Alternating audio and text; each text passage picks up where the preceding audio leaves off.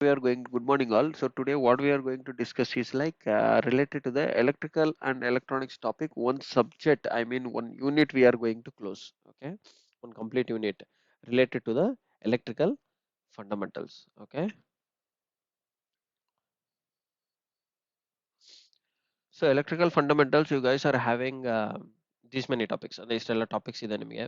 First describe the source of energy ಅಂತಿದೆ. ಆದ್ಮೇಲೆ electrical unit ಅಂದ್ರೆ ಏನು, current ಅಂದ್ರೆ ಏನು, voltage, EMF, potential difference, resistance, ಮತ್ತೆ ಅದರದ್ದು SI ಯೂನಿಟ್ಸ್ ಏನೇನಿದೆ. ಆದ್ಮೇಲೆ identification of the measuring instruments. ಇದ್ರ ಬಿಫೋರ್ ಇನ್ನೂ ಒಂದು ಯೂನಿಟ್, ಇನ್ನೂ ಒಂದು ಟಾಪಿಕ್ ಇತ್ತು, what are the types of measuring instruments ಅಂತ. Explain the types of measuring instruments also. That is related to PMMI and PMMC instrument that I have already explained. PMMC and MI instrument types of measuring instruments ಅಂದ್ರೆ ಇವೆರಡೇ ಬರುತ್ತೆ. ಇವೆರಡರಲ್ಲಿ ಮತ್ತೆ ಅದು segregation. Okay, so ಈಗ identification of measuring instruments ಅಂದ್ರೆ ಹೇಗೆ identify ಮಾಡ್ತೀವಿ. Ammeter ಅಂದ್ರೆ ಹೆಂಗೆ, ವೋಲ್ಟ್ ಮೀಟರ್ ಅಂದ್ರೆ ಹೆಂಗೆ, watt meter, ohm meter, digital multimeter and megger transistor. Okay, so ಇವೆಲ್ಲ ಏನು ಒಂದು measuring devices in electrical fundamentals ಅಲ್ಲಿ. ಫಂಡಮೆಂಟಲ್ಸ್ ಅಂದ್ರೆ ಏನು, ಕರೆಂಟು, ವೋಲ್ಟೇಜು, ರೆಸಿಸ್ಟೆನ್ಸ್. ಸೊ ಇವೆಲ್ಲ ನಮ್ಮ ಫಂಡಮೆಂಟಲ್ಸ್ ಆಗಿರ್ತವೆ. ಸೊ ಆ ಫಂಡಮೆಂಟಲ್ಸ್ ಬಗ್ಗೆ ಡೀಟೇಲ್ ಆಗಿ ಡಿಸ್ಕಸ್ ಮಾಡೋಣ. And explain the supply system, like AC supply ಅಂದ್ರೆ ಏನು, DC ಸಪ್ಲೈ ಅಂದ್ರೆ ಏನಂತ ನೋಡ್ತೀವಿ ಇವತ್ತು, ಕ್ಲಿಯರ್ ಆಗಿ ಅಂಡರ್ಸ್ಟ್ಯಾಂಡ್ ಆಗೋ ತರ. And relationship between Vi and R, that is nothing but Ohm's law. Okay, Ohm's law. And ಇದಾದ್ಮೇಲೆ ಇನ್ನೊಂದು ಟೂ ಟಾಪಿಕ್ಸ್ ಇದಾವೆ, ಲೈಕ್ ಎನರ್ಜಿ ಮೆಷರ್ ಮಾಡಕ್ಕೆ, ಮತ್ತೆ ಆದ್ಮೇಲೆ work power and power factor and it's measuring ಅಂತ ಒಂದಿದೆ. So we will discuss completely. Okay, so first we are going to discuss about the types of sources. Okay, types of sources. What are the different types of sources of electrical energy ನಮ್ಮ ಹತ್ರ ಇದಾವೆ ಅಂತಂದ್ರೆ, only two segregation ಸಿಗುತ್ತೆ. That is, one is renewable energy sources and another is non renewable energy sources. ಏನಪ್ಪ ಇದು renewable and non renewable ಅಂತಂದ್ರೆ, renewable energy sources ಅಂದ್ರೆ renew ಅಂದ್ರೆ ಮತ್ತೆ ಮತ್ತೆ ಮತ್ತೆ ಮತ್ತೆ ಸಿಗ್ತಾನೆ ಇರುತ್ತೆ. It is like a never lasting ಅಂತ ಹೇಳ್ಬೋದು, or never ending story. Never ending story ಅಂತ ನೀವು ಕರಿತಾ ಇರ್ತೀರಲ್ಲ, ಹೇಳ್ತಾನೆ ಇರ್ತಾರಪ್ಪ ಅವರು, ಹೇಳ್ತಾನೆ ಇರ್ತಾರೆ ಅಂತ. ಆ ತರ ಅಂದ್ರೆ ಇದು ಬರ್ತಾನೆ ಇರುತ್ತೆ. ಈ ರಿನ್ಯೂವಬಲ್ ಎನರ್ಜಿ ಸೋರ್ಸಸ್ ಅಂತಂದ್ರೆ ಕಂಟಿನ್ಯೂಸ್ ಆಗಿ ನಮಗೆ ಅವೈಲಬಲ್ ಇರುತ್ತೆ. It is never ending energy sources. ಆ ತರ ಎನರ್ಜಿ ಸೋರ್ಸಸ್ ಯಾವ್ದಿದೆ ನೆವರ್ ಎಂಡಿಂಗ್ ತನಕ ಅಂತಂದ್ರೆ ಸೋಲಾರ್. ಯಾವುದು solar? Solar is a one type of energy sources which is nothing but ಏನಾಗಿರುತ್ತೆ, ಸೋಲಾರ್ ಎನರ್ಜಿ ಸೋರ್ಸಸ್ ಅಂತಂದ್ರೆ ಇದು ನಮಗೆ ಸನ್ನಿಂದ ಬರೋ ಅಂತಹ ಎನರ್ಜಿ. ಈ ಸನ್ ಇರೋ ತನಕ ನಮ್ಗೆ ಎನರ್ಜಿ ಬರ್ತಾನೆ ಇರುತ್ತೆ. So that is why we call this energy as a renewable energy sources. Solar ಅಂತಂದ್ರೆ nothing but a photons of energy. ಏನು, ಸನ್ನಿಂದ ನಮಗೆ ಬರ್ತಿರುವಂತಹ ಫೋಟಾನ್ಸ್ ಆಫ್ ಎನರ್ಜಿನ ನಾವೇನಂತ ಕರಿತೀವಿ, ಸೋಲಾರ್ ಅಂತ ಕರಿತೀವಿ. Or it is in the form of heat. Heat and light. Sun energy ನಮ್ಗೆ ಯಾವ ತರ ಬರುತ್ತೆ, ಹೀಟ್ ಅಂಡ್ ಲೈಟ್ ಮುಖಾಂತರ ಬರುತ್ತೆ. ಅದರಿಂದ ನಾವು ಸೋಲಾರ್ ಅಂತ ಎನರ್ಜಿನ ಜನರೇಟ್ ಮಾಡ್ತೀವಿ. ಹೇಗೆ ಅಂತಂದ್ರೆ, that is by using solar cells R silicon cells. Silicon cells. Okay, silicon cell ಅನ್ನೋದನ್ನ ಯೂಸ್ ಮಾಡ್ಬಿಟ್ಟು ನಾವು ಒಂದು ಅರೇನ ಕ್ರಿಯೇಟ್ ಮಾಡ್ತೀವಿ. ಏನು, ಒಂದು ಅರೇನ ಕ್ರಿಯೇಟ್ ಮಾಡ್ತೀವಿ. ಇದರಲ್ಲಿ ಸುಮಾರು ಸೆಲ್ಸ್ ಇರುತ್ತೆ. Like there will be a lot of cells. ಇದರ್ ಇನ್ ಪ್ಯಾರಲಲ್ ಇರುತ್ತೆ ಆರ್ ಇನ್ ಸೀರೀಸ್ ಇರುತ್ತೆ. ಸೀರೀಸ್ ಅಲ್ಲಿ ಇದ್ರೆ ವಿ ಇನ್ಕ್ರೀಸ್ ದ ವೋಲ್ಟೇಜ್. ಅದೇ ಪ್ಯಾರಲಲ್ ಅಲ್ಲಿ ಇದ್ರೆ ವಿ ಇನ್ಕ್ರೀಸ್ ದ ಕರೆಂಟ್. ಅಂದ್ರೆ ಏನ್ ಮೀನಿಂಗ್, ಇವಾಗ ಈ ಸಿಲಿಕಾನ್ ಸೆಲ್ಸ್ ನಾನು ಮನೆಗೆ ಯೂಸ್ ಮಾಡ್ತೀನಿ ಸಿಲಿಕಾನ್ ಸೆಲ್ಸ್ ನ. I mean the solar cell ನಾನು ಸೂರ್ಯನ ಬೆಳಕಿನಿಂದ ನಾನು ಯೂಸ್ ಮಾಡಬೇಕು. ಬಟ್ ನಮ್ಮ ಮನೆಯಲ್ಲಿ ವೋಲ್ಟೇಜ್ ಎಷ್ಟು ಬೇಕು ನಾನು ಯೂಸ್ ಮಾಡ್ಬೇಕಂದ್ರೆ 230 ವೋಲ್ಟ್ಸ್ ಬೇಕು. ಓಕೆ, 230 ವೋಲ್ಟ್ಸ್ ಬೇಕು. 230 ವೋಲ್ಟ್ಸ್ ಇಸ್ ಎ ಮ್ಯಾಂಡೇಟರಿ. ಅಷ್ಟು ಎನರ್ಜಿ ಬಂದ್ರೇನೆ ನನ್ನ ಮನೆಯಲ್ಲಿರೋ ಫ್ಯಾನ್ ಆಗಲಿ, ಟಿವಿ ಆಗಲಿ, ವಾಷಿಂಗ್ ಮೆಷಿನ್ ಆಗಲಿ ಕೆಲಸ ಮಾಡುತ್ತೆ. ಬಟ್ ಕರೆಂಟ್ ಎಷ್ಟು ಬೇಕು, that depends on the load. ಯಾವುದು ಎಲೆಕ್ಟ್ರಿಕಲ್ ಲೋಡ್, ಯಾವುದು ಒಂದು ಫ್ಯಾನ್ ಅಂತಂದ್ರೆ ಅದಕ್ಕೆ ಮೇ ಬಿ 0.2 ಆಂಪ್ಸ್ ಬೇಕಾಗುತ್ತೆ. ಆರ್ ಒಂದು ವಾಷಿಂಗ್ ಮೆಷಿನ್ ಅಂದ್ರೆ 0.5 ಆಂಪ್ಸ್ ಬೇಕಾಗ್ಬೋದು. ಸೊ ಈಗ ನನಗೆ ಫೋಕಸಿಂಗ್ ಆನ್ ವೋಲ್ಟೇಜ್ ಎಷ್ಟು 230 ವೋಲ್ಟ್ಸ್ ಬೇಕು ಅಂತಂದಾಗ ನಾನೇನ್ ಮಾಡಬೇಕು, ಒಂದು ಸಿಲಿಕಾನ್ ಸೆಲ್ಗೆ ಫಾರ್ ಎಕ್ಸಾಂಪಲ್ 2 ವೋಲ್ಟ್ಸ್ ಇದೆ ಅಂತಂದ್ರೆ I need to use how many silicon cells in series. ನೋಡಿ, ವೋಲ್ಟೇಜ್ ಜಾಸ್ತಿ ಮಾಡಕ್ಕೆ ನಾವು ಸೀರೀಸ್ ಅಲ್ಲಿ ಹಾಕ್ಬೇಕು. ಓಕೆ, ಒಂದು ಸೆಲ್ದು ವೋಲ್ಟೇಜ್ ವ್ಯಾಲ್ಯೂ 2 ವೋಲ್ಟ್ಸ್ ಇದೆ ಅಂತಂದ್ರೆ 230 ಬರೋದಕ್ಕೆ ನಾನು ಎಷ್ಟು ಯೂಸ್ ಮಾಡಬೇಕಾಗುತ್ತೆ? ಡಿವೈಡೆಡ್ ಬೈ 2 ಮಾಡಿದ್ರೆ 115 ನಂಬರ್ಸ್ ಆಫ್ ಸೆಲ್ಸ್ ನಾನು ಸೀರೀಸ್ ಅಲ್ಲಿ ಕನೆಕ್ಟ್ ಮಾಡಬೇಕು. ಅಂದ್ರೆ 115 ಸೆಲ್ಸ್ ನ ಸೀರೀಸ್ ಅಲ್ಲಿ, ಅಂದ್ರೆ ಯಾವ ತರ? ಈ ತರ. ಇದು ಒಂದು ಸೆಲ್, ಇದು ಅನದರ್ ಸೆಲ್, ಇದು ನಾನು ರಿಜಿಸ್ಟರ್ ಆಗಿ ತೋರಿಸ್ತಾ ಇದ್ದೀನಿ. ಸೆಲ್ ಅಂತಂದ್ರೆ ಈ ತರ ಬರುತ್ತೆ, ಒಂದು ನೆಗೆಟಿವ್, ಒಂದು ಪಾಸಿಟಿವ್, ಒಂದು ನೆಗೆಟಿವ್ ಪಾಸಿಟಿವ್, ಒಂದು ನೆಗೆಟಿವ್ ಪಾಸಿಟಿವ್, ಈ ತರ ಸೆಲ್ 1, ಸೆಲ್ 2, ಸೆಲ್ 3, ಇದೇ ತರ ನಮಗೆ ಸೆಲ್ 115 ತನಕ ನಾವು ಕನೆಕ್ಟ್ ಮಾಡಬೇಕಾಗುತ್ತೆ. ಆಗ ನನಗೆ 230 volts ಮನೆಗೆ ಬೇಕಾಗಿರೋ ಪವರ್ ಸಪ್ಲೈ ಬರುತ್ತೆ. Okay, I am just explaining this in order to understand how a solar cell panel is built ಅಂತ. ಓಕೆ ಓಕೆ, ಅದೇ ತರ ನಮಗೆ ಈಗ ಕರೆಂಟ್ ಬೇಕು ಅಂತಂದಾಗ, ಕರೆಂಟ್ ಜಾಸ್ತಿ ಬೇಕಂದಾಗ, ಇವಾಗ 1:115 ಸೆಲ್ಸ್ ನಾನು ಸೀರೀಸ್ ಅಲ್ಲಿ ಕನೆಕ್ಟ್ ಮಾಡಿದೆ, ನನಗೆ ಕರೆಂಟ್ ಸೇಮ್ ಇರುತ್ತೆ. ಸೀರೀಸ್ ಅಂಡ್ ಪ್ಯಾರಲ್ ನಾವು ಡಿಸ್ಕಸ್ ಮಾಡೋಣ ಅಂತ. ಈಗ ನಿಮಗೆ ಕರೆಂಟ್ ಜಾಸ್ತಿ ಆಗ್ಬೇಕಂದ್ರೆ ನಾನೇನ್ ಮಾಡಬೇಕು? ಪ್ಯಾರಲಲ್ ಕನೆಕ್ಟ್ ಮಾಡಬೇಕಾಗುತ್ತೆ. ಪ್ಯಾರಲಲ್ ಅಂತಂದ್ರೆ ಈ ತರ ಇರುತ್ತೆ, ಒಂದು ಈ ತರ. Okay, all negatives will be sorted. All negatives will be shorted and I mean it will be connected like this. These are negative terminal and these are positive terminals. Okay, all negatives will be shorted and all positives will be shorted, and we will take power supply from this one negative terminal, one positive terminal. ಹೊರಗಡೆ ತಗೊಂಡ್ಬಂದ್ರೆ we can connect it to any number of device. Okay, this is how a solar panel is structured. Okay, and renewable energy sources ಅಲ್ಲಿ solar ಅನ್ನೋದು ಒಂದು. ಇವಾಗ hydro ಅಂತಂದ್ರೆ ಏನು? Hydro ಅಂದ್ರೆ water. Hydro means nothing but A water source. Water source ಕೂಡ ನಮ್ಗೆ never ending source ಅನ್ಬೋದು. ಹೇಗೆ ಅಂತಂದ್ರೆ ಗ್ಲೇಷಿಯರ್ಸ್ ನಿಂದ ಫಾರ್ಮ್ ಆಗುತ್ತೆ. ಗ್ಲೇಷಿಯರ್ಸ್ ಆಗ್ತಾ ಲೋ ಟೆಂಪರೇಚರ್ ಆದಾಗ ಗ್ಲೇಷಿಯರ್ಸ್ ಫಾರ್ಮ್ ಆಗ್ತಾನೆ ಇರುತ್ತೆ, ಅಂಡ್ ಹೈ ಟೆಂಪರೇಚರ್ಸ್ ಆದಾಗ ಗ್ಲೇಷಿಯರ್ಸ್ ಏನಾಗ್ತದೆ, it will convert from a solid to a liquid state. And ನಮಗೆ ವಾಟರ್ ಸೋರ್ಸ್ ಅನ್ನೋದು ಯಾವಾಗಲೂ ಅವೈಲೇಬಲ್ ಇದ್ದೇ ಇರುತ್ತೆ. Okay, this is also never ending story. So ನಾವೇನ್ ಮಾಡ್ಬೋದು? ಒಂದು ಹೈಡ್ರೋ ಪವರ್ ಪ್ಲಾಂಟ್ ಹಾಕಿದ್ರೆ ಒಂದು ಡ್ಯಾಮ್ ನ ಕನ್ಸ್ಟ್ರಕ್ಟ್ ಮಾಡ್ಬೋದು. ಒಂದು ಡ್ಯಾಮ್ ಅಲ್ಲಿ ವಾಟರ್ನ ಇಷ್ಟ ಅಂತ ಸ್ಟೋರ್ ಮಾಡ್ಕೊಂಡು ಅಲ್ಲಿಂದ ಒಂದು ಪೈಪ್ ಹಾಕ್ಬಿಟ್ಟು, ಒಂದು ಪೈಪ್ ಹಾಕಿದ್ವಿ ಅಂತಂದ್ರೆ, ಇಲ್ಲಿ ನಾವು ಒಂದು ಟರ್ಬೈನ್ ಇಟ್ಟಿದ್ವಿ ಅಂತಂದ್ರೆ ಟರ್ಬೈನ್ ಟು ಆಲ್ಟರ್ನೇಟರ್ ಕನೆಕ್ಟ್ ಮಾಡಿ ನಾವು ಎಲೆಕ್ಟ್ರಿಕಲ್ ಎನರ್ಜಿನ ಜನರೇಟ್ ಮಾಡ್ಬೋದು. This is an alternator, this is a turbine. ನಿಮಗೆ ಸಿಂಪಲ್ ಆಗಿ ಹೇಳ್ತಾ ಇದ್ದೇನೆ, so that you guys can understand what is hydro power ಅಂತ. Hydro power means it is a water energy source. Okay, ಇವಾಗ wind ಅಂತಂದ್ರೆ ಏನು? Wind is also created by what? Wind is also created by the sun only. Okay, from the heat. ಈಗ wind ಅನ್ನೋದು ಕೂಡ ನಮಗೆ never ending. High altitudes ಅಲ್ಲಿ ನಮಗೆ ಬೆಟ್ಟದ ಮೇಲೆ ಅಲ್ಲೆಲ್ಲ ಹೈ ಆಲ್ಟಿಟ್ಯೂಡ್ಸ್ ಅಲ್ಲಿ ವಿಂಡ್ ಎನರ್ಜಿ ಜಾಸ್ತಿ ಇರುತ್ತೆ, ವಿಂಡ್ ಜಾಸ್ತಿ ಇರುತ್ತೆ. ಸೊ ವಿಂಡ್ ಜಾಸ್ತಿ ಇರುತ್ತೆ ಅಂತಂದ್ರೆ ನಾವೇನ್ ಮಾಡ್ಬೋದು? ಆ ವಿಂಡಿನಿಂದ ನಾವು ವಿಂಡ್ ಟರ್ಬೈನ್ಸ್ ಹಾಕ್ಬೋದು. ಯಾವ ತರ ಇರುತ್ತೆ wind turbines? It will be like this. 3 fin ಇರುತ್ತೆ, 1 ಫಿನ್, 2 ಫಿನ್ಸ್ ಅಂಡ್ 3 ಫಿನ್. ಇದ್ರ ಒಳಗಡೆನೆ ಆಲ್ಟರ್ನೇಟರ್ ಇರುತ್ತೆ, ಅದೇನ್ ಮಾಡುತ್ತೆ? ನಮಗೆ ಎನರ್ಜಿನ ಡ್ರೈವ್ ಮಾಡ್ಬಿಟ್ಟು 3 ಫೇಸ್ ಸಪ್ಲೈ ಹೊರಗಡೆ ಕೊಡುತ್ತೆ. ಸೊ ಇವು 3 ಬಂದ್ಬಿಟ್ಟು ರೆಕ್ಕೆ, ಫ್ಯಾನಿನ ರೆಕ್ಕೆ. ನೀವು ಹೋಗ್ಬೇಕಾದಾಗ ನೋಡ್ತಾ ಇರ್ತೀರಾ ಈ ಚಿಕ್ಕಮಂಗ್ಳೂರ್ ಕಡೆ ಅಥವಾ ಚಿತ್ರದುರ್ಗ ಸೈಡ್ ಹೋಗ್ಬೇಕಾದಾಗ ವಿಂಡ್ ಮಿಲ್ಸ್ ತುಂಬಾನೇ ಕಾಣ್ತಾ ಇರ್ತವೆ. ಯಾಕಂದ್ರೆ ಹೈ ಆಲ್ಟಿಟ್ಯೂಡ್ ರೀಜನ್ಸ್ ಅಲ್ಲಿ ನಮಗೆ ವಿಂಡ್ ಮಿಲ್ಸ್ ನ ಹಾಕ್ಬೋದು, so that we can get a wind energy to drive an electrical energy. Okay, to generate an electrical energy. ಅದೇ ತರ ಜಿಯೋಥರ್ಮಲ್ ಅಂತಂದ್ರು ಸಹ, ಜಿಯೋಥರ್ಮಲ್ ಅಂತಂದ್ರೆ what does geothermal mean? Geothermal energy ಅಂತಂದ್ರೆ, geothermal means it is a hot springs. ಏನು geothermal means? This is a hot springs ಅಂತ ಕರಿತೀವಿ. Hot springs ಅಂತಂದ್ರೆ ಇದು ಎಲ್ಲಿಂದ ಫಾರ್ಮ್ ಆಗುತ್ತೆ? ನಮಗೆ ಅರ್ತ್ ಕ್ರಸ್ಟ್ ಇಂದ ಕ್ರಿಯೇಟ್ ಆಗುತ್ತೆ. ಅರ್ತ್ ಕ್ರಸ್ಟ್, ನಮ್ಗೆ ಇವಾಗ ಏನ್ ಅರ್ತ್ ಇದೆ ಅಲ್ಲ, ಅರ್ತ್ ಕ್ರಸ್ಟ್ ಇಂದ ಕ್ರಿಯೇಟ್ ಆಗುತ್ತೆ. ಇದ್ರೊಳಗಡೆ ಹಾಟ್ ಸ್ಪ್ರಿಂಗ್ಸ್ ಅಂತ ಕರಿತೀವಿ. ಹಾಟ್ ಸ್ಪ್ರಿಂಗ್ಸ್ ಇದು ನಮ್ಗೆ ಲಕ್ಷದ್ವೀಪ್, ಅಂಡಮಾನ್ ನಿಕೋಬಾರ್ ಆ ಕಡೆ ಎಲ್ಲ ನೆವರ್ ಎಂಡಿಂಗ್ ಕಂಟಿನ್ಯೂಸ್ ಆಗಿ ಇದ್ದೇ ಇರುತ್ತೆ. ಅಲ್ಲಿ ಏನಾಗುತ್ತೆ ಅಂತಂದ್ರೆ ಒಳಗಡೆ ವಾಟರ್ ಕುದಿತಾ ಇರುತ್ತೆ. ಓಕೆ, ವಾಟರ್ ಏನಾಗಿರುತ್ತೆ ಒಳಗಡೆ ಇಂಟರ್ನಲ್ ಹೀಟ್ ಇಂದ ವಾಟರ್ ಕುದಿತಾ ಇರುತ್ತೆ. ಕುದಿಬೇಕಾದಾಗ ಏನಾಗುತ್ತೆ? ಸ್ಟೀಮ್ ನಮಗೆ ಜಾಸ್ತಿ ಜನರೇಟ್ ಆಗುತ್ತೆ. ಈ ಹಾಟ್ ಸ್ಪ್ರಿಂಗ್ಸ್ ಇಂದ ನಮ್ಗೆ ಏನ್ ಬರುತ್ತೆ? ಸ್ಟೀಮ್ ಜನರೇಟ್ ಆಗುತ್ತೆ. ಆ ಸ್ಟೀಮ್ ನ ನಾವೇನ್ ಮಾಡ್ತೀವಿ?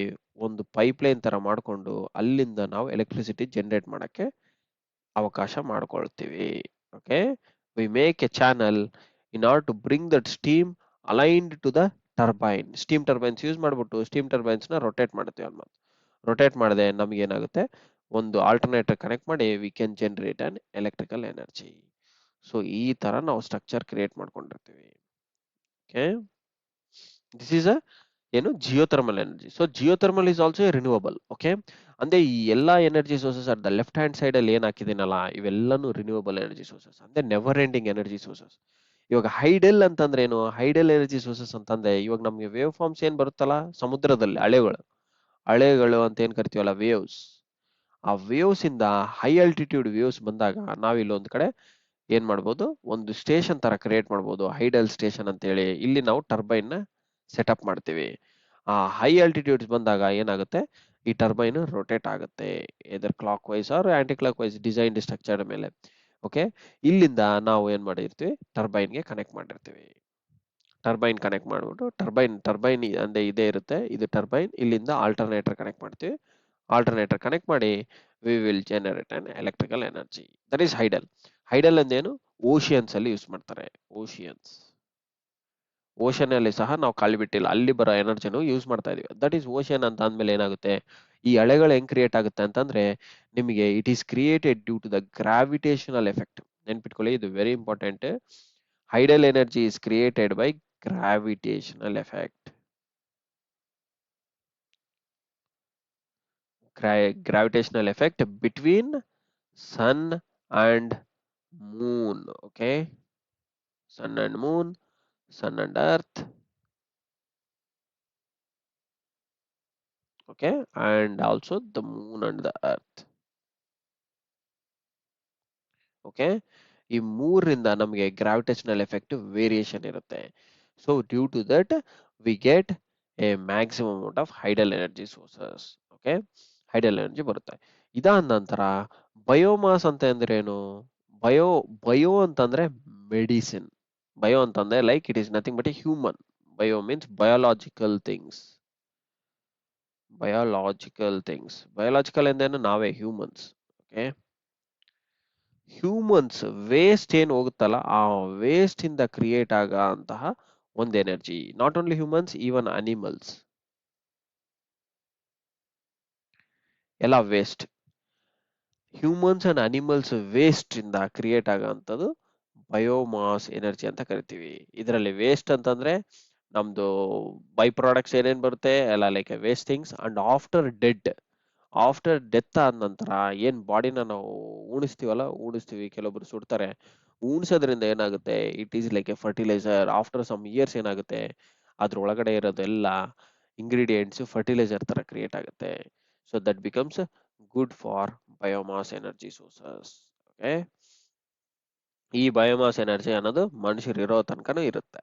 ಓಕೆ, ಮನುಷ್ಯರು ಇರೋ ತನಕ ಅಂತಂದ್ರೆ nothing but a renewable. Okay, so ಇಷ್ಟೆಲ್ಲಾನು ರಿನ್ಯೂವಬಲ್ ಎನರ್ಜಿ ಸೋರ್ಸಸ್ ಆದಾಗ ನಮಗೆ ನಾನ್ ರಿನ್ಯೂವಬಲ್ ಅನ್ನೋದು ಯಾವುದು?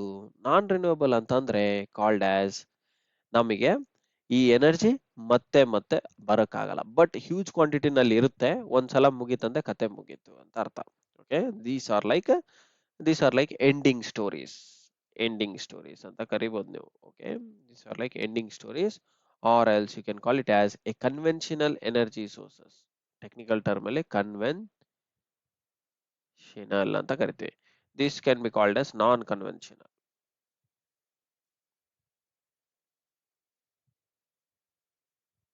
ಓಕೆ, ನಾನ್ ಕನ್ವೆನ್ಷನಲ್ ಅಂದ್ರೆ ರಿನ್ಯೂವಬಲ್, ನಾನ್ ರಿನ್ಯೂವಬಲ್ ಅಂತಂದ್ರೆ ಕನ್ವೆನ್ಷನಲ್ ಎನರ್ಜಿ ಸೋರ್ಸಸ್. ಓಕೆ, ಇವಾಗ ಈ ತರ ನಾನ್ ರಿನ್ಯೂವಬಲ್ ಅಂತಂದ್ರೆ ಯಾವುದು? ನಾನ್ ರಿನ್ಯೂ ಅಂದ್ರೆ ರಿನ್ಯೂ ಮಾಡಕ್ಕಾಗಲ್ಲ, ಎಂಡ್ ಆಗುತ್ತೆ. ಯಾವ್ದಪ್ಪ ಅದಂತಂದ್ರೆ ಥರ್ಮಲ್ ಎನರ್ಜಿ. ಇದರಲ್ಲಿ ಯಾವ್ದು, ಕೋಲ್ ಅಂಡ್ ಫಾಸಿಲ್ ಫ್ಯೂಲ್ಸ್ ಅಂತ ಕೊಟ್ಟಾರೆ. ಫಾಸಿಲ್ ಫ್ಯೂಲ್ಸ್ ಅಂದ್ರೆ ಏನು, ಇವಾಗ ಸೌದಿ, ನಮ್ಗೆ ಅರಬ್, ಈ ವೆನಿಜುಲಾ, ಈ ಕಡೆ ಎಲ್ಲ ನಮ್ಗೆ ಏನ್ ಸಿಗುತ್ತೆ, ಆಯಿಲ್ ಸೋರ್ಸಸ್ ಚೆನ್ನಾಗಿ ಸಿಗುತ್ತೆ. ಕರೆಕ್ಟಾ, ಆಯಿಲ್ ಸೋರ್ಸಸ್ ಚೆನ್ನಾಗಿ ಸಿಗುತ್ತೆ.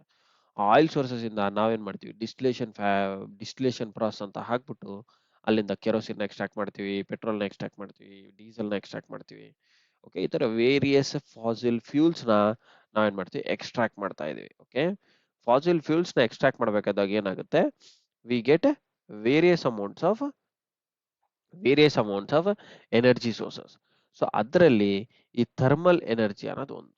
ಓಕೆ, ಥರ್ಮಲ್ ಎನರ್ಜಿ ಅಂತ ಹೇಗ್ ಬರುತ್ತೆ, it happens by burning this fuels. Okay, ಇದನ್ನ ನಾವು ಬರ್ನ್ ಮಾಡಬೇಕು.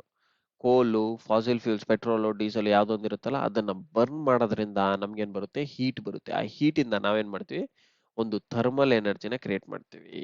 ಓಕೆ, ಥರ್ಮಲ್ ಎನರ್ಜಿ ಅಂದ್ರೆ ವಾಟರ್ನ ಸ್ಟೀಮ್ ಆಗಿ ಕನ್ವರ್ಟ್ ಮಾಡ್ತೀವಿ. ಓಕೆ, ವಾಟರ್ನ ಸ್ಟೀಮ್ ಆಗಿ ಕನ್ವರ್ಟ್ ಮಾಡ್ಬಿಟ್ಟು then we generate and electricity by driving a steam turbines. Okay, steam turbines ನ ಡ್ರೈವ್ ಮಾಡ್ಬಿಟ್ಟು we generate and electricity in thermal energy. Then nuclear ಅಂತ ಅಂದ್ರೆ ಏನಿರುತ್ತೆ, ನ್ಯೂಕ್ಲಿಯರ್ ಅಂತಂದ್ರೆ ನಿಮಗೆ ನ್ಯೂಕ್ಲಿಯರ್ ಒಂದು ಪಾಟ್ ತರ ಇರುತ್ತೆ, ನ್ಯೂಕ್ಲಿಯರ್ ರಿಯಾಕ್ಟರ್ ಅಂತ ಕರಿತೀವಿ. This is called as a reactor. In this reactor ಏನಾಗುತ್ತೆ ಅಂತಂದ್ರೆ ನಿಮಗೆ ಫ್ಯೂಲ್ ಪೆಲ್ಲೆಟ್ಸ್ ಅಂತ ಇರುತ್ತೆ. ಓಕೆ, ಫ್ಯೂಲ್ ಪೆಲ್ಲೆಟ್ಸ್, ಈ ತರ ಫ್ಯೂಲ್ ಪೆಲ್ಲೆಟ್ಸ್ ಅಂತ ಕರಿತೀವಿ. These will be made up of either uranium or plutonium. Okay, uranium 92 232. Okay, uranium uranium or plutonium ಅನ್ನೋದ್ರ ಯೂಸ್ ಮಾಡ್ಬಿಟ್ಟು ನಾವೇನ್ ಮಾಡ್ತೀವಿ, ಒಂದು ಫ್ಯೂಲ್ಸ್ ಪೆಲ್ಲೆಟ್ಸ್ ಅಂತ ಕ್ರಿಯೇಟ್ ಮಾಡ್ತೀವಿ. These are called as ಪೆಲ್ಲೆಟ್ಸ್.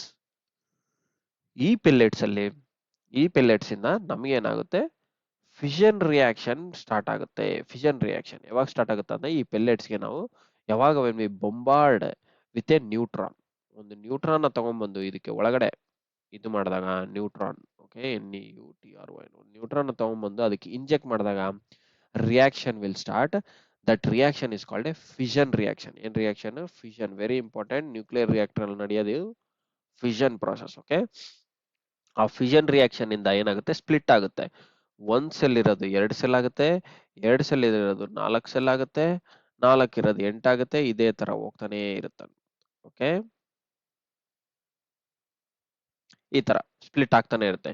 Every split ಆದಾಗ ನಮಗೆ ಇಷ್ಟಂತ ಎನರ್ಜಿ ಜನರೇಟ್ ಆಗುತ್ತೆ. ಏನ್ energy, heat energy. Heat energy generate ಆಗುತ್ತೆ. ಅದು delta e equals to delta MC² ಅಂತ ಏನು ನಮ್ಮ ಆನ್ಸ್ಟೀನ್ ಅವ್ರು ಕೊಟ್ಟಿದಾರಲ್ವಾ, ಏನು delta e equals to delta MC² ಅಂತೇಳಿ ಈ ಫಾರ್ಮುಲಾ ಮೇಲಿಂದ ನಮಗೆ ಎನರ್ಜಿ, ಅಷ್ಟೊಂದು ಎನರ್ಜಿ ಜನರೇಟ್ ಆಗುತ್ತೆ. ಆ ಎನರ್ಜಿ ಜನರೇಟ್ ಆದಾಗ ಆ ಎನರ್ಜಿನ ನಾವು ಹೀಟ್ ಎನರ್ಜಿ ಅಂತ ಕರಿತೀವಿ. ಆ ಹೀಟ್ ಎನರ್ಜಿ ಬಂತು ಅಂತಂದಾಗ ನಾವು ಇವಾಗ ಹೀಟಿಂದ ಏನ್ ಮಾಡ್ಬೋದು, ವಾಟರ್ನ ಸ್ಟೀಮ್ ಆಗಿ ಕನ್ವರ್ಟ್ ಮಾಡ್ಬೋದು. ಸೊ ವಾಟರ್ನ ಸ್ಟೀಮ್ ಆಗಿ ಕನ್ವರ್ಟ್ ಮಾಡಿದ್ರೆ ನಮಗೆ ಆ ಸ್ಟೀಮ್ ಇಂದ ನಾವು ಸ್ಟೀಮ್ ಟರ್ಬೈನ್ಸ್ ನ ಡ್ರೈವ್ ಮಾಡ್ಬಿಟ್ಟು we can create an electricity, right. So that is how an electricity is generated. Okay, this steam turbine ಆಗಿರುತ್ತೆ and then this is an alternator. Okay, so nuclear power plant ಅಂದ್ರೆ ಆ ತರ ನಮಗೆ energy source ಬರುತ್ತೆ. Okay, nuclear power plant means we get an energy source in that way. And diesel energy means, what do you mean by diesel energy? Diesel energy is also a type of fossil fuel. ಈ fossil fuel ಅಂತಂದ್ರೆ ಇದು ಒಂಥರ temporary energy source ಅಂತ ಕರಿತೀವಿ. ಕಾಲ್ it as A segregation off peak load ಅಂತ. Peak load ಅಂತ ಅಂದ್ರೆ ನಮ್ಗೆ ಏನಪ್ಪ ಎಮರ್ಜೆನ್ಸಿ ಇದೆ, ಇಮಿಡಿಯೇಟ್ ಆಗಿ ನಾನು ಪವರ್ ಹೋಯ್ತು, ಒಂದು 2 ತಾಸು ರನ್ ಮಾಡಬೇಕು ಅಂದಾಗ ಯೂಸ್ ಮಾಡ್ತಾರೆ. ಅಂದ್ರೆ ಪೀಕ್ ಟೈಮ್ಸ್, ನನಗೆ very urgent but I need to run at for 24 hours, 10 hours, 15 hours ಅಂತ ಅಂದಾಗ ಮಾತ್ರನೇ ಯೂಸ್ ಮಾಡ್ತೀವಿ. It comes under the category of peak loads. But this is also a ending story. ಅಂದ್ರೆ ಏನು, non renewable energy sources. Diesel ಅನ್ನೋದು ನಮಗೆ fossil fuel ಇರೋ ತನಕನೇ ಸಿಗುತ್ತೆ. ಅದಾದ್ಮೇಲೆ diesel energy will be exhausted or absolute ಅಂತ ಕರಿಬಹುದು. ಅದಕ್ಕೆ ಆಲ್ಟರ್ನೇಟ್ ಆಗಿ ಎಲ್ಲರೂ ಈಗ solar energy, hydro energy, wind ಎನರ್ಜಿಸ್ಗೆ ಶಿಫ್ಟ್ ಆಗ್ತಿದ್ದಾರೆ. Nowadays nuclear power plants ಎಲ್ಲಾನು ಶಟ್ ಡೌನ್ ಮಾಡ್ತಿದ್ದಾರೆ. ರೀಸೆಂಟ್ ಆಗಿ ನೀವು ನೋಡಿರ್ತೀರಾ, ಇನ್ Germany and all they have shut down all the 3 complete nuclear power plants. There are no more nuclear power plants in European regions. And ಈಗ natural gas ಅಂತಂದ್ರೆ, ಈ natural gas ಅಂತಂದ್ರೆ ನಮಗೆ generate ಆಗಿರೋಂತ methane and ethane gas, LPG gas sources ಏನ್ ಬರುತ್ತೆ. ಓಕೆ, LPG gas ಅಂತ ನಾವೇನ್ ಯೂಸ್ ಮಾಡ್ತೀವಿ, ಲಿಕ್ವಿಫೈಡ್ ಪೆಟ್ರೋಲಿಯಂ ಗ್ಯಾಸ್, ಆದ್ಮೇಲೆ ಮೀಥೇನ್ ಗ್ಯಾಸ್, ಈ ತರ ಗ್ಯಾಸಸ್ ಇಂದ ನಾವೇನ್ ಮಾಡ್ತೀವಿ, these gases are used for burning purpose. Burning ಮಾಡ್ಬೋದು ಅಂತಂದ್ರೆ ಆ ಗ್ಯಾಸ್ ಇಂದ ನಾವು ಮತ್ತೆ ಸ್ಟೀಮ್ ನ ಜನರೇಟ್ ಮಾಡ್ಬೋದು. ಆ ಜನರೇಟ್ ಮಾಡೋದ್ರಿಂದ we can again generate and electricity. Okay, even from the oil also, even from burning oil also we can generate an electricity. Okay, that is why we have given oil and natural gas as the agents of non renewable energy sources. So ಇಲ್ಲಿ ತನಕ ನಾವು ಬರೀ electrical energy sources ಬಗ್ಗೆ ನೋಡಿದ್ವಿ. ಈಗ ನಾವು few of the basic electrical energy sources ಇದೆ, ಏನಪ್ಪಾ ಅದಂದ್ರೆ ಸೆಲ್ ಅಂಡ್ ಬ್ಯಾಟ್ರಿ ಅಂತ ಕರಿತೀವಿ. ಏನು ಸೆಲ್ ಅಂಡ್ ಬ್ಯಾಟ್ರಿ ಅಂತ. What does that mean? Cell and A battery. ಏನಪ್ಪ ಇದು ಸೆಲ್ ಅಂಡ್ ಬ್ಯಾಟ್ರಿ ಅಂತಂದ್ರೆ? ಸೆಲ್ ಅಂತಂದ್ರೆ ಒಂದು ಎನರ್ಜಿ ಸೋರ್ಸ್, ಬಟ್ ಏನ್ ಮಾಡಿರ್ತೀವಿ, ಸ್ಟೋರ್ ಮಾಡಿರ್ತೀವಿ, ಅದ್ರಲ್ಲಿ ಒಂದು ಎಲಿಮೆಂಟ್ಸ್ ಹಾಕಿ ಡಂಪ್ ಮಾಡಿ ಡಿಪ್ ಮಾಡ್ಬಿಟ್ಟು ಕುಂದಿರ್ಸ್ಬಿಟ್ಟಿರ್ತೀವಿ.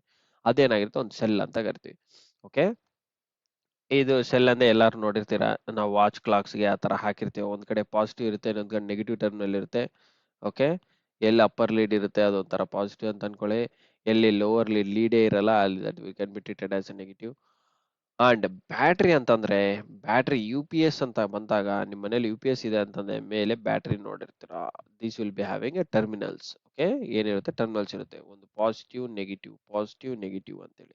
This is a D C source. ಇವೆರಡು ಏನಾಗಿರುತ್ತೆ, ಡಿ ಸಿ ಸೋರ್ಸ್ ಅಂತ ಕರಿಬೇಕು. This both are called as a D C source.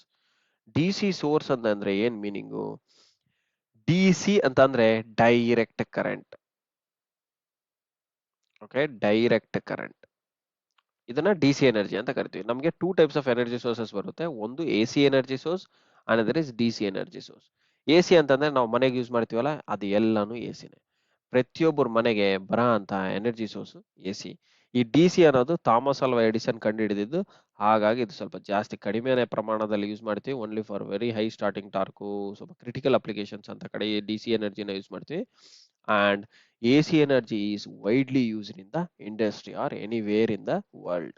Okay, but ಈ ಬ್ಯಾಟ್ರೀಸ್ ಅನ್ನೋದು ನಾವು ಡಿ ಸಿನೇ ಸ್ಟೋರ್ ಮಾಡೋಕ್ಕಾಗುತ್ತೆ, ಎ ಸಿನ ಸ್ಟೋರ್ ಮಾಡಕ್ ಆಗಲ್ಲ, ನೆನ್ಪಿಟ್ಕೊಳ್ಳಿ. Okay, batteries or cells stores only D C energy, a limited amount of cells. Okay, limited amount of ಒಳಗಡೆ ಏನೇ ಇದು ಒಂದು ಎಲಿಮೆಂಟ್ ಇರುತ್ತೆ, like lead element or carbon element ಇರುತ್ತೆ, that will be having a limited capacity to store the energy. ಅದು ಮತ್ತೆ drain ಆಗ್ತಾ ಬರುತ್ತೆ. ನೀವು ಜಾಸ್ತಿ ದಿನ ಒಂದ್ಸಲ ಇದನ್ನ ಚಾರ್ಜ್ ಮಾಡಿ ಬಿಟ್ಟಿದ್ದೀರ ಅಂತ ಅಂದ್ರೆ ಫಾರ್ ಎಕ್ಸಾಂಪಲ್ ಇವಾಗ ಸೆಲ್ ಅಂತಂದ್ರೆ ಒಂದ್ಸಲ ಚಾರ್ಜ್ ಮಾಡಿದಿರ ಅಂತಂದ್ರೆ ಇಷ್ಟು ದಿನ ಅಂತ ಇರುತ್ತೆ. ಅದಾದ್ಮೇಲೆ ಏನಾಗುತ್ತೆ, ಎಕ್ಸಾಸ್ಟ್ ಆಗ್ಬಿಡುತ್ತೆ. ಅಂದ್ರೆ once it has charged and it takes certain duration of time for complete discharge of energy. Okay, ಇದು 0 ನಿಂದ ನೀವು ಒಂದು 5 ವೋಲ್ಟ್ಸ್ ಅಂತ ಚಾರ್ಜ್ ಮಾಡಿದ್ರೆ ಅಂತಂದ್ರೆ, ಇವಾಗ ನಿಮ್ಗೇನು 1.5 ವೋಲ್ಟ್ ಸೆಲ್ ಸಿಗುತ್ತಲ್ಲ, 1.5 ವೋಲ್ಟ್ ಸೆಲ್ ಸಿಗುತ್ತೆ. ನಾವು 1.0 ವೋಲ್ಟ್ಸ್ ಇಂದ 1.5 ವೋಲ್ಟ್ಸ್ಗೆ ಚಾರ್ಜ್ ಮಾಡ್ತೀನಿ. ಇದನ್ನ ಒಂದ್ಸಲ ಚಾರ್ಜ್ ಮಾಡಿದಾದ್ಮೇಲೆ ಮುಗೀತು, ಕಂಪ್ಲೀಟ್ ಆಗಿ ಡಿಸ್ಚಾರ್ಜ್ ಆಯ್ತು ಅಂತಂದ್ರೆ ಆಯ್ತು, ಈ ಸೆಲ್ ಡೆಡ್. ಇನ್ನ cell is used only once. Battery ಅನ್ನೋದು ಆ ಥರ ಅಲ್ಲ.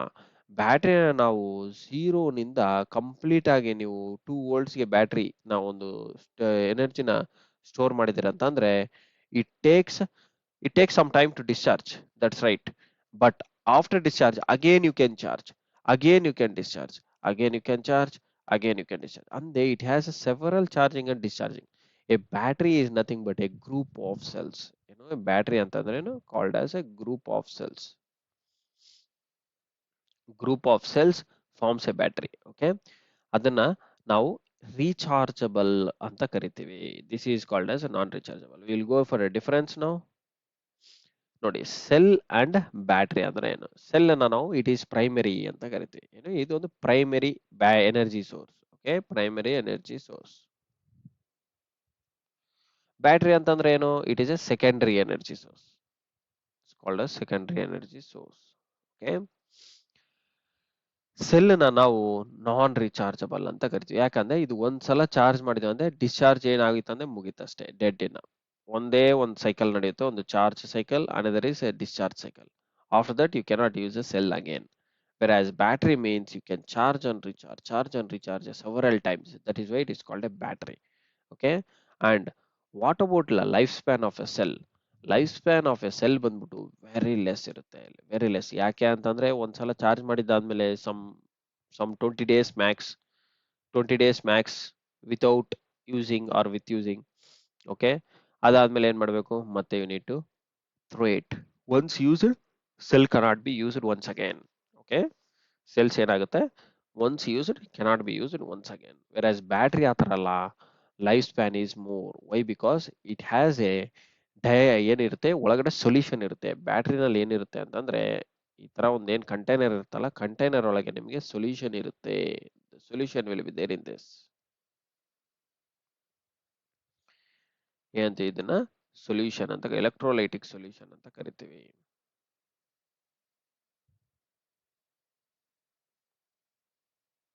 ಈ ಎಲೆಕ್ಟ್ರೋಲೈಟಿಕ್ ಸೊಲ್ಯೂಷನ್ ಅಂತಂದ್ರೆ ಡೈಲ್ಯೂಟ್ ಸಲ್ಫರಿಕ್ ಆಸಿಡ್ ಅಂತ ಕರಿಬಹುದು. ಏನು dilute sulphuric acid R H2SO4 ಅಂತ ಕರಿಬಹುದು. ಓಕೆ, ಇದರಲ್ಲಿ ನಾವು ಸೊಲ್ಯೂಷನ್ ಹಾಕಿರ್ತೀವಿ. ಆ ಸೊಲ್ಯೂಷನ್ ಆದ್ಮೇಲೆ ಇಲ್ಲೇನಿರುತ್ತೆ, ಪ್ಲೇಟ್ಸ್ ಇರುತ್ತೆ, ಪಾಸಿಟಿವ್ ನೆಗೆಟಿವ್ ಪ್ಲೇಟ್ಸ್ ಇರುತ್ತೆ. ಒಂದು ಪಾಸಿಟಿವ್ ನೆಗೆಟಿವ್ ಪಾಸಿಟಿವ್ ನೆಗೆಟಿವ್.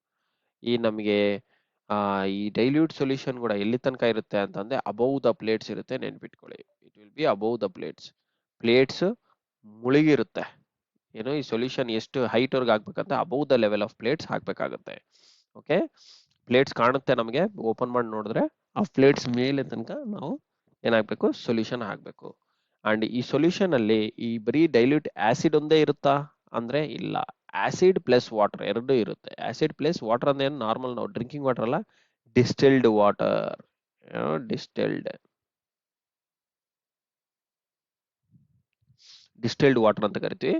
ಇದೊಂಥರ ಪ್ಯೂರ್ ವಾಟರ್ ಅಂತ ಕರಿಬಹುದು. ಓಕೆ, ಪ್ಯೂರ್ ವಾಟರ್ ಏನು, ಇದರಲ್ಲಿ ನಮಗೆ ಕೊರೋಷನ್ ಆ ತರ ಆಗಂತಹ ಏಜೆಂಟ್ಸ್ ಯಾವುದು ಇರಲ್ಲ. ಓಕೆ, ಇದು ರೇಷಿಯೋ ಯಾವ ತರ ಇರಬೇಕು ಅಂತಂದ್ರೆ, ನಾವು 3 ಪಟ್ಟಷ್ಟು ವಾಟರ್ ಹಾಕಿದೀವಿ ಅಂತಂದ್ರೆ 1 ಪಟ್ಟಷ್ಟು ಆಗ ಏನು ಆಸಿಡ್ ಹಾಕ್ಬೇಕಾಗುತ್ತೆ. ಅಂದ್ರೆ ಇವಾಗ ಫಾರ್ 1 ಗ್ಲಾಸ್ ಅಷ್ಟು ಆಸಿಡ್ ಹಾಕಿದಾರೆ ಅಂದ್ರೆ 3 ಗ್ಲಾಸ್ ಅಷ್ಟು ಡಿಸ್ಟಿಲ್ ವಾಟರ್ ಹಾಕ್ಬೇಕಾಗುತ್ತೆ. ಓಕೆ, ಆ ಪ್ರಮಾಣದಲ್ಲಿ in this the ratio should be in such way. Okay, ಈ ತರ ಇರುತ್ತೆ ಸ್ಟ್ರಕ್ಚರ್ ಅಲ್ಲಿ. Okay, this is a dilute solution and these are the plates. Okay, and this is the container. ಈ ತರ ನಮಗೆ battery ಇರುತ್ತೆ. ಸೆಲ್ನು ಅದೇ ತರನೇ ಬರುತ್ತೆ. I can show you one example. Here it is. This are the cells. ಏನೋ Daniel cell ಅಂತ ಕರಿತೀವಿ ಅಂಡ್ ಲೆಕ್ಯಾಂಕಿ ಸೆಲ್ ಅಂತ ಹೇಳಿ. ನೋಡಿ ಈ ತರ ಸೆಲ್ ನಾವೇನು ಯೂಸ್ ಮಾಡ್ತೀವಲ್ಲ, ಕೈನಲ್ಲಿ ಇಟ್ಕೊಂಡ್ ಬರ್ತೀವಲ್ಲ ಸೆಲ್, 1.5 ವೋಲ್ಟ್ಸ್ 2 ವೋಲ್ಟ್ ಸೆಲ್ ಏನಿರುತ್ತಲ್ಲ ವಾಚ್ ಕ್ಲಾಕ್ಸ್ಗೆ, ರಿಮೋಟು, ಟಿವಿ ರಿಮೋಟ್ ಅಲ್ಲೆಲ್ಲ ಹಾಕಿರ್ತೀವಲ್ಲ ಅದೇ ಸೆಲ್. ಓಕೆ, ಸೆಲ್ ಒಳಗಡೆ ನೋಡಿ ಇಷ್ಟೆಲ್ಲ ಇರುತ್ತೆ. ಏನೇನಿರುತ್ತೆ, ಇದು ಮೇಡಪ್ ಆಫ್, ಫಸ್ಟ್ ಏನಿದೆಯಲ್ಲ ಇದು ಜಿಂಕ್ ರಾಡ್ ಆಗಿರುತ್ತೆ. ಸೆಂಟ್ರಲ್ ಇರೋದು ನಮಗೆ ಜಿಂಕ್ ರಾಡ್ ಅಂತ ಕರಿತೀವಿ. ಆದ್ಮೇಲೆ ನೋಡಿ ಇದ್ರಲ್ಲೂ ಸಹ ಡೈಲ್ಯೂಟ್ ಸಲ್ಫರಿಕ್ ಆಸಿಡ್ ಇದೆ, H2SO4. ಅಂಡ್ ಪೋರಸ್ ಸ್ಪಾಟ್ ಅಂತ ಕರಿತೀವಿ. ಏನು ತೂತಿರುತ್ತೆ, ಪೋರಸ್ ಸ್ಪಾಟ್ ಅಂತ ಏನು ಹೋಲ್ಸ್ ಇರುತ್ತೆ. ಆದ್ಮೇಲೆ ನೋಡಿ ಮತ್ತೆ ಇನ್ನೊಂದು ಸೊಲ್ಯೂಷನ್ ಹಾಕಿದ್ದಾರೆ, ಕುಪ್ರಸ್ ಸಲ್ಫೇಟ್ ಸೊಲ್ಯೂಷನ್. ಅಂಡ್ ಆದ್ಮೇಲೆ copper vessel. So this is the structure of a Daniel cell. Okay, whereas coming towards Leclanche cell ಅಂತಂದ್ರೆ ನೋಡಿ ಸ್ವಲ್ಪ ಏನ್ ಡಿಫರೆನ್ಸ್ ಇದೆ ಇದರಲ್ಲಿ ಅಂತಂದ್ರೆ, ಕಾರ್ಬನ್ ರಾಡ್ ಯೂಸ್ ಮಾಡಿದ್ದಾರೆ ಮೈನ್ ಆಗಿ. ಏನು ಇದ್ರ ರಾಡ್ ಕಾರ್ಬನ್ ಇದೆ. ಓಕೆ, ಆದ್ಮೇಲೆ ಇನ್ನೊಂದು ಯೂಸ್ ಮಾಡಿದ್ದಾರೆ, ಏನು ಜಿಂಕ್ ರಾಡ್ ಅಂತ ಹೇಳಿ. Okay, zinc rod and carbon rod ಇದೆ. ಆದ್ಮೇಲೆ ನಿಮಗೆ ಮೀಡಿಯಂ ಬಂದ್ಬಿಟ್ಟು ಮೆಗ್ನೀಷಿಯಂ ಆಕ್ಸೈಡ್ ಯೂಸ್ ಮಾಡಿದ್ದಾರೆ. Mixture of magnesium oxide and charcoal ಒಳಗಡೆ ಸೊಲ್ಯೂಷನ್. ಓಕೆ, ಇಲ್ಲಿ ಡೈಲ್ಯೂಟ್ ಸಲ್ಫ್ಯೂರಿಕ್ ಇತ್ತಲ್ಲ ಅದೇ ತರ ಇಲ್ಲಿ ನೋಡಿ ಬೇರೆ ಸೊಲ್ಯೂಷನ್ ಹಾಕಿದ್ದಾರೆ. ಮತ್ತೆ ಪೋರಸ್ ಸ್ಪಾಟ್ ಇದೆ, ಜಿಂಕ್ ರಾಡ್, ಆದ್ಮೇಲೆ ಅಲ್ಯೂಮಿನಿಯಂ ಕ್ಲೋರೈಡ್ ಸೊಲ್ಯೂಷನ್ ಅಂತ ಹಾಕಿದ್ದಾರೆ. ನೆಕ್ಸ್ಟ್ ಸೊಲ್ಯೂಷನ್ ಇಸ್ ಅಲ್ಯೂಮಿನಿಯಂ ಅಲ್ಲ ಅಮೋನಿಯಂ ಕ್ಲೋರೈಡ್ ಸೊಲ್ಯೂಷನ್. ಅದೇನು NH3. Okay, ammonium chloride NH3Cl2 ammonium chloride solution ಹಾಕಿದ್ದಾರೆ. ಬೇರೆ ಗ್ಲಾಸ್ ವೇಸಲ್ ಇದೆ. ಓಕೆ, ಲೆಕ್ಯಾಂಕಿ ಸೆಲ್ಗೆ ಡ್ಯಾನಿಯಲ್ ಸೆಲ್ಗೆ ಡಿಫ್ರೆನ್ಸ್ ಏನಂತಂದ್ರೆ, you guys should be able to identify it by the solution as well as from the rods purpose. Okay, ನೋಡಿ ಒಂದು negative terminal ಬಂದ್ಬಿಟ್ಟು ನಿಮಗೆ ರಾಡ್ ಆಗಿರುತ್ತೆ. ಪಾಸಿಟಿವ್ ಟರ್ಮಿನಲ್ ಬಂದು ಏನಾಗಿದೆ, body of the element is a positive terminal. Okay, body of this is a positive terminal. ಇದರಲ್ಲಿ ಎರಡು rods use ಮಾಡಿದ್ರೆ one is a positive and one is a negative. Okay, like this. So this is how a Leclanche and Daniel cell is constructed. Okay, so and batteries ಕಡೆ ಬಂದ್ರೆ it is rechargeable ಅಂತ ಯಾಕೆ ಕರಿತೀವಿ ಅಂತಂದ್ರೆ, ಈ electrolytic solution ನಮಗೆ ಇರೋ ತನಕ ನಾವು ಇದನ್ನ ಯೂಸ್ ಮಾಡ್ತಾನೆ ಇರ್ಬೋದು. ಇನ್ ಕೇಸ್ ಒನ್ಸ್ ನಾವು ಬ್ಯಾಟ್ರಿನ ಯೂಸ್ ಮಾಡಿದೀವಿ ಅಂತಂದ್ರೆ ಏನಾಗುತ್ತೆ, ಸೊಲ್ಯೂಷನ್ ಕಡಿಮೆ ಆಗುತ್ತೆ.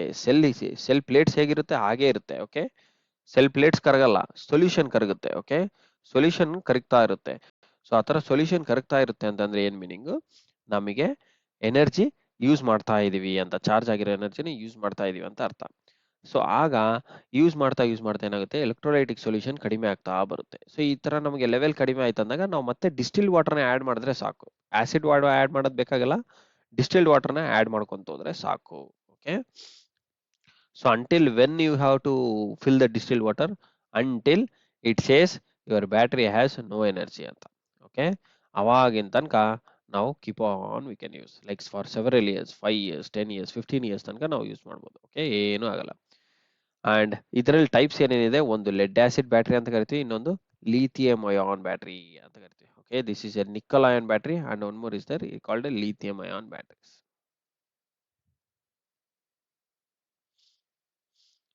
Okay, three different batteries. Whereas cells ಅಲ್ಲಿ ಬಂದ್ರೆ Daniel cell, Leclanche cell and carbon magnesium cell. ಏನಂದ್ರೆ ಒಳಗಡೆ ಟರ್ಮಿನಲ್ ನ ಯೂಸ್ ಮಾಡೋದು ಮಾತ್ರ, ಕಾಂಪೋನೆಂಟ್ಸ್ ಬೇರೆ ಅಷ್ಟೇ. ಓಕೆ, ಇವಾಗ ನೋಡಿದ್ರಲ್ಲ ಡ್ಯಾನಿಯಲ್ ಅಂತಂದ್ರೆ ಏನು ಯೂಸ್ ಮಾಡಿದ್ವಿ, we used copper zinc rod use ಮಾಡಿದ್ವಿ, ಕರೆಕ್ಟಾ?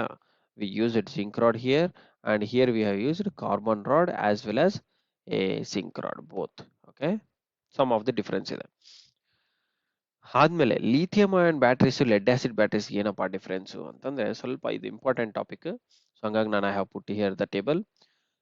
So lithium ion batteries lead acid batteries ಅಲ್ಲಿ ನಿಮಗೆ ಮೇಜರ್ ಆಗಿ ನೋಡಿ, ಇದು ಎಕ್ಸ್ಪೆನ್ಸಿವ್ ಜಾಸ್ತಿ, ಇದು ಸ್ವಲ್ಪ cheaper and increasingly common in domestic grid connections ಅಲ್ಲಿ ಇದನ್ನು ಜಾಸ್ತಿ ಯೂಸ್ ಮಾಡ್ತೀವಿ. ಇದರಲ್ಲಿ ಟಿಪಿಕಲಿ ಆಫ್ ಗ್ರಿಡ್ ಪರ್ಪೋಸಸ್ಗೆ ಯೂಸ್ ಮಾಡ್ತಾರೆ. ಓಕೆ, ಅಂದ್ರೆ ಮೋರ್ ಸ್ಟೋರೇಜ್ ನಾವು ಯೂಸ್ ಮಾಡೋದೆಲ್ಲ ಲೆಡ್ ಆಸಿಡ್ ಬ್ಯಾಟ್ರೀಸ್ ಜಾಸ್ತಿ ಮನೆಯಲ್ಲಿ.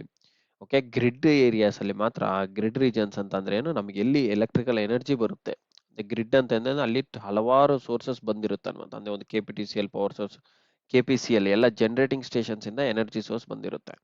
ಒಂದು KPCL ಇರ್ಬೋದು, ಒಂದು ಲಿಂಗನಮಕ್ಕಿ ಇರ್ಬೋದು, ಅಥವಾ ಒಂದು ಹೈಡ್ರೋ ಪವರ್ ಪ್ಲಾಂಟ್ ಯಾವ್ದು ತುಂಗಭದ್ರಾ ಇರ್ಬೋದು. ಓಕೆ, ತುಂಗಭದ್ರಾ ಇರ್ಬೋದು, ಅಥವಾ ಅಥವಾ ನ್ಯೂಕ್ಲಿಯರ್ ಪವರ್ ಪ್ಲಾಂಟ್ ಇಂದ ಇರ್ಬೋದು, ಯಾವುದು ಕೈಗಾ ಎನರ್ಜಿ ಸೋರ್ಸಸ್. ಸೊ ಇವೆಲ್ಲಾನು ಬಂದು ಒಂದ್ ಕಡೆ ಸೇರಿದೆ, ಅದನ್ನ ನಾವು ಗ್ರಿಡ್ ಅಂತ ಕರಿತೀವಿ. Okay, grid means A multiple sources connected together at one point is called A grid. Okay, grid ಹತ್ರ ನಾವು ಇನ್ ಕೇಸ್ ಆಫ್ ಫೇಲ್ಯೂರ್ಸ್ ಆಗಿತ್ತು ಅಂತಂದ್ರೆ, ನಾವಲ್ಲಿ ಕಂಟ್ರೋಲ್ ಸಿಸ್ಟಮ್ ನ ಮಾತ್ರ ಕಂಟ್ರೋಲ್ ಮಾಡಕ್ಕೆ, ಗ್ರಿಡ್ ಕಂಟ್ರೋಲ್ ಸಿಸ್ಟಮ್ ನ ಕಂಟ್ರೋಲ್ ಮಾಡಕ್ ಮಾತ್ರ ವಿ ಯೂಸ್ ಬ್ಯಾಟ್ರೀಸ್. ಓಕೆ, ಅದಾದ್ಮೇಲೆ ಅಲ್ಲಿ ಲಿಥಿಯಂ ಅಯಾನ್ ಬ್ಯಾಟ್ರೀಸ್ ಯೂಸ್ ಮಾಡ್ತೀವಿ ಅಂತ ಹೇಳ್ತಿದ್ದಾರೆ. Okay, and next is requires integrated controller to manage charge or battery discharge. ಇದಕ್ಕೆ ಚಾರ್ಜ್ ಮತ್ತೆ ಡಿಸ್ಚಾರ್ಜ್ ಮಾಡ್ಬೇಕಂದ್ರೆ ಒಂದು ಕಂಟ್ರೋಲರ್ ಬೇಕಾಗುತ್ತೆ ಅಂತ ಹೇಳ್ತಿದ್ದಾನೆ ಫಾರ್ ಲಿಥಿಯಂ. ವೇರ್ ಆಸ್ ಇದರಲ್ಲಿ ಹೇಗೆ ಕತೆ, ಹೆವಿಯರ್ ಅಂಡ್ ಲಾರ್ಜರ್ ಇದೆ, need good charging and discharging routine to maintain battery health. ಇದರಲ್ಲಿ ಏನ್ ಚಾರ್ಜ್ ಸರ್ಕ್ಯೂಟ್ ತರ ಅಷ್ಟೇನ್ ಬೇಕಾಗಿಲ್ಲ, ಡೈರೆಕ್ಟ್ ಆಗಿ ನೀವು ಸೋರ್ಸ್ ಕನೆಕ್ಟ್ ಮಾಡ್ಕೊಂಡ್ರೆ ಸಾಕು. ಅಂಡ್ ಇದು more efficient lithium ion, whereas can discharge more stored energy. ಅಂದ್ರೆ ಸ್ಟೋರ್ ಆಗಿರೋ ಎನರ್ಜಿನ ಜಾಸ್ತಿ ಡಿಸ್ಚಾರ್ಜ್ ಮಾಡೋ ಕೆಪಬಿಲಿಟಿ ಇರುತ್ತೆ. ಅಂಡ್ ಇದರಲ್ಲಿ less efficient and shorter lifespan expected. Versus ಇದ್ರ lifespan bit higher because it is costlier. Okay, so this is what about the energy sources ಬಗ್ಗೆ. Okay, these are the energy sources related to your topic. And now coming towards the fundamentals, ಯಾವುದು current ಅಂದ್ರೆ ಏನು, what do mean by electrical current, voltage ಅಂದ್ರೆ ಏನು, EMF ಅಂದ್ರೆ ಏನು, potential difference and resistance with their SI units. Electrical current ಅಂತ ಅಂದ್ರೆ, current ಅಂತ ಅಂದ್ರೆ ಏನು, ಒಂದು ಕಂಡಕ್ಟರ್ ಅಲ್ಲಿ ಎಲೆಕ್ಟ್ರಾನ್ ಫ್ಲೋ ಆಗ್ತಾ ಇರಬೇಕು. ದ ಫ್ಲೋ ಆಫ್ ಎಲೆಕ್ಟ್ರಾನ್ಸ್ ಏನು, the flow of electrons in a conductor is called electrical current. Okay, the flow of electrons in a conductor is called electrical current.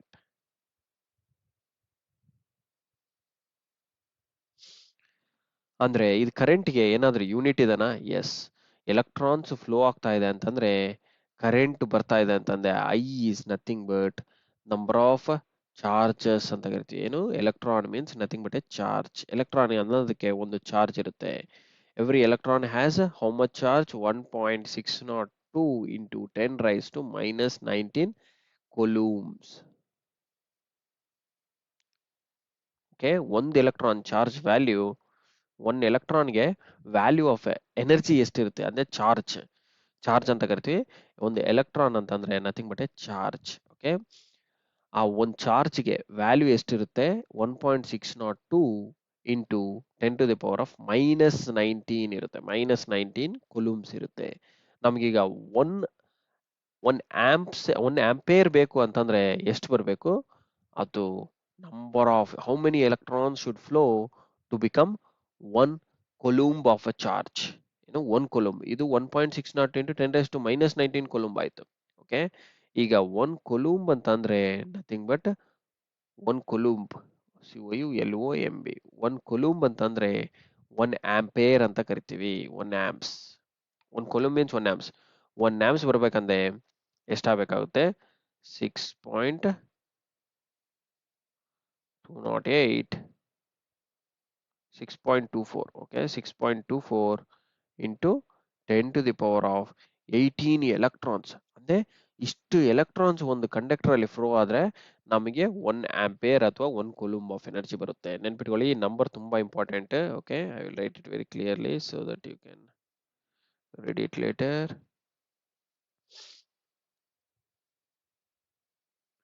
6.24 into 10 to the power of 18 electrons. ಇಷ್ಟು 10 to the power of 18 electrons. ಇಷ್ಟು electrons ಇದು flow ಆದ್ರೆ ಒಂದು conductor ಅಲ್ಲಿ, ಅವಾಗ ನಮಗೆ 1 amps of energy ಬಂತು ಅಂತ ಹೇಳ್ತೀವಿ. So that electric current is nothing but the number of charges flowing per second. Number of charges in a conductor flowing per second. ಒಂದು ಸೆಕೆಂಡ್ಗೆ ಎಷ್ಟು ಚಾರ್ಜಸ್ ಹೋಗ್ತಾ ಇದೆ, ಇದು ಏನು 1 ಆಂಪ್ಸ್ ಅಂತ ಕರಿತೀವಲ್ಲ, ಅದು ಇಷ್ಟು ಎಲೆಕ್ಟ್ರಾನ್ಸ್ ಒಂದು ಸೆಕೆಂಡ್ಗೆ ಮೂವ್ ಆಗಬೇಕು. ಓಕೆ, ಅವಾಗ ನಾವು ಅದನ್ನ 1 ಆಂಪಿಯರ್ ಅಂತ ಕರಿತೀವಿ. Okay, that is what an electrical current ಅಂತಂದ್ರೆ. ಸೊ ಇದ್ರದ್ದು ಯೂನಿಟ್ ಏನಿರುತ್ತೆ? Electrical current unit is in amperes. ಏನು AMPERE ಅಂತ ಕರಿತೀವಿ, ಆಂಪೇರ್ಸ್.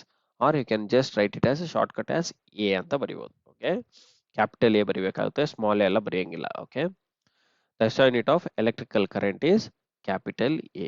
Okay, and voltage ಅಂತಂದ್ರೆ ಏನು?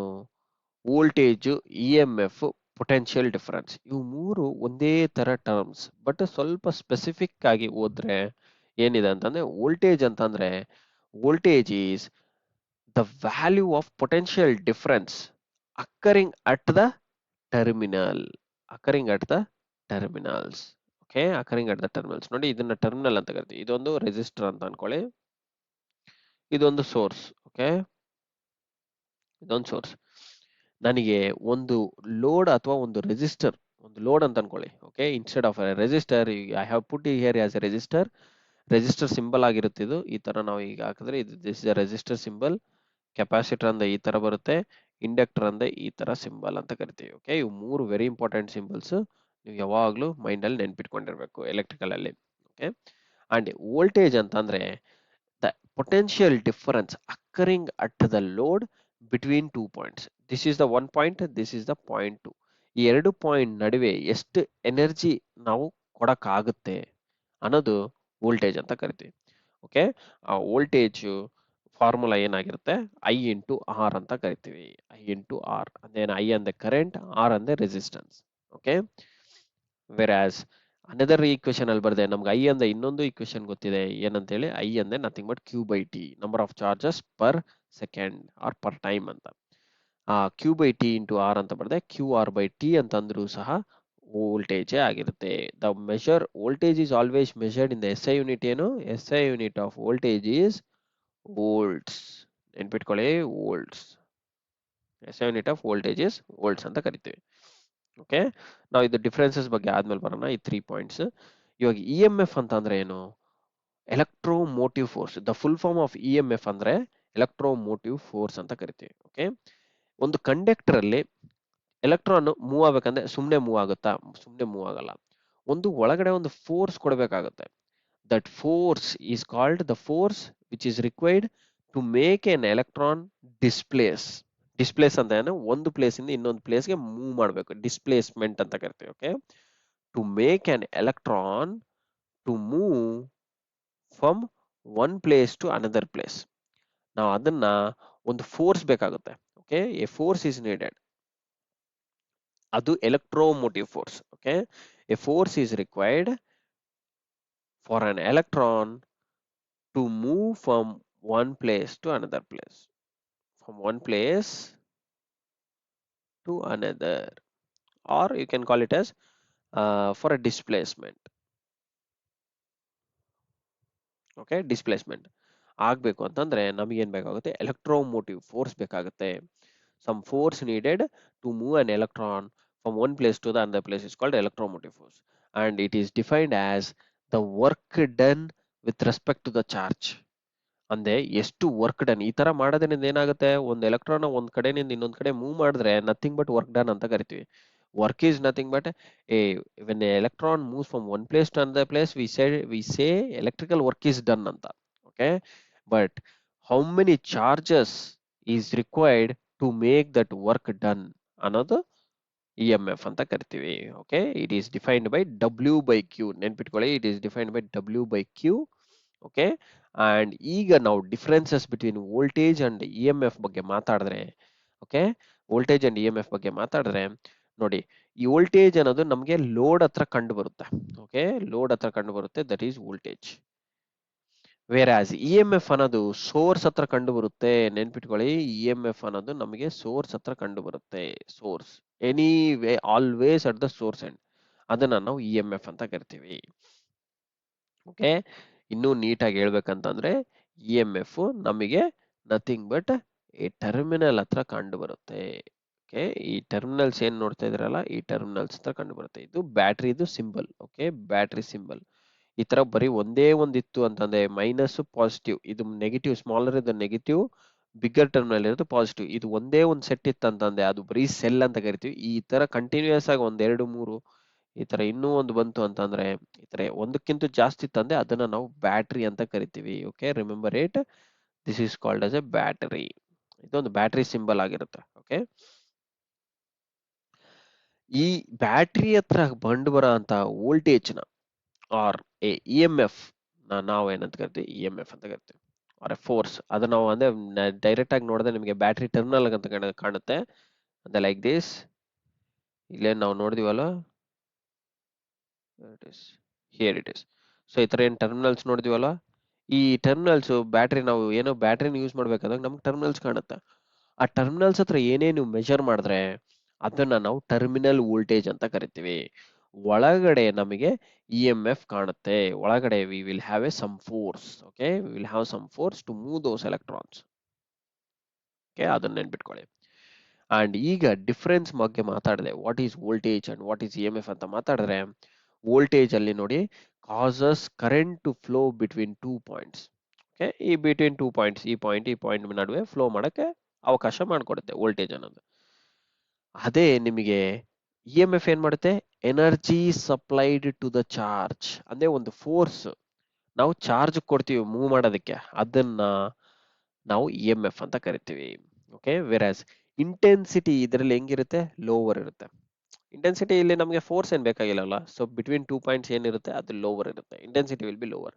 But here in EMF it is a constant intensity. ನೆನ್ಪಿಟ್ಕೊಳ್ಳಿ, it is a constant intensity. Whereas higher magnitude, constant intensity ಇರುತ್ತೆ but higher magnitude ಇರುತ್ತೆ in order to move the electron from one terminal to the another terminal. Okay, whereas ನಾವು voltage ನ measure ಮಾಡ್ಬೇಕಂತಂದ್ರೆ voltmeter use ಮಾಡ್ಬೇಕಾಗುತ್ತೆ. Whereas EMF ನ measure ಮಾಡ್ಬೇಕಂದ್ರೆ we use potentiometer. ನೆನ್ಪಿಟ್ಕೊಳ್ಳಿ, we use a potentiometer to in order to measure an EMF. ಓಕೆ, and the SI unit of EMF is also volts. ನೆನ್ಪಿಟ್ಕೊಳ್ಳಿ, SI unit is volts. Okay,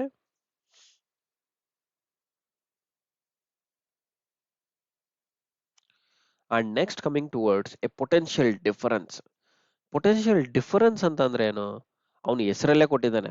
ಒಂದು potential ಅಂದ್ರೆ ಏನು, ಒಂದು energy. ಕರೆಕ್ಟಾ, potential means it is nothing but energy. ಎನರ್ಜಿನಲ್ಲಿ two types of energy ಬರುತ್ತೆ, ಒಂದು ಕೈನೆಟಿಕ್ ಎನರ್ಜಿ, ಇನ್ನೊಂದು ಪೊಟೆನ್ಶಿಯಲ್ ಎನರ್ಜಿ. ಪೊಟೆನ್ಶಿಯಲ್ ಎನರ್ಜಿ ಅಂತಂದ್ರೆ ಒಂದು ಕಡೆ ಸ್ಟೋರ್ಡ್ ಇರೋ ಕಡೆ ಬರ ಅಂತಹ ಎನರ್ಜಿ. ಕೈನೆಟಿಕ್ ಅಂದ್ರೆ ಏನು, ಮೂವ್ ಆಗ್ತಾ ಬರ ಅಂತಹ ಎನರ್ಜಿ. ನಮಗೆ ಮೂವ್ ಆಗ್ತಾ ಅಂದ್ರೆ ನಾವು ವಾಕ್ ಮಾಡ್ತಾನೋ ನಮ್ಗೊಂದು ಎನರ್ಜಿ ಬರುತ್ತೆ, ದಟ್ ಈಸ್ ಕೈನೆಟಿಕ್ ಎನರ್ಜಿ.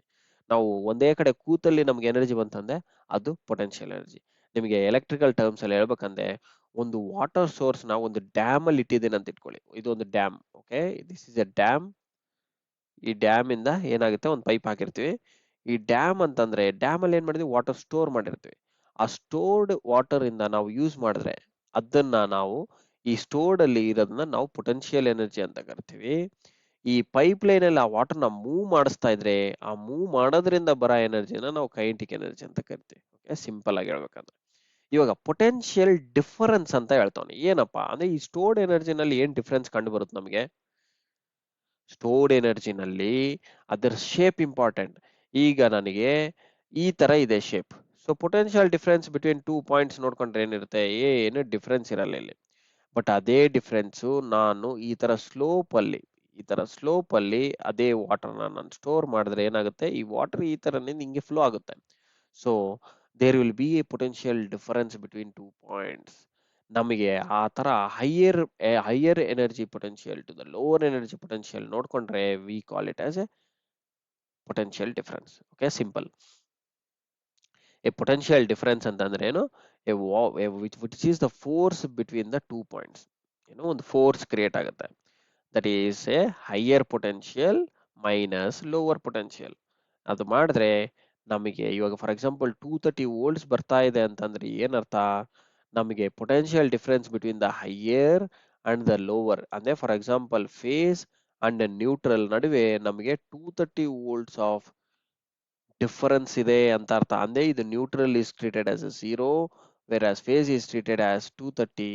ನಮಗೆ ಇಲ್ಲಿಂದ ಇಲ್ಲಿಗೆ ಡಿಫರೆನ್ಸ್ ಎಷ್ಟಿದೆ, 230 ವೋಲ್ಟ್ಸ್ ಅಷ್ಟು ಡಿಫರೆನ್ಸ್ ಇದೆ. That is a difference, potential difference ಅಂತ ಕರಿತೀವಿ. ಓಕೆ, ನಿಮಗೆ ಅರ್ಥ ಆಗ್ಲಾ ಅಂತ ಈ ತರ ಹೇಳ್ತಾ ಇದ್ದೀನಿ, but in fact no need to go in the deep. Okay, so ಇದ್ರದ್ದು ಎಸ್ ಐ ಯೂನಿಟ್ ಸಹ it is nothing but a voltage.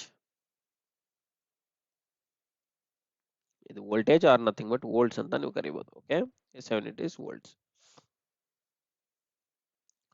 So potential difference, EMF and voltage, all three are like a same thing, but only the fundamental concept of understanding is bit different. Okay, ಆದ್ಮೇಲೆ ಈಗ resistance ಅಂತ ಬಂದ್ರೆ ಏನು, ಒಂದು conductor ಅಲ್ಲಿ ಒಂದು conductor ಇದೆ, ಇದೊಂದು conductor. Copper conductor, aluminium conductor, ಯಾವುದೋ ಒಂದು ಕಂಡಕ್ಟರ್. ಈ ಕಂಡಕ್ಟರ್ ಒಳಗಡೆ ನಮ್ಗೆ ಏನಾಗುತ್ತೆ, ಒಂದು ರೆಸಿಸ್ಟೆನ್ಸ್ ಕ್ರಿಯೇಟ್ ಆಗುತ್ತೆ. ಆ ರೆಸಿಸ್ಟೆನ್ಸ್ಗೆ ಸಮ್ ವ್ಯಾಲ್ಯೂ ಕೊಡ್ತೀನಿ ನಾನು. ಏನು, ಈ ಕಂಡಕ್ಟರ್ ಕರೆಂಟ್ ಹೋಗೋದಕ್ಕೆ 20 ಓಮ್ಸ್ ಅಷ್ಟು ನನಗೆ ಅಪೋಸ್ ಮಾಡ್ತಾ ಇದೆ ಅಂತ ಹೇಳ್ತಾನೆ. ಏನದು 20 ಓಮ್ಸ್ ಅಷ್ಟು ಅಪೋಸ್ ಮಾಡ್ತಾ ಇದೆ ಅಂತಂದ್ರೆ, ನಾವು ಯಾವಾಗ್ಲೂ ರೆಸಿಸ್ಟೆನ್ಸ್ ನ ಓಮ್ಸ್ ಅಲ್ಲಿ ಡಿಫೈನ್ ಮಾಡ್ತೀವಿ, ನೆನ್ಪಿಟ್ಕೊಳ್ಳಿ. ಅಂಡ್ ಡೆಫಿನೇಷನ್ ಬಗ್ಗೆ ಮಾತಾಡಿದ್ರೆ resistance is nothing but the opposing force, the opposition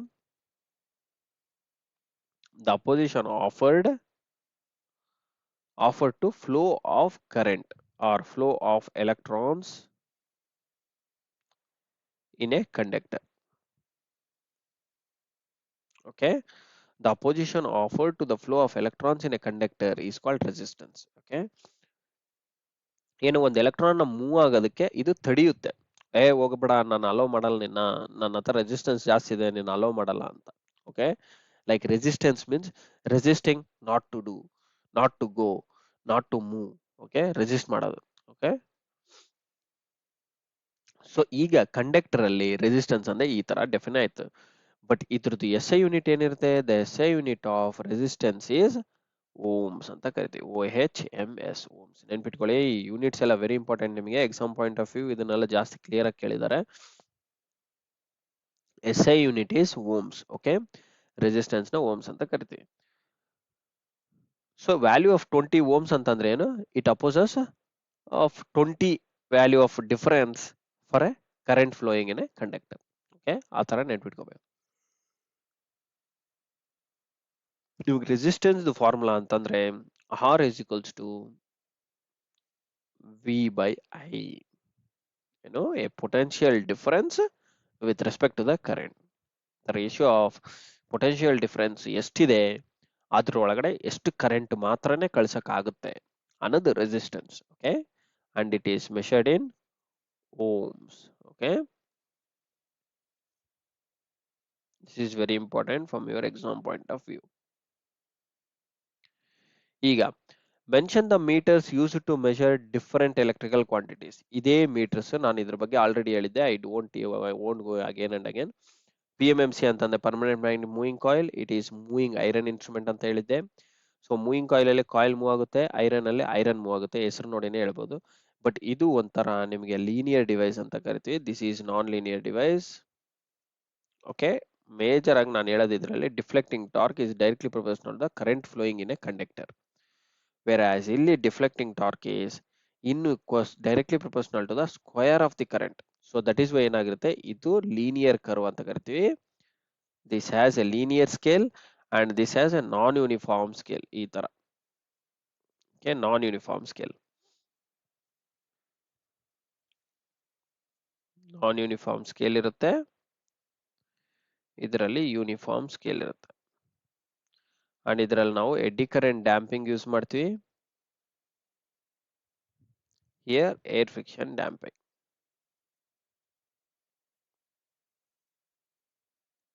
And still more points I have already given in that notes. So we will straight away go into the meter topics. ಏನಪ್ಪ meters, identification of meters. ನಿಮಗೆ exam point of view ಒಂದು ammeter ಬಗ್ಗೆ ಕೇಳಿದ್ದಾರೆ, voltmeter, wattmeter, ಮತ್ತೆ D V M ಅಲ್ಲ D M M meter ಅಂದ್ರೆ digital multimeter ಬಗ್ಗೆ ಕೇಳಿದ್ದಾರೆ, as well as ohmmeter ಬಗ್ಗೆ ಕೇಳಿದ್ದಾರೆ, and ohmmeter, megger and tong tester. ಇಷ್ಟೆಲ್ಲ ಮೀಟರ್ಸ್ ಬಗ್ಗೆ ನಿಮಗೆ ಇನ್ಫಾರ್ಮೇಶನ್ ಕೇಳಿದ್ದಾರೆ. 4, 5, 6 ಅಂಡ್ 7. ಓಕೆ, ಇಷ್ಟೆಲ್ಲ ಮೀಟರ್ಸ್ ಬಗ್ಗೆ ಮಾಹಿತಿ ಕೇಳಿದ್ದಾರೆ. ಏನು ಐಡೆಂಟಿಫಿಕೇಶನ್ ಆಫ್ ಮೀಟರ್ಸ್ ಹೆಂಗ್ ಮಾಡೋದು ಅಂತ ಕೇಳಿದ್ದಾರೆ. ನಿಮಗೆ ಐಡೆಂಟಿಫೈ ಹೆಂಗ್ ಮಾಡ್ತೀರಾ ಅಂತಂದ್ರೆ, ಒಂದು ಯಾವುದೇ ಒಂದು ಇನ್ಸ್ಟ್ರೂಮೆಂಟ್ ನಿಮಗೆ ಕಂಡು ಬರುತ್ತೆ, ಕಾಣುತ್ತೆ, ಒಂದು ಯಾವುದೋ ಒಂದು ಈ ತರ ಕೊಟ್ಟಿರ್ತಾರೆ, ಒಂದು ಡಬ್ಬೆ ಕೊಟ್ಟಿರ್ತಾರೆ, ಇದ್ರೊಳಗಡೆ ಸಮ್ ಸ್ಕೇಲ್ ಇರುತ್ತೆ. ಸಮ್ ಸ್ಕೇಲ್ ಇರುತ್ತೆ. ನೀವು ಯಾವುದೇ ಒಂದು ಇನ್ಸ್ಟ್ರೂಮೆಂಟ್ ನ ಮೆಜರ್ ಮಾಡ್ಬೇಕಂದ್ರೆ ಅದ್ರ ರೀತಿ ಯೂನಿಟ್ ಮಾತ್ರ ಡೆಫಿನೆಟ್ ಆಗಿ ನೆನಪಿರ್ಲೇಬೇಕು ನಿಮಗೆ. ಓಕೆ, ಈ ತರ ಸ್ಕೇಲ್ ಇರುತ್ತೆ, ಯೂನಿಟ್ ಮಾತ್ರ ಡೆಫಿನೆಟ್ ಆಗಿರ್ಬೇಕು, ಮೈಂಡ್ ಅಲ್ಲಿ ಫಿಕ್ಸ್ ಆಗಿರ್ಬೇಕು. ಓಕೆ, ಹೆಂಗ್ ಐಡೆಂಟಿಫೈ ಮಾಡಬೇಕು ಅಂತ ಹೇಳ್ಬಿಟ್ಟು ನಾನೊಂದು 2 ಇಂಪಾರ್ಟೆಂಟ್ ಟರ್ಮ್ಸ್ ಹೇಳ್ತೀನಿ. 2 ಅಲ್ಲ 3 ಇಂಪಾರ್ಟೆಂಟ್ ಟರ್ಮ್ಸ್. ಒಂದು ಸಿಂಬಲ್ ನೋಡಿ ಐಡೆಂಟಿಫೈ ಮಾಡಬಹುದು, ಇನ್ನೊಂದು ಸ್ಕೇಲ್ ನೋಡಿ ಐಡೆಂಟಿಫೈ ಮಾಡಬಹುದು, ಓಕೆ, ಇನ್ನೊಂದು ಮೀಟರ್ ನ ನೋಡಿ ಐಡೆಂಟಿಫೈ ಮಾಡಬಹುದು. ಓಕೆ, ಮೀಟರ್ ನೋಡಿ ಹೇಗೆ ಐಡೆಂಟಿಫೈ ಮಾಡೋದು, ಇದು ಯಾವ ಮೀಟರ್ ಅಂತ ಹೆಂಗೆ ಹೇಳ್ತೀರಾ, ಹೇಳಕ್ಕಾಗಲ್ಲ. ಇಲ್ಲಿ ನಮಗೆ ಯೂನಿಟ್ ಬರೆದಿರ್ತಾರೆ, ಓಮ್ಸ್ ಅಂತ ಬರೆದಿರ್ತಾರೆ. ಓಕೆ, ಒಂದು ಓಮ್ಸ್ ಅಂತ ಬರೆದಿರ್ತಾರೆ, ಅಥವಾ ನಿಮಗೆ ವೋಲ್ಟೇಜ್ ಅಂತಂದ್ರೆ ವೋಲ್ಟ್ಸ್ ಅಂತ ಬರೆದಿರ್ತಾರೆ, ಅಥವಾ ಇದು ಆಮ್ಮೀಟರ್ ಅಲ್ವಾ, ಆಮ್ಮೀಟರ್ ಅಂತಂದ್ರೆ ನಿಮಗೆ ಆಂಪ್ಸ್ ಅಂತ ಇರುತ್ತೆ, ಇಲ್ಲಿ ಆಂಪ್ಸ್ ಅಂತ ಇರುತ್ತೆ, ಎ ಅಂತ ಇರುತ್ತೆ. ಇಲ್ಲಿ 0 ನಿಂದ ನಿಮಗೆ ಒಂದು ಸ್ಕೇಲಿಂಗ್ ಕೊಟ್ಟಿರ್ತಾನೆ, ಒಂದು 5 ಆಂಪ್ಸ್, ಇದು 5 ಆಂಪ್ಸ್ ಆಮ್ಮೀಟರ್ ಅಂತ ಕರಿತೀವಿ. ಬಟ್ ಯಾವ ಮೀಟರ್ ಇದು, D C meter, A C meter ಹೆಂಗ್ ಹೇಳ್ತೀರಾ, ಡಿ ಸಿ ಎನರ್ಜಿ ಯೂಸ್ ಮಾಡಕ್ಕೆ, ಎ ಸಿ ಎನರ್ಜಿ ಯೂಸ್ ಮಾಡಕ? ಅದಕ್ಕೆ ನಿಮ್ಗೊಂದು ಸಿಂಬಲ್ ಕೊಟ್ಟಿರ್ತಾನೆ, ಏನಂತೇಳಿ, ಈ ತರ ನಿಮ್ಗೆ ಡೈರೆಕ್ಟ್ ಆಗಿ ಹಿಂಗೆ ಡ್ಯಾಶ್ ಇತ್ತಂತಂದೆ that is a D C meter. In case ನಿಮ್ಗೆ ಈ ತರ ಕೊಟ್ಟಿದ್ದಾರೆ ಅಂತಂದ್ರೆ, ಈ ತರ ಕೊಟ್ಟಿದ್ದಾರೆ ಅಂತಂದ್ರೆ this will be of A C meter. Okay, very simple to identify. Okay, ಇದು ಡಿ ಸಿ ಮೀಟರ್, ಇದು ಎ ಸಿ ಮೀಟರ್. ಒಂದು ಅಡ್ಡ ಲೈನ್ ಇತ್ತು ಅಂತಂದ್ರೆ ಇದು ಡಿ ಸಿ ಮೀಟರ್ ಆಗಿರುತ್ತೆ, ಒಳಗಡೆ ಇನ್ಸ್ಟ್ರೂಮೆಂಟ್ ಒಳಗಡೆ ಕೊಟ್ಟಿರ್ತಾರೆ. ಓಕೆ, ಇಲ್ಲಿ ನಿಮಗೆ ಕನೆಕ್ಟಿಂಗ್ ಟರ್ಮಿನಲ್ಸ್ ಕೊಟ್ಟಿರ್ತಾರೆ, ಒಂದು ಪಾಸಿಟಿವ್ ಟರ್ಮಿನಲ್, ಇನ್ನೊಂದು ನೆಗೆಟಿವ್ ಟರ್ಮಿನಲ್, ಅದೇ ಈ ತರ ನಿಮಗೆ ಕನೆಕ್ಟ್ ಮಾಡೋದಕ್ಕೆ ಕೊಟ್ಟಿರ್ತಾನೆ. Okay, but D C meter ಅಂದ್ರೆ ನೆನ್ಪಿಟ್ಕೊಳ್ಳಿ, ಈ ತರ ಬರುತ್ತೆ, ಒಂದು ಸರ್ಕಲ್ ಅಲ್ಲಿ ಒಂದು ಸುಮ್ಮನೆ ಡ್ಯಾಶ್, ಒಂದು ಸರ್ಕಲ್ ಅಲ್ಲಿ ನಿಮಗೆ ಒಂದು ಆಲ್ಟರ್ನೇಟಿಂಗ್ ಕರೆಂಟ್ ಅಂದ್ರೆ ಒಂದು ಸೈನ್ ವೇವ್ ಅಂತ ಕೊಟ್ಟಿದ್ದಾನೆ ಅಂತಂದ್ರೆ that is A C meter ಆಗಿರುತ್ತೆ. ಓಕೆ, ಅದೇ ನಿಮಗೆ ಸಿಂಬಲ್ ಅಂತ ಕರೀತಾರೆ. ಓಕೆ, ಇದು ನಾವು ಸಿಂಬಲ್ ಅಂತ ಕರಿತೀವಿ, this is called a symbol. Whereas meter ನೋಡಿ ಐಡೆಂಟಿಫೈ ಮಾಡೋದಂದ್ರೆ ಈ ತರ ನಿಮಗೆ ಯೂನಿಟ್ ನೋಡಿ ಐಡೆಂಟಿಫೈ ಮಾಡ್ಬೇಕು, ಒಂದು ಆಂಪ್ಸ್ ಇದೆನಾ, ವೋಲ್ಟ್ಸ್ ಇದೆನಾ, ಓಮ್ಸ್ ಇದೆನಾ, ಪವರ್ ಫ್ಯಾಕ್ಟರ್ ಇದೆನಾ, ಏನಿದೆ ಅನ್ನೋದು ನೋಡಿ ಐಡೆಂಟಿಫೈ ಮಾಡ್ಬೇಕಾಗುತ್ತೆ. ಅದಾದ್ಮೇಲೆ ಸ್ಕೇಲ್ ಅಂತ ಬಂದ್ರೆ ಏನು, ಸ್ಕೇಲ್ ಅಂತಂದ್ರೆ ನಥಿಂಗ್ ಬಟ್, ಇಲ್ಲಿ ನೋಡಿ ನಿಮಗೆ ಸ್ಕೇಲ್ ಅಲ್ಲಿ 2 ಟೈಪ್ಸ್ ಆಫ್ ಸ್ಕೇಲ್ಸ್, ಒಂದು ಯೂನಿಫಾರ್ಮ್ ಸ್ಕೇಲ್, ಒಂದು ನಾನ್ ಯೂನಿಫಾರ್ಮ್ ಸ್ಕೇಲ್. ಅದನ್ನ ನೋಡಿ ಸಹ ನೀವು this instrument is an M I ಇನ್ಸ್ಟ್ರೂಮೆಂಟಾ ಅಥವಾ ಎಂ ಸಿ ಇನ್ಸ್ಟ್ರೂಮೆಂಟಾ ಅಂತಾನು ಹೇಳ್ಬೋದು. ಹೇಗೆ ಅಂತಂದ್ರೆ, ನಿಮಗೆ ಸ್ಕೇಲು ಯೂನಿಫಾರ್ಮ್ ಆಗಿದೆ,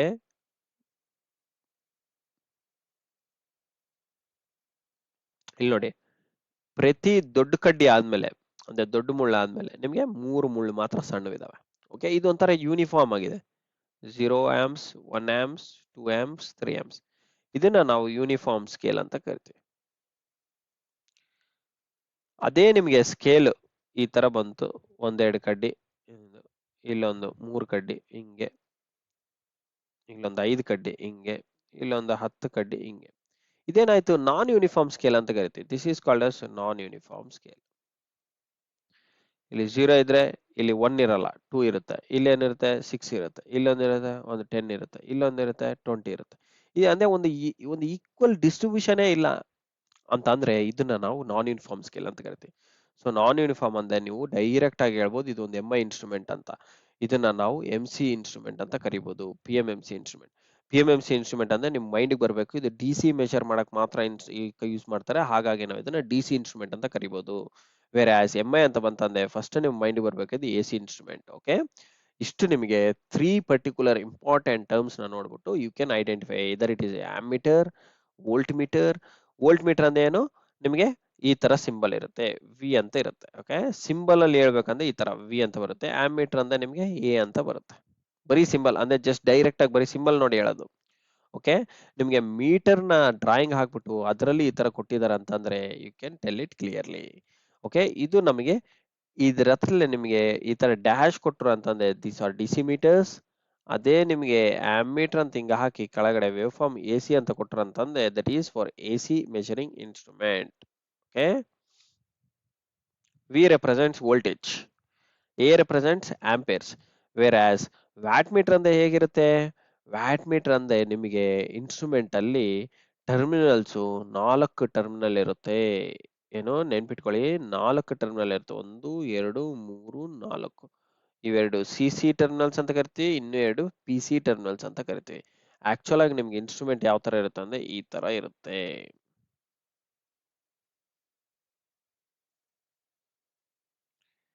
ಇದು ಕರೆಂಟ್ ಕಾಯಿಲ್ ಅಂತ ಕರಿತೀವಿ. CC ಅಂತಂದ್ರೆ ಕರೆಂಟ್ ಕಾಯಿಲ್ ಅಂದ್ರೆ ಇದು ಸೀರೀಸ್ ಅಲ್ಲಿ ಕನೆಕ್ಟೆಡ್ ಇರುತ್ತೆ. ಇಲ್ಲಿ ನಾವು ಫೇಸ್ ಸಪ್ಲೈ ಕೊಟ್ಟಿದೀವಿ, ಇಲ್ಲಿ ನ್ಯೂಟ್ರಲ್ ಇದೆ ಅಂತಂದ್ರೆ ಇಲ್ಲಿ ನಾವು ಸೀರೀಸ್ ಅಲ್ಲಿ ಹೋಗುತ್ತೆ. ಈ ಪರ್ಟಿಕ್ಯುಲರ್ ಟರ್ಮಿನಲ್ಸ್ ನ, ಈ ಎರಡು ಟರ್ಮಿನಲ್ಸ್ ನ ನಾವು PC ಅಂತ ಕರಿಬಹುದು. ಅಂದೇನು ಪ್ರೆಷರ್ ಕಾಯಿಲ್. ಪ್ರೆಷರ್ ಕಾಯಿಲ್ ಅಂತಂದ್ರೆ ಎಲ್ಲ ಪೊಟೆನ್ಶಿಯಲ್ ಕಾಯಿಲ್ ಅಂತ ಕರಿಬಹುದು ನೀವು. ಅದನ್ನ ನಾವು ಪೊಟೆನ್ಶಿಯಲ್ ಕಾಯಿಲ್ ಅಂದ್ಮೇಲೆ ವೋಲ್ಟೇಜ್, ವೋಲ್ಟೇಜ್ ಯಾವಾಗ್ಲೂ ನಾವು ಅಕ್ರಾಸ್ ಮೆಜರ್ ಮಾಡಬೇಕಾಗುತ್ತೆ. ಅಂದ್ರೆ ಒಂದು ಫೇಸ್ ಅಂಡ್ ನ್ಯೂಟ್ರಲ್ ಪ್ಯಾರಲ್ ಆಗಿ ಕನೆಕ್ಟ್ ಮಾಡಬೇಕಾಗುತ್ತೆ.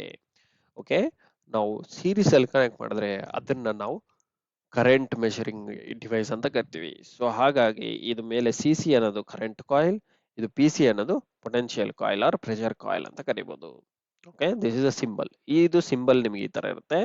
ನಿಮಗೆ ಡೈರೆಕ್ಟ್ ಆಗಿ ಇನ್ಸ್ಟ್ರೂಮೆಂಟ್ ನೋಡದೆ ಈ ತರನು ಕೊಟ್ಟಿರ್ತಾನೆ. ವ್ಯಾಟ್ ಮೀಟರ್, ವ್ಯಾಟ್ ಮೀಟರ್ ಅಲ್ಲಿ DC AC ಎರಡೂಗೂ ಮೆಷರ್ಮೆಂಟ್ ಇದೆನಾ? ಹೌದು ಇದೆ. ನಿಮಗೆ AC ಮೆಷರಿಂಗ್ ವ್ಯಾಟ್ ಮೀಟರ್ ಅಂತ ಅಂದ್ರೆ ನಿಮಗೆ ವ್ಯಾಟ್ ಹವರ್ ಅಂತ ಕೊಟ್ಟಿರ್ತಾನೆ. ವ್ಯಾಟ್ ಹವರ್ ಅಂತ ಕೊಟ್ಟಿರ್ತಾನೆ. ಯಾರ್ W ಅಂತ ಬಂದ್ರು ಸಹ ಅದು ನಿಮಗೆ ವ್ಯಾಟ್ ಮೀಟರ್ ಆಗಿರುತ್ತೆ. ಅದೇ ನಿಮಗೆ DC ನಲ್ಲಿ ಮೆಷರ್ ಮಾಡಕ್ ಹೋದ್ರೆ it will be like, I will put it here, ampere hour ಅಂತ ಇರುತ್ತೆ. ನೆನ್ಪಿಟ್ಕೊಳ್ಳಿ, DC ಅಂತಂದ್ರೆ ನಿಮಗೆ ಆಂಪೇರ್ ಹವರ್ ಅಂತ ಇರುತ್ತೆ. Okay, ampere hour means it represents a DC measuring instrument. Okay, ನಿಮಗೆ ಇನ್ಸ್ಟ್ರೂಮೆಂಟ್ ಅಲ್ಲಿ ಡೈರೆಕ್ಟ್ ಆಗಿ ನೋಡ್ಬೇಕಂದ್ರೆ ಇದು ಮಲ್ಟಿ ಫಂಕ್ಷನಲ್ ಇನ್ಸ್ಟ್ರೂಮೆಂಟ್. ಇಲ್ಲಿ ನಾನು ಹಾಕಿರೋ ಪಿಕ್ಚರ್ ನೋಡಿ. V ಅಂತಂದ್ರೆ ಏನಿದು volts. Okay, this is the volts.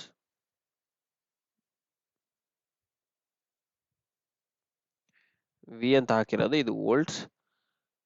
A ಅಂತ ಹಾಕಿರೋದು ಇದು ಆಂಪೇರ್ಸ್.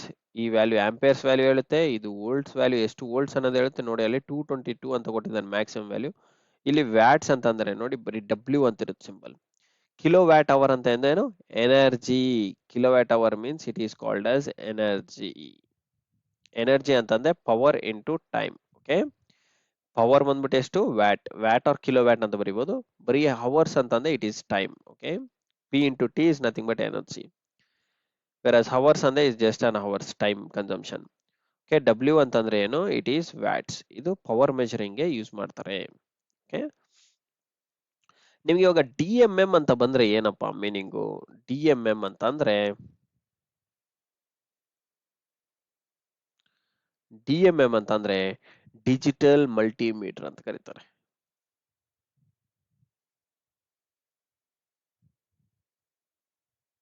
ಈ call it as a digital multimeter or DVM ಅಂತ ಡಿಜಿಟಲ್ ವೋಲ್ಟ್ ಮೀಟರ್. ನಮಗೆ DMM ಆಕ್ಚುಲಿ ಕಾನ್ಸೆಪ್ಟ್ ಅಲ್ಲಿ ಇರೋದು. ಡಿಜಿಟಲ್ ಮಲ್ಟಿಮೀಟರ್ ಅಂದ್ರೆ ಏನು, ಮಲ್ಟಿ ಪರ್ಪಸ್ ಯೂಸ್ ಮಾಡ್ಬೋದು. ಏನೇನಪ್ಪ ಮಾಡ್ಬೋದು, ಇಲ್ಲಿ ನೋಡಿ ಫಿಗರ್ ಹಾಕಿದಾನೆ, ಇದು DMM instrument. Okay, this is DMM instrument. ನಿಮಗೆ ನೋಡಿ DMM ಇನ್ಸ್ಟ್ರೂಮೆಂಟ್ ಅಲ್ಲಿ ಏನೇನ್ ಮೆಷರ್ ಮಾಡಕ್ ಕೊಟ್ಟಿದ್ದಾನೆ, ಇಲ್ಲಿ ಒಂದು ಆಫ್ ಅಂತ ಕೊಟ್ಟಿದ್ದಾನೆ. ಅಂದ್ರೆ ಈ ಪರ್ಟಿಕ್ಯುಲರ್ ಇಲ್ಲಿ ಏನ್ ಸಿಂಬಲ್ ಇದೆ ಅಲ್ಲ, ಈ ಸಿಂಬಲ್ ನ ನಾವು ಯಾವ ಕಡೆ ಇಡ್ತೀವಿ ಅದಕ್ಕೆ ಮೆಷರ್ ಮಾಡ್ತಾ ಇದೀವಿ ಅಂತ ಅರ್ಥ. ಈ ಸಿಂಬಲ್ ಇಲ್ಲಿ ಇವಾಗ ಆಫ್ ಇದೆ ಅಂತಂದ್ರೆ ಮೀಟರ್ ಆಫ್ ಇದೆ. ನೋಡಿ ಇಲ್ಲಿ ಏನ್ ಕಾಣ್ತಾ ಇಲ್ಲ, ಎಲ್ಲ ಬಂದ್ ಆಗ್ಬಿಟ್ಟಿದೆ. ಇದನ್ನ ನೀವು ರೊಟೇಟ್ ಮಾಡಿದ್ರೆ ಆಯ್ತು. ಇವಾಗ ಫಾರ್ ಎಕ್ಸಾಂಪಲ್ ಈ ರೈಟ್ ಸೈಡ್ ಹತ್ರ ಈ ಡೈರೆಕ್ಷನ್ ಹತ್ರ ರೊಟೇಟ್ ಮಾಡಿದ್ರೆ ಅಂತಂದ್ರೆ ಇಲ್ಲಿ ನಮ್ಗೆ ಏನಂತ ಕಾಣ್ತಾ ಇದೆ 200 ವೋಲ್ಟ್ಸ್ ಅಂತ ಕಾಣ್ತಾ ಇದೆ. ಇಲ್ಲಿ ನೋಡಿ ಸಿಂಬಲ್ ಏನ್ ಕೊಟ್ಟಿದ್ದಾನೆ, ಎ ಸಿ ಸಿಂಬಲ್, ಅಂದ್ರೆ ಈ ತರ ಇದೆ ಸಿಂಬಲ್ ಕೊಟ್ಟಿದ್ದಾನೆ.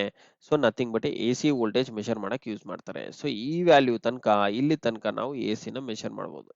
ಓಕೆ, ಅಂಡ್ ಸಿಮಿಲರ್ ಆಗಿ ಇಲ್ಲಿ ನೋಡಿ ಕರೆಂಟ್ ಕೊಟ್ಟಿದ್ದಾನೆ, ಬಟ್ ಸ್ಟ್ರೈಟ್ ಲೈನ್ ಇದೆ, ಸ್ಟ್ರೈಟ್ ಲೈನ್ ಕೊಟ್ಟು ಕೆಳಗಡೆ ಡಾಟ್ಸ್ ಕೊಟ್ಟಿದ್ದಾನೆ. ಅಂದ್ರೆ ನಥಿಂಗ್ ಬಟ್ ಇದು ಪಲ್ಸೇಟಿಂಗ್ ಆರ್ ಕಂಟಿನ್ಯೂಯಸ್ ಅಂತ ಅರ್ಥ. ಈ ತರ ಸ್ಟ್ರೈಟ್ ಲೈನ್ ಕೊಟ್ಟು ಕೆಳಗಡೆ ಡಾಟ್ಸ್ ಕೊಟ್ಟಿದ್ದಾನೆ ಅಂತಂದ್ರೆ ಇದು ಇದರ್ ಕಂಟಿನ್ಯೂಯಸ್ ಕರೆಂಟ್, ಅಂದ್ರೆ direct current of continuous value, or it is a called as pulsating value ಅಂತ ಕರಿತೀವಿ. ಓಕೆ, ಇದನ್ನ ನಾವು ಇಲ್ಲಿಂದ ಇಲ್ಲಿ ತನಕ ಡಿ ಸಿ ಕರೆಂಟ್ ಮೆಷರ್ ಮಾಡಕ್ ಯೂಸ್ ಮಾಡಬಹುದು. Okay, D C current, direct current. ಅದೇ ತರ ನೋಡಿ ಇಲ್ಲಿ ಕೊಟ್ಟಿದ್ದಾನೆ, ಇದೇನಿದು ಕಂಟಿನ್ಯೂಟಿ ಸಿಂಬಲ್ ಅಂತ ಕೊಟ್ಟಿದ್ದಾನೆ. ಯಾವುದು, ಈ ಪರ್ಟಿಕ್ಯುಲರ್ ಡಬ್ಬೆ. ಈ ಪರ್ಟಿಕ್ಯುಲರ್ ಡಬ್ಬೆನಲ್ಲಿ ಹೆಂಗಿದೆ ಅಂತಂದ್ರೆ ಈ ತರ ಡಯೋಡ್ ಕೊಟ್ಟಿದ್ದಾನೆ ಅವನು. ಓಕೆ, ಡಯೋಡ್ ನಾವು ಯೂಸ್ ಮಾಡ್ತೀವಿ ಅಂತಂದ್ರೆ ಒಂದು ಸ್ವಿಚ್ ತರ ಯೂಸ್ ಮಾಡ್ತೀವಿ ಅಂತ ನಾನು ಆಲ್ರೆಡಿ ಹೇಳಿದ್ದೆ. ಆ ಸ್ವಿಚ್ ಅಂತಂದ್ರೆ ಏನು, ಐದರ್ ಆನ್ ಅಥವಾ ಆಫ್. ಇವಾಗ ನಾನು ಒಂದು ಸರ್ಕ್ಯೂಟ್ ನ ಮೆಷರ್ ಮಾಡಬೇಕು, ಇದು ಸರ್ಕ್ಯೂಟ್ ಏನು ಅಂದ್ರೆ ಒಂದು ವೈರ್ ನ ನಾನು ಕರೆಕ್ಟ್ ಇದೆನಾ ಇಲ್ಲ ಅಂತ ನೋಡ್ಬೇಕು. ಈ ವೈರ್ ನನಗೆ ಎಲ್ಲಿಂದ ಎಲ್ಲವರೆಗೂ ಬಂದಿರುತ್ತೆ ಅಂದ್ರೆ ನಿಮ್ ಮನೆಯಿಂದ ಆ ನಿಮ್ಮ ಮಾಮೋರ್ ಮನೆ ತನಕ ಹೋಗಿರುತ್ತೆ. ನಿಮ್ಮ ಮಾಮೋರ್ ಮನೆ ಪಕ್ಕದಲ್ಲೇ ಇರುತ್ತೆ ಅಂತ ಇಟ್ಕೊಳ್ಳಿ. ಓಕೆ, ಮನೆ ಪಕ್ಕದಲ್ಲೇ ಇರುತ್ತೆ, ಬಟ್ ವೈರ್ ವಾಲ್ ಒಳಗಡೆನಿಂದ ಹೋಗಿರುತ್ತೆ. ಬಟ್ ಈ ಕಡೆನಿಂದ ನಾನು ಸಪ್ಲೈ ಕೊಟ್ಟಿರೋದು ನಿಮ್ಮ ಮಾಮೋರ್ ಮನೆಗೆ ಹೋಗ್ತಿರಲ್ಲ. ಅವಾಗ ಏನಾಗಿರುತ್ತೆ, ಎಲ್ಲೋ ವೈರ್ ಬ್ರೇಕ್ ಆಗಿರುತ್ತೆ. ಬಟ್ ಅದನ್ನ ಐಡೆಂಟಿಫೈ ಮಾಡೋದು ಹೇಗೆ, ಕಂಟಿನ್ಯೂಟಿ ಟೆಸ್ಟ್ ಮಾಡಬೇಕು. ಆ ವೈರ್ ಎಲ್ಲಿ ಬ್ರೇಕ್ ಆಗಿದೆ ಅಂತ ಗೊತ್ತಾಗಬೇಕು ಅಂತಂದ್ರೆ, ಎಲ್ಲಿ ಬ್ರೇಕ್ ಆಗಿದೆ ಅನ್ನೋದಕ್ಕಂತಲೂ ಕ್ಲಿಯರ್ ಆಗಿ ಹೇಳ್ಬೇಕಂದ್ರೆ ನಿಮಗೆ ಎಲ್ಲೋ ಬ್ರೇಕ್ ಆಗಿದೆ, ಬಟ್ ಬ್ರೇಕ್ ಆಗಿದಾ ಇಲ್ಲ ಅಂತ ಐಡೆಂಟಿಫೈ ಮಾಡ್ಬೇಕು. ಹೇಗೆ ಅಂತಂದ್ರೆ ಕಂಟಿನ್ಯೂಟಿ ಟೆಸ್ಟ್ ಕಂಡಕ್ಟ್ ಮಾಡ್ಬೇಕಾಗುತ್ತೆ.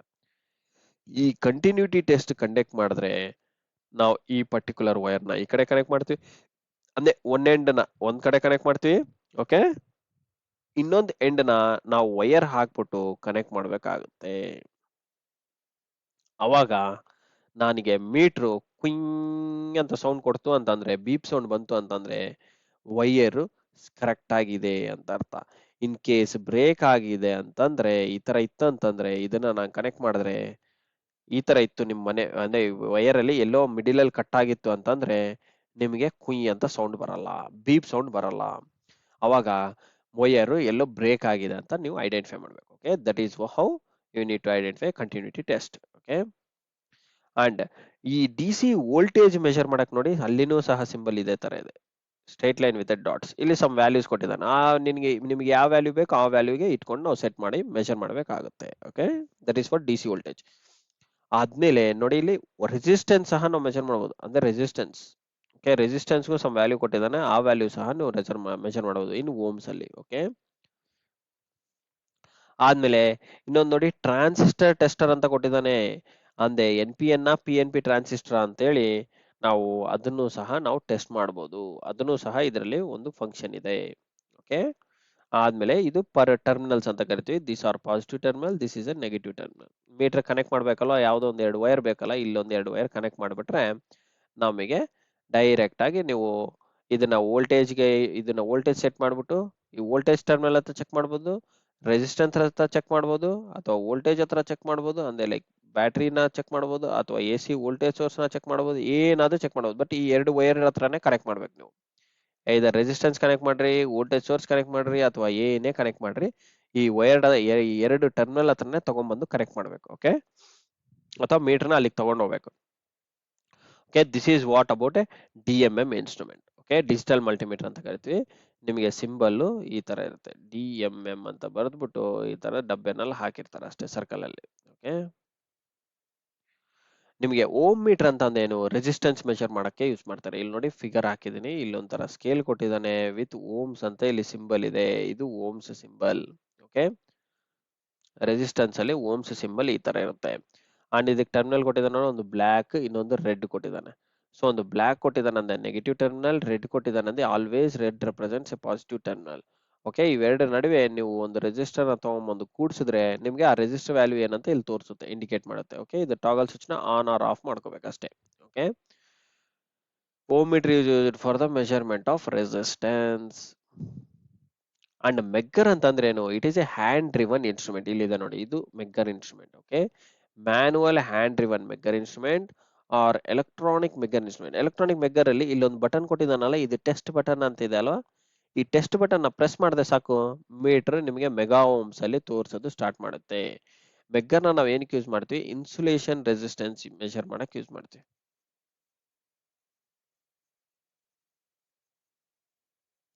ಏನ್ ಮೆಜರ್ ಮಾಡಕ್ಕೆ? ಐ ಆರ್ ವ್ಯಾಲ್ಯೂ ಅಂತ ಕರಿತೀವಿ. ಐ ಆರ್ ವ್ಯಾಲ್ಯೂ ಅಂತಂದ್ರೆ ಏನು? ನಮಗೆ ಒಂದು ಕಂಡಕ್ಟರ್ ಇರುತ್ತಲ್ವಾ, ಒಂದು ಕಂಡಕ್ಟರ್ ಇರುತ್ತೆ, ಒಂದು ಕಂಡಕ್ಟರ್ ಮೇಲೆ ಏನಿರುತ್ತೆ? ಶೀತ್ ಇರುತ್ತೆ. ಶೀತ್ ಅಂದೇನು ಇನ್ಸುಲೇಷನ್ ಶೀತ್ ಅಂತ ಕರಿತೀವಿ.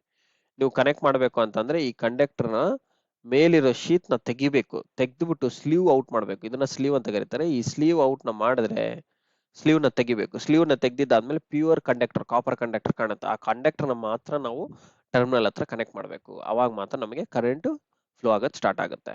ನಮಗೆ ಇನ್ಸುಲೇಷನ್ ರೆಸಿಸ್ಟೆನ್ಸ್ ಅಂತಂದ್ರೆ ಈ ಮೇಲಿರೋ ಶೀತ್ದು ರೆಸಿಸ್ಟೆನ್ಸ್ ಎಷ್ಟಿದೆ ಅಂತ ಕಂಡುಹಿಡಿಬೇಕು. ಅಂತಂದ್ರೆ ಅದನ್ನ ನಾವು ಇನ್ಸುಲೇಷನ್ ರೆಸಿಸ್ಟೆನ್ಸ್ ಅಂತ ಕರಿತೀವಿ. ಇನ್ಸುಲೇಷನ್ ಅಂತಂದ್ರೆ insulation means A protection. Insulation ಅಂತಂದ್ರೆ ಒಂದು ಪ್ರೊಟೆಕ್ಷನ್ ಅಂತ ಕರಿಬೋದು. Okay, insulation means A protection. ನಾವೇನ್ ರಬ್ಬರ್ ಟೇಪು, ಇವಾಗ ಯಾರನ್ನ ನಿಮ್ ಮನೆಗ್ ಬಂದಾಗ ಎಲೆಕ್ಟ್ರಿಷಿಯನ್ಸ್ ಏನ್ ಮಾಡ್ತಾರೆ? ಫಸ್ಟ್ ವೈರ್ನ ಏನಾದ್ರು ತೆಗೆದ್ಬಿಟ್ರೆ ಫಸ್ಟ್ ಟೇಪ್ ಹಾಕಿ ಸುತ್ತಾರೆ. ಏನದು ಟೇಪು? ಪ್ಲಾಸ್ಟಿಕ್ ಮೇಡ್ ಮೆಟೀರಿಯಲ್ ಇರುತ್ತೆ. Tape, black colour tape, red colour tape ಅವ್ರ ಸುತ್ತಾರಲ್ಲ, ಅದು ನಿಮಗೆ ಪ್ಲಾಸ್ಟಿಕ್ ಮೇಡ್ ಐಟಮ್, ಪ್ಲಾಸ್ಟಿಕ್ ಅಂತ ಕರೀತಾರೆ. ಪ್ಲಾಸ್ಟಿಕ್ ಮೇಡ್ ಐಟಮ್ ಇರುತ್ತೆ, that is also insulation tape ಅಂತ ಕರೀತಾರೆ ಅದನ್ನ, ಇನ್ಸುಲೇಷನ್ ಟೇಪ್. ಓಕೆ, ಅದು ಪ್ಲಾಸ್ಟಿಕ್ ಮೇಡ್ ಇರುತ್ತೆ. ನಿಮಗೆ ಇನ್ಸುಲೇಷನ್ ರೆಸಿಸ್ಟೆನ್ಸ್ ನಾವು ಮೆಷರ್ ಮಾಡಬೇಕು ಕಂಡಕ್ಟರ್ ಅಂತಂದ್ರೆ ನಾವು ಈ ಪರ್ಟಿಕ್ಯುಲರ್ ಇನ್ಸ್ಟ್ರೂಮೆಂಟ್ ನ ಯೂಸ್ ಮಾಡಬೇಕು. ಇದರಲ್ಲಿ ನಮ್ಗೆ ಎರಡು ಟರ್ಮಿನಲ್ ಇರುತ್ತೆ. ಎರಡು ಟರ್ಮಿನಲ್ ಇಲ್ಲಿ ಕೊಟ್ಟಿದ್ದಾರೆ ನೋಡಿ, ಇಲ್ಲಿ ಟೆಸ್ಟ್ ಲೀಡ್, ಇಲ್ಲೊಂದಿಂದ ಒಂದು ಲೀಡ್ ಬಂದಿದೆ, ಇಲ್ಲೊಂದಿಂದ ಒಂದು ಲೀಡ್ ಬಂದಿದೆ. ಟೆಸ್ಟ್ ಲೀಡ್ ಕನೆಕ್ಷನ್ ಪಾಯಿಂಟ್ಸ್ ಅಂತ ಎರಡು ಕನೆಕ್ಷನ್ ಪಾಯಿಂಟ್ಸ್ ನ ತಗೊಂಡ್ಬಂದ್ಬಿಟ್ಟು ಆ ಎರಡು ಟರ್ಮಿನಲ್ಸ್ ಹತ್ರ, ಇಲ್ಲೊಂದು ಟರ್ಮಿನಲ್ ಇಲ್ಲೊಂದು ಟರ್ಮಿನಲ್ ಹತ್ರ ನೀವು ಕನೆಕ್ಟ್ ಮಾಡಿದ್ರೆ ಈ ಇನ್ಸ್ಟ್ರೂಮೆಂಟ್ ನ, ಇದನ್ನ ರೊಟೇಟ್ ಮಾಡ್ಬೇಕಾಗುತ್ತೆ. ಹ್ಯಾಂಡ್ ಡ್ರಿವನ್ ಇನ್ಸ್ಟ್ರೂಮೆಂಟ್ ಅಂದ್ರೆ ಏನು? ಇದನ್ನ ತಿರುಗಿಸ್ಬೇಕು, ಚೆನ್ನಾಗಿ ಈ ತರ ರೊಟೇಟ್ ಮಾಡ್ಬೇಕಾಗುತ್ತೆ.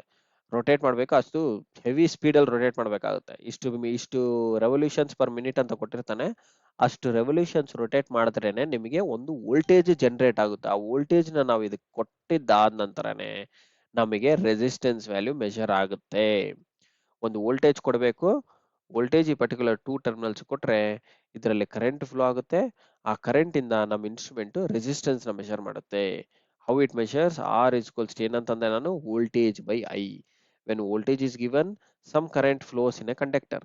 Due to that division rule, the meter automatically deflects the pointer from zero ನಿಂದ ಇನ್ಫಿನಿಟಿ ತನಕ ಇರುತ್ತೆ.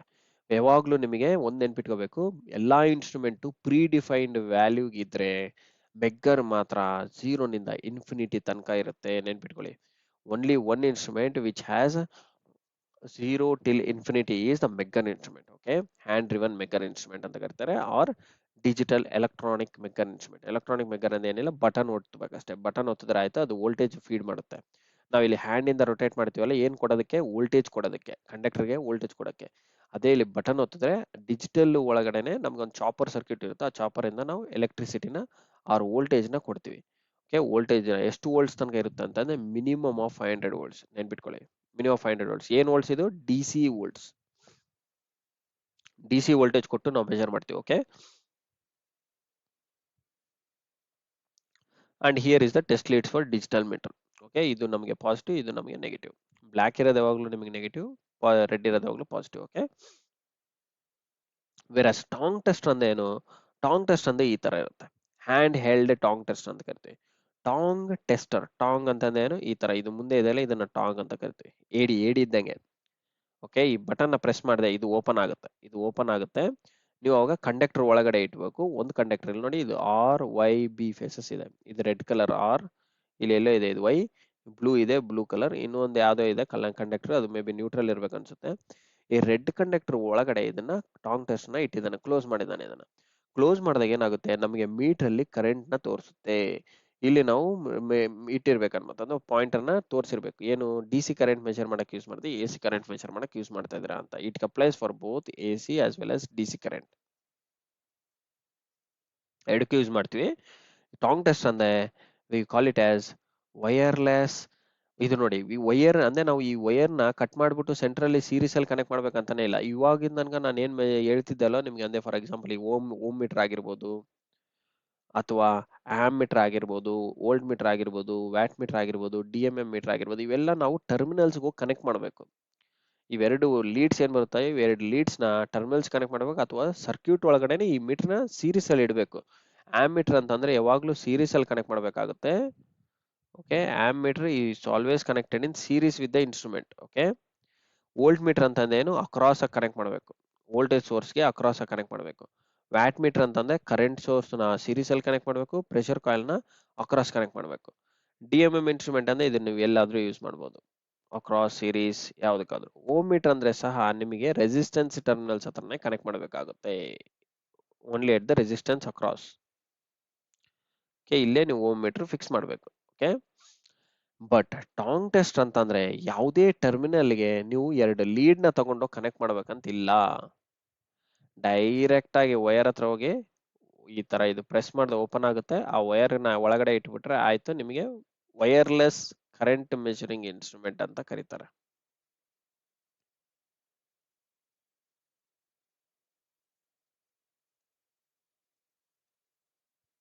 ಏನು, wireless current measuring instrument.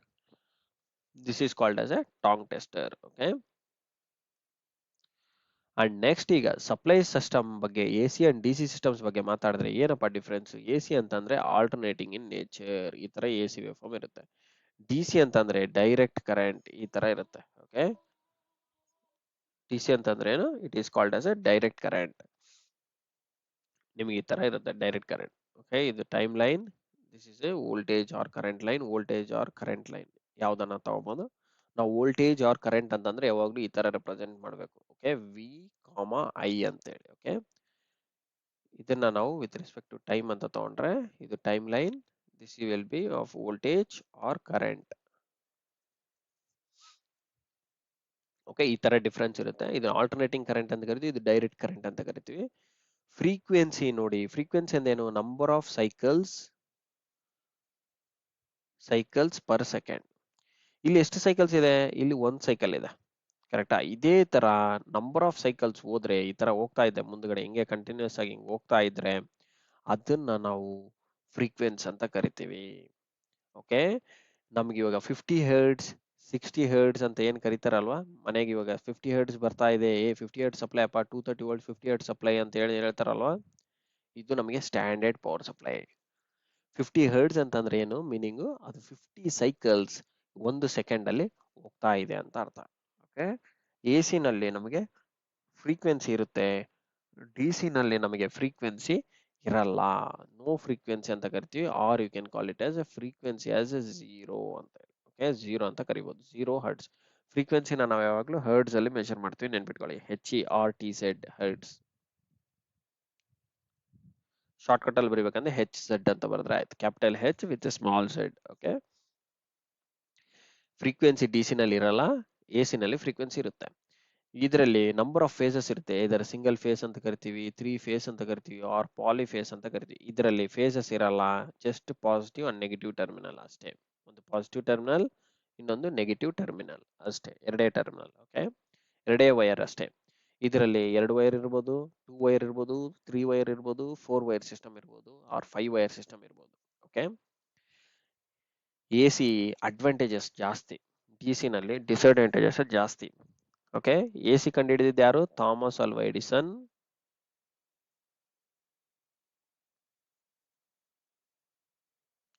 D C ಕಂಡುಹಿಡಿದಿದ್ದು ಯಾರು, ನಿಕೋಲಾ ಟೆಸ್ಲಾ. ವೆರಿ ಇಂಪಾರ್ಟೆಂಟ್ ಸೈಂಟಿಸ್ಟ್ಗಳು ಇವರು. ಡಿ ಸಿ ನ ಏನಂತ ಕರಿತೀವಿ, ಅಲ್ಲ, ಎ ಸಿ ನ ಏನಂತ ಕರಿತೀವಿ, the person who lit the world ಅಂತ ಕರಿತೀವಿ. ಓಕೆ, ಅಂದ್ರೆ ಒಳ್ಳೆ ಬೆಳಕು ತಂದ ಕ್ಯಾಂಡಿಡೇಟ್ ನಿಕೋಲಾ ಟೆಸ್ಲಾ. ಅಂದ್ರೆ ಡಿ ಸಿ ನು ತಗೊಂಡ್ಬಂದಿದ್ದಾನೆ, ಫಸ್ಟ್ ಬಂದಿರೋದು Thomas Alva Edison. Okay, he was the first inventor of electricity. ಆದ್ಮೇಲೆ ಈಗ ಲಾಂಗ್ ಟ್ರಾನ್ಸ್ಮಿಷನ್ ಲೈನ್ಸ್ ಬಗ್ಗೆ ಮಾತಾಡಿದ್ರೆ, ಟ್ರಾನ್ಸ್ಮಿಷನ್ ಲೈನ್ಸ್ ಅಂದೇನು, ಒಂದು ಪೋಲ್ಸ್ ಇರುತ್ತೆ, ಪೋಲ್ಸ್ ನಡುವೆ ನಾವೇನ್ ಮಾಡಿರ್ತೀವಿ, ವೈರ್ಸ್ ನ ತಗೊಂಡು ಹೋಗ್ತೀವಿ. ಈ ತರ ಹಲವಾರು ಸಾವಿರಾರು ಕಿಲೋಮೀಟರ್ ತನಕ ನೀವು ನಿಮ್ಮೂರಿಂದ ಬೇರೆ ಊರಿಗೆ ಹೋದ್ರೂ ಪವರ್ ಇರುತ್ತೆ, ಎಲೆಕ್ಟ್ರಿಕಲ್ ಎನರ್ಜಿ ಇರುತ್ತೆ, ಅಲ್ಲಿಂದ ಬೇರೆ ಊರಿಗೆ ಹೋದ್ರೂ ಎಲೆಕ್ಟ್ರಿಕಲ್ ಎನರ್ಜಿ ಇರುತ್ತೆ. ಹೇಗಿರುತ್ತೆ ಅಲ್ಲಿಂದ ಅಲ್ಲಿ ತನಕ, ಹೇಗಿರುತ್ತೆ ಅಂದ್ರೆ ಈ ಟ್ರಾನ್ಸ್ಮಿಷನ್ ಲೈನ್ಸ್ ಇಂದ ಹೋಗಿರುತ್ತೆ. ಲಾಂಗ್ ಟ್ರಾನ್ಸ್ಮಿಷನ್ ಲೈನ್ಸ್ ಅಂತ ತನಕ ಯೂಸ್ ಮಾಡಿದ್ರು ಸಹ A C energy is very suitable.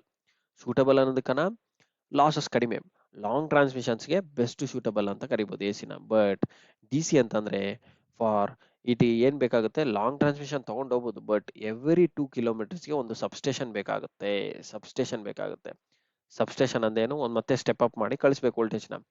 Draw immediate ಆಗಿ ವೋಲ್ಟೇಜ್ ಡ್ರಾಪ್ ಬೇಗ ಆಗುತ್ತೆ. ನಾವೇನ್ ಜನರೇಟಿಂಗ್ ಸ್ಟೇಷನ್ ಇಂದ ಜನರೇಟ್ ಮಾಡಿ ಮನೆ ತನಕ ಕಳಿಸ್ತೀವಿ ಅಂತ ಅನ್ಕೊಂಡಿರ್ತೀವಲ್ಲ, ಹಾಗೆ ಪ್ರತಿ 2 ಕಿಲೋಮೀಟರ್ಗೆ ನಮ್ಗೊಂದು ಸಬ್ಸ್ಟೇಷನ್ ಕೂಡಿಸ್ಬೇಕಾಗುತ್ತೆ. ಅದು DC. ಅದೇ AC ಅಂತಂದ್ರೆ ನಿಮಗೆ ಲಾಂಗ್ ಟ್ರಾನ್ಸ್ಮಿಷನ್ ಲೈನ್ಸ್ ತನಕ ನಾವು ಏನು ತೊಂದರೆ ಇಲ್ಲದೆ ಸಾವಿರಾರು ಕಿಲೋಮೀಟರ್ ಕಳಿಸ್ತಾನೆ ಇರ್ಬೋದು. ವೋಲ್ಟೇಜ್ ಡ್ರಾಪ್ ತುಂಬಾ ಕಡಿಮೆ. ಇದರಲ್ಲಿ ನೋಡಿ ಲೆಸ್ ಲಾಸಸ್ AC ನಲ್ಲಿ. DC ನಲ್ಲಿ ಆದ್ರೆ ಲಾಸಸ್ ಜಾಸ್ತಿ. ಓಕೆ, ಲೆಸ್ ಮೇಂಟೆನೆನ್ಸ್ ಬೇಕಾಗುತ್ತೆ. ಇವಾಗ ಲಾಸಸ್ ಕಡಿಮೆ ಇದ್ರೆ ಮೇಂಟೆನೆನ್ಸ್ ಕಡಿಮೆ ಬೇಕು, ಲಾಸಸ್ ಜಾಸ್ತಿ ಇದ್ರೆ ಅದನ್ನ ಇಂಪ್ರೂವ್ ಮಾಡಕ್ಕೆ ಮೇಂಟೆನೆನ್ಸ್ ಜಾಸ್ತಿ ಬೇಕು. ಇದು ಎಕನಾಮಿಕ್, ಬೆಸ್ಟ್ ಸೂಟಬಲ್. ಎಕನಾಮಿಕ್ ಅಂದೇನು, ಲೆಸ್ ಕಾಸ್ಟ್ಲಿ ಅನ್ನೋದಕ್ಕಿಂತ you can take it as an advantage. Even if it is costly, you can put it, but it will be useful for longer period. ಇದು costly system but cheaper for HVDC system, high voltage DC systems ಅಂತ ಕರಿತೀವಿ. ಆ systems use ಮಾಡದೆ ಇದು cheaper ಆಗುತ್ತೆ. ಈಗ ಇನ್ನು ಕೆಲವು ಡಿಫರೆನ್ಸ್ ಏನಂದ್ರೆ, ಇದರಲ್ಲಿ ನೋಡಿ ರೊಟೇಟಿಂಗ್ ಮ್ಯಾಗ್ನೆಟಿಕ್ ಫೀಲ್ಡ್ ಇರುತ್ತೆ ಅಲಾಂಗ್ ದ ವೈರ್. ಇದರಲ್ಲಿ ಕಾನ್ಸ್ಟಂಟ್ ಮ್ಯಾಗ್ನೆಟಿಕ್ ಫೀಲ್ಡ್ ಅಂತ ಕರಿತೀವಿ. DC ಅಂತಂದ್ರೆ ಕಾನ್ಸ್ಟಂಟ್ ಮ್ಯಾಗ್ನೆಟಿಕ್ ಫೀಲ್ಡ್, ಯಾಕಂದ್ರೆ ಚೇಂಜ್ ಇನ್ ಫ್ಲಕ್ಸ್ ಇಲ್ಲ ಅಲ್ವಾ. ಸೊ ಈ ತರ ಕಾನ್ಸ್ಟಂಟ್ ಲೈನ್ ಇದೆ ಅಂತಂದ್ಮೇಲೆ ನಿಮಗೆ ಮ್ಯಾಗ್ನೆಟಿಕ್ ಫೀಲ್ಡ್ ಕಾನ್ಸ್ಟಂಟ್ ಇರುತ್ತೆ. ಇದರಲ್ಲಿ ನಮಗೆ AC ಫ್ಲಕ್ಸ್ ಇದೆ ಅಂತಂದ್ರೆ ಎವರಿ ರೊಟೇಟಿಂಗ್ ಮ್ಯಾಗ್ನೆಟಿಕ್ ಫೀಲ್ಡ್ ಅಂತ ಕರಿತೀವಿ. ಇದು ನೋಡಿ direction reverse its direction every half cycle. ಇಲ್ಲಿ ಪಾಸಿಟಿವ್ ನೆಗೆಟಿವ್. ಇದರಲ್ಲಿ ಹಂಗಿಲ್ಲ, ಒಂದೇ ಡೈರೆಕ್ಷನ್, ಈ ತರ straight line.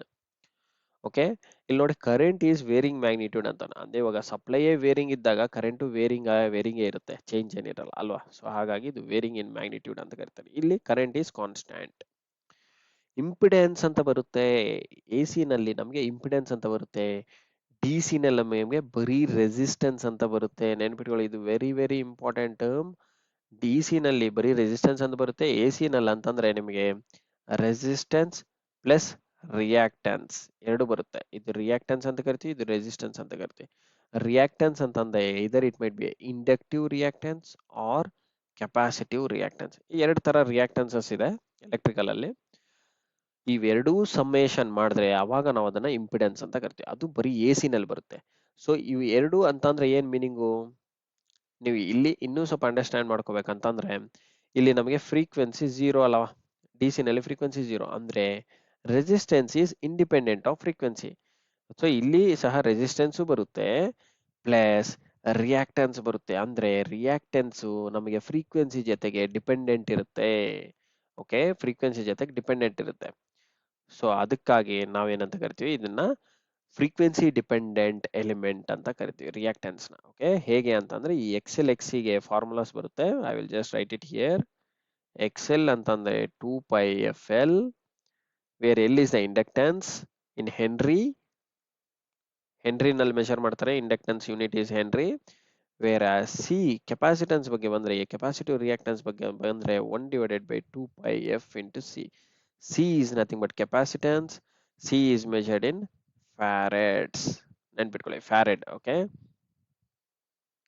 Inductance is measured in Henry. Okay, these are the two reactances.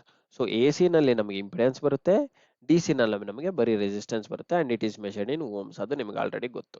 Power factor ನೋಡಿ, AC ನಲ್ಲಿ ನಮಗೆ ಲೈಸ್ ಬಿಟ್ವೀನ್ 0 to 1. ಇದು 2 ಅಂತ ಕೊಡ್ಬೋದು ನಾನು. 0 ನಿಂದ 1 ತನಕ ಪವರ್ ಫ್ಯಾಕ್ಟರ್ನ ಇಂಪ್ರೂವ್ ಮಾಡ್ಬೋದು. ವೇರ್ ಆಸ್ ರೆಸಿಸ್ಟೆನ್ಸ್ ಅಲ್ಲಿ ಪವರ್ ಫ್ಯಾಕ್ಟರ್ ಆಲ್ವೇಸ್ 1 ಇರುತ್ತೆ. ಇದು ನಮಗೆ ತುಂಬಾ advantage, highest advantage. Power factor ಅಂದ್ರೆ ಏನಂತ ನೆಕ್ಸ್ಟ್ ಅಲ್ಲಿ ಡಿಸ್ಕಸ್ ಮಾಡೋಣ.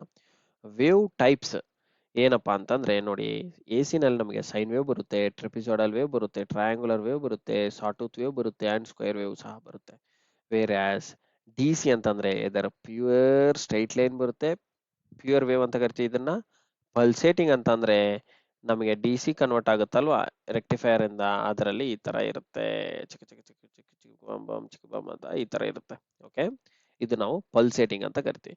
ಪಲ್ಸೇಟಿಂಗ್ ಅಂತಂದ್ರೆ ಏನು, nothing but A AC component in a DC output.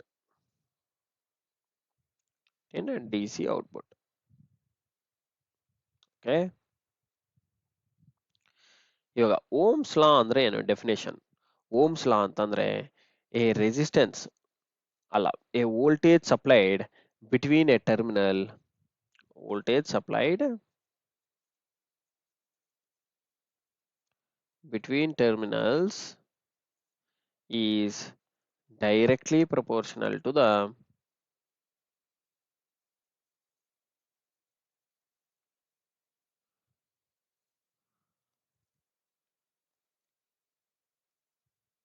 sorry one ನಿಮಿಷ, voltage ಅಲ್ವಾ, just erase this voltage and put it as a current. Current supplied ಅಲ್ಲ, current flowing in a conductor. Just erase this.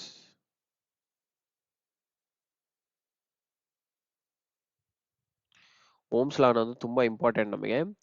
Current flowing in a conductor, current flowing in a conductor is directly proportional to the voltage and inversely proportional to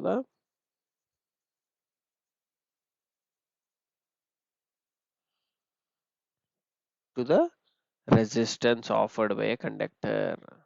Resistance offered by conductor.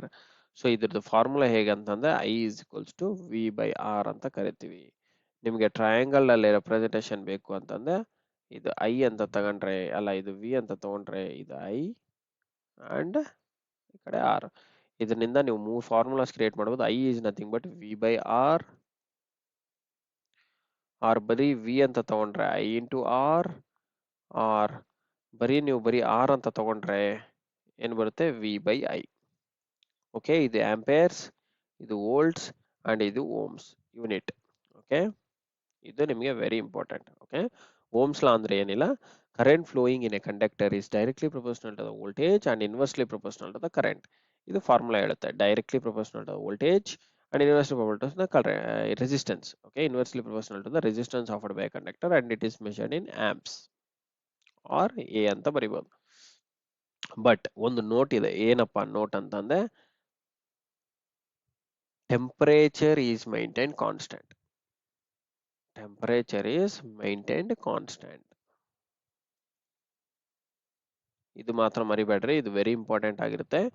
Ohm's law ಎಲ್ಲಿ applicable ಆಗುತ್ತೆ, only for a room temperatures where maintained constant. Temperature constant maintain ಮಾಡಿದ್ರೆ ಮಾತ್ರ we can apply this Ohm's law. Okay, open circuit, close circuit, short circuit ಅಂದೇನು? Open circuit ಅಂದೇನು? ಒಂದು resistance open ಆಗಿದ್ರೆ ಅದು open circuit. ಒಂದು close circuit ಅಂದ್ರೆ ಒಂದು ಕ್ಲೋಸ್ ವೈರ್ ಇದ್ರೆ ಅದು ಕ್ಲೋಸ್ ಸರ್ಕ್ಯೂಟ್. ಶಾರ್ಟ್ ಸರ್ಕ್ಯೂಟ್ ಅಂದೇನು? ಇವಾಗ ಒಂದು ಸಪ್ಲೈ ವೋಲ್ಟೇಜ್ ಪಾಸಿಟಿವ್ ಫೇಸ್ ಇದೆ, ಇನ್ನೊಂದು ಕಡೆ ನಿಮ್ಗೆ ನೆಗೆಟಿವ್ ಫೇಸ್ ಇದೆ. ಓಕೆ, ಇವೆರಡನ್ನ ನಾನು ಈಗ ಒಂದು ವೈರ್ನ ತಗೊಂಡ್ಬಂದು ಹಿಂಗ್ ಶಾರ್ಟ್ ಮಾಡಿದ್ರೆ without passing through the load, ಇಲ್ಲೊಂದು ಲೋಡ್ ಇರುತ್ತೆ, ನಾನು ಆಕ್ಚುಲಿ ಇದು ಒಂದು ಲ್ಯಾಂಪ್ ಅಂತ ಅನ್ಕೊಳ್ಳಿ, ಲ್ಯಾಂಪ್ಗೆ ನಾನು ಇವಾಗ ನಿಮ್ಮ ಮನೇಲಿರೋ ಟ್ಯೂಬ್ ಲೈಟ್ ಕೊಟ್ರೆ ಇವೆರಡು ಸಪ್ಲೈನ without this centre wire, without the centre wire ಕೊಟ್ರೆ ಏನಾಗುತ್ತೆ, ಇವಾಗ ಲ್ಯಾಂಪ್ ಆನ್ ಆಗುತ್ತೆ because it is parallelly connected. Correct. ಇವಾಗ ಏನೋ ವೈರ್ ಬ್ರೇಕ್ ಆಗ್ಬಿಟ್ಟು ಇದಕ್ಕೆ ಕನೆಕ್ಟ್ ಆಗೋಯ್ತು, ಪಾಸಿಟಿವ್ ನೆಗೆಟಿವ್ ಕನೆಕ್ಟ್ ಆಗೋಯ್ತು. ಅವಾಗ ಏನಂತ ಕರಿತೀವಿ, ಇದನ್ನ ಶಾರ್ಟ್ ಅಂತ ಕರಿತೀವಿ. ಅವಾಗ ಕರೆಂಟ್ ಹೆಂಗ್ ಹೋಗುತ್ತೆ, ಈ ತರ ಹೋಗುತ್ತೆ, ಹೀಗ್ ಹೋಗಲ್ಲ, ಈ ಪಾತ್ ಅಲ್ಲಿ ಹೋಗಲ್ಲ. Because it offers current always chooses the least resistance path. So ಈ ಬರೀ ಶಾರ್ಟ್ ಸರ್ಕ್ಯೂಟ್ ಅಲ್ಲಿ ರೆಸಿಸ್ಟೆನ್ಸ್ ಏನಿರುತ್ತೆ ನಿಮಗೆ ತೀರಾ ಕಡಿಮೆ ಇರುತ್ತೆ. Resistance is very zero minimum ಇರುತ್ತೆ. ಅದೇ ನಿಮಗೆ ಸಮ್ ಡಿವೈಸ್ ಇದೆ ಅಂತಂದ್ರೆ ಸಮ್ ರೆಸಿಸ್ಟೆನ್ಸ್ ಇರುತ್ತೆ. ಶಾರ್ಟ್ ಸರ್ಕ್ಯೂಟ್ ಇದೆ, ರೆಸಿಸ್ಟೆನ್ಸ್ ಕಡಿಮೆ, ಹಾಗಾಗಿ current always chooses the least resistance path. ಹಾಗಾಗಿ ಈ ತರ ಶಾರ್ಟ್ ಆಯ್ತು ಅಂತಂದ್ರೆ ಅದನ್ನ ನಾವು ಶಾರ್ಟ್ ಸರ್ಕ್ಯೂಟ್ ಅಂತ ಕರಿತೀವಿ. ಕ್ಲೋಸ್ ಸರ್ಕ್ಯೂಟ್ ಅಂತಂದ್ರೆ ಈ ತರ ಇಲ್ಲಿ ವೋಲ್ಟೇಜ್ ಸೋರ್ಸ್ ಕೊಟ್ಟಿರ್ತೀರಾ, ಇಲ್ಲಿ ನಿಮಗೆ ಏನಿರುತ್ತೆ, ಒಂದು ಲ್ಯಾಂಪ್ ಲೋಡ್ ಯಾವ್ದೋ ಒಂದು ಲೋಡ್ ಇರುತ್ತೆ, ಇದು ನಾವು ಕ್ಲೋಸ್ ಸರ್ಕ್ಯೂಟ್ ಅಂತ ಕರಿತೀವಿ. Okay, this is called as a close circuit. Open circuit ಅಂತಂದ್ರೆ ಈ ತರ ಇರುತ್ತೆ, ಇಲ್ಲಿ ಲ್ಯಾಂಪ್ ಇರುತ್ತೆ ಬಟ್ ಇಲ್ಲಿ ಸರ್ಕ್ಯೂಟ್ ಓಪನ್ ಆಗ್ಬಿಟ್ಟಿರುತ್ತೆ. ಓಕೆ, ಬಟ್ ಲ್ಯಾಂಪ್ ಆನ್ ಆಗ್ಬೇಕಂದ್ರೆ ಏನಾಗಬೇಕು, ಇದು ಕ್ಲೋಸ್ ಆಗ್ಬೇಕು, ಇದು ಆನ್ ಆಗುತ್ತೆ.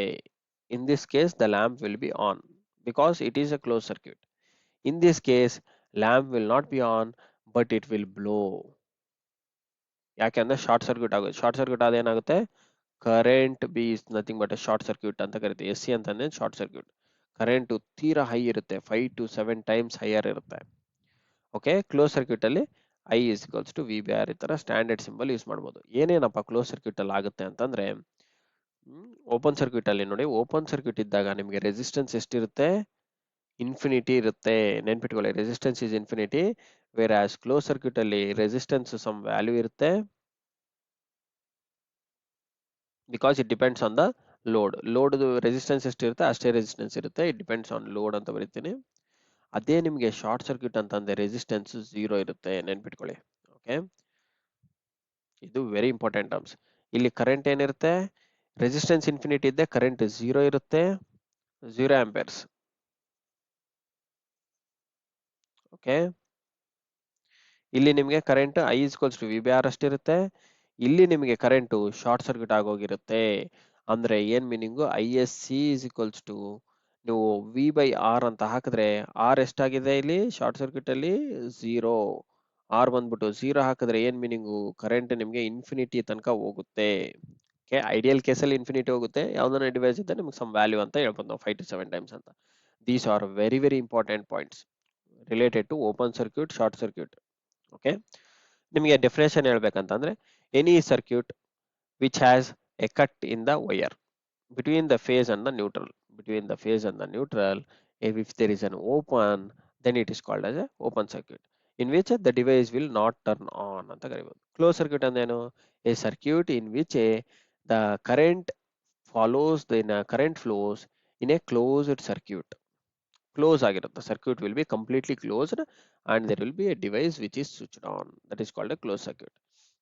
Whereas open circuit ಅಂತಂದ್ರೆ, ಅಲ್ಲ ಶಾರ್ಟ್ ಸರ್ಕ್ಯೂಟ್ ಅಂತಂದ್ರೆ, the current passes, the current flows without passing through the load. ಒಂದು ಯಾವ್ದು ಲೋಡ್ ಇದೆಯಲ್ಲ ಆ ಲೋಡ್ ಮುಖಾಂತರ ಪಾಸ್ ಆಗದೇ ಇಲ್ಲ, ಅದನ್ನ ನಾವು ಶಾರ್ಟ್ ಸರ್ಕ್ಯೂಟ್ ಅಂತ ಕರಿತೀವಿ. ಓಕೆ, ಅಂಡ್ ಈಗ ಎಫೆಕ್ಟಿವ್ ರೆಸಿಸ್ಟೆನ್ಸ್ ಇನ್ ಸೀರೀಸ್ ಅಂತ ಕೇಳಿದ್ರೆ ಏನಪ್ಪಾ, ಸೀರೀಸ್ ಸರ್ಕ್ಯೂಟ್ ಅಂತಂದ್ರೆ ಈ ತರ ಕನೆಕ್ಟೆಡ್ ಇರುತ್ತೆ, ಇದನ್ನ ನಾವು ಸೀರೀಸ್ ಸರ್ಕ್ಯೂಟ್ ಅಂತ ಕರಿತೀವಿ. Resistance 1, resistance 2, resistance 3. ಓಕೆ, ಇಲ್ಲಿ ಲೋಡ್ ಇದೆ. ಇದನ್ನ ನಾವು ಕ್ಲೋಸ್ ಸರ್ಕ್ಯೂಟ್ ಅಂತ ಕರಿಬಹುದು, ಕರೆಕ್ಟ್, ಯಾಕಂದ್ರೆ ಕ್ಲೋಸ್ ಇದೆ.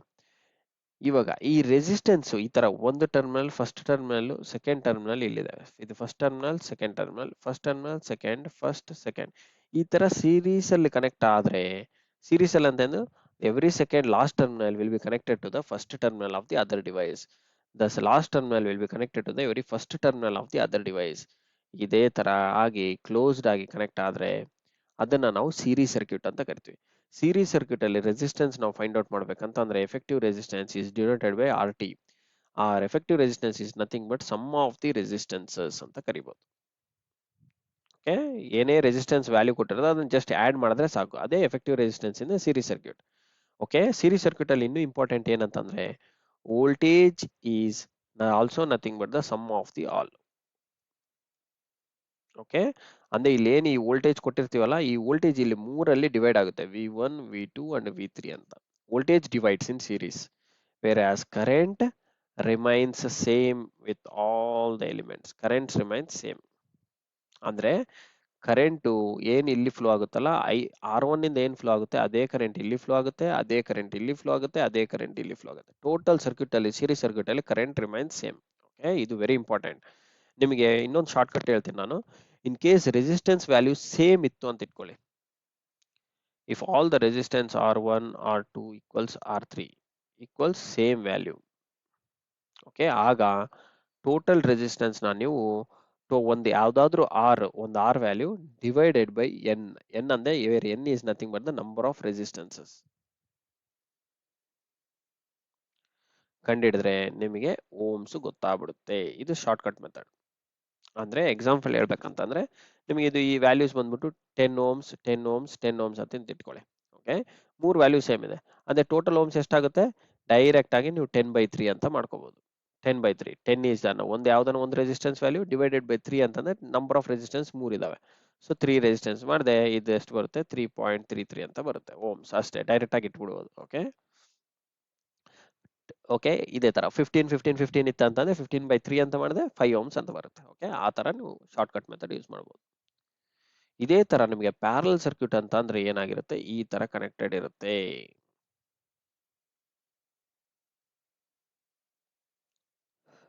R1 R2 R3 ಪ್ಯಾರಲಲ್ ಅಲ್ಲಿ ಎಫೆಕ್ಟಿವ್ ರೆಸಿಸ್ಟೆನ್ಸ್ ಬಂದು 1/T ಅಂತ ಕರಿತೀವಿ. ಎವರಿ ರೆಸಿಸ್ಟೆನ್ಸ್ ನಾವು ರೆಸಿಪ್ರೋಕಲ್ ಮಾಡಬೇಕು. R1 1/R1 plus 1/R2 plus 1/R3 ಮಾಡಿದ್ರೆ ನಿಮಗೆ ಟೋಟಲ್ ರೆಸಿಸ್ಟೆನ್ಸ್ ಬರುತ್ತೆ. ಓಕೆ, ಈ ತರ ರೆಸಿಪ್ರೋಕಲ್ ಮಾಡಲೇಬೇಕಾಗುತ್ತೆ. ಅಥವಾ ನಿಮ್ಗೆ ಇನ್ನೂ ಒಂದು ಶಾರ್ಟ್ ಟ್ರಿಕ್ ಇದೆ, ಏನಪ್ಪಾ ಅಂತಂದ್ರೆ ಈ ತರ ಬರೀ ಎರಡು ರೆಸಿಸ್ಟೆನ್ಸ್ ಇದೆ ಅಂತಂದ್ರೆ, ಎರಡು ರೆಸಿಸ್ಟೆನ್ಸ್ R1 R2 ಕೊಟ್ಟಿದ್ದಾನಂದ್ರೆ total resistance is nothing but R1 into R2 divided by R1 plus R2 ohms ಅಂತಾನು ಬರಿಬಹುದು. ಓಕೆ, ಈ ತರ ಫೈಂಡ್ ಔಟ್ ಮಾಡಬಹುದು. ಅಥವಾ when all the resistances are same, ಇವಾಗ R1 R2 R3 resistances same ಇದೆ ಅಂತಂದ್ರೆ R1 equals R2 equals R3 same ಇದ್ರೆ ಅವಾಗ ಏನ್ ಬರಿಕೋಬಹುದು ನೀವು, RT ಈಸ್ ನಥಿಂಗ್ ಬಟ್, ಅಲ್ಲ ಸಾರಿ, ನಾನು ಸೀರೀಸ್ ಅಲ್ಲಿ ಏನಂತಂದೆ ನಿಮಗೆ, ಸೀರೀಸ್ ಅಲ್ಲಿ I have told you like it is divided by ಅಂತ ಹೇಳಿದನಲ್ಲ, that is wrong. Okay, just I will erase this.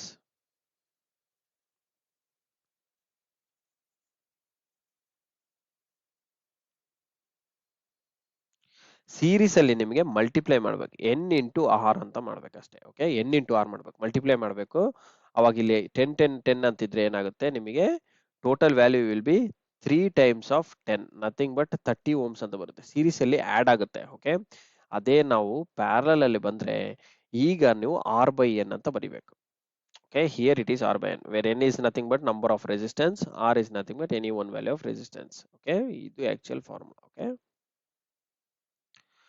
So ಈಗ ನಿಮಗೆ ಫಾರ್ ಎಕ್ಸಾಂಪಲ್ ಇಲ್ಲಿ ರೆಸಿಸ್ಟೆನ್ಸ್ ಬಂದ್ಬಿಟ್ಟು ನಿಮಗೆ 15 ಓಮ್ಸ್ ಇತ್ತಂತಂದ್ರೆ ವ್ಯಾಲ್ಯೂ ಎಷ್ಟು ಬರುತ್ತೆ, 15/3 ಅಂತ ಮಾಡಿದೆ 5 ಓಮ್ಸ್ ಅಂತ ಬರುತ್ತೆ. So total effective value of resistance will be lesser then the least value of resistance. Parallel ಅಲ್ಲಿ ಅದು ನೆನ್ಪಿಟ್ಕೊಳ್ಳಿ, total effective value of resistance will be lesser then the least value of the resistance. Okay, and parallel circuits ಅಲ್ಲಿ ಇನ್ನೂ ಎರಡು important point ಏನಂತಂದ್ರೆ voltage and current. Voltage is same across all the elements. Voltage is same across ಅಂತಂದೇನು parallel ಅಂತ ಅರ್ಥ. Voltage is same across all elements and current ಏನಾಗುತ್ತೆ, current adds ಅಂದ್ರೆ ಯಾವ ತರ, I1 plus I2 plus I3 plus ಐತೆ ತರ ಹೋಗ್ತಾನೆ ಇರುತ್ತೆ. Okay, current divides. Okay, main current ಏನ್ ಬರುತ್ತಲ್ಲ ಅಂದ್ರೆ ಇವಾಗ ನಾನು ಎಲ್ಲೋ ಇಲ್ಲೊಂದು ವೋಲ್ಟೇಜ್ ಸೋರ್ಸ್ ಕನೆಕ್ಟ್ ಮಾಡಿದ್ದೀನಿ ಅಂತಂದ್ರೆ, ಇಲ್ಲೊಂದು ವೋಲ್ಟೇಜ್ ಸೋರ್ಸ್ ಕನೆಕ್ಟ್ ಮಾಡಿದ್ದಾನೆ ಅಂತಂದ್ರೆ ಇಲ್ಲಿ ಹೋಗ್ತಿರೋ current will be added of I1 plus I2 plus I3. ಇಲ್ಲಿ ಈ ಜಂಕ್ಷನ್ ಹತ್ರನಿಂದ ಡಿವೈಡ್ ಆಗುತ್ತೆ. Okay, incoming current will divide in all the 3. Okay, ಈ ತರ 1 2 3 ಆ ತರ ಮೂರಲ್ಲಿ ಡಿವೈಡ್ ಆಗುತ್ತೆ. ಇದು ಸಿಂಪಲ್ ಆಗಿ ಹೇಳ್ಬೇಕಂದ್ರೆ ಈ ತರ ಬರ್ತಿರೋ ಕರೆಂಟ್ 1 2 3 ವೇನಲ್ಲಿ ಡಿವೈಡ್ ಆಗ್ತದೆ. ಇದು I ಅಂತ ಕರೆದ್ರೆ ಇದು I1, ಇದು I2, ಇದು I3, 3 ಬ್ರಾಂಚಸ್ ಅಂತ ಕರಿತೀವಿ. Okay, and now coming towards electrical work ಅಂದ್ರೆ ಏನು, ವರ್ಕ್ ಅಂದ್ರೆ nothing but whenever an electron or a charge moves from one position to the another position, then an electrical work is said to be done.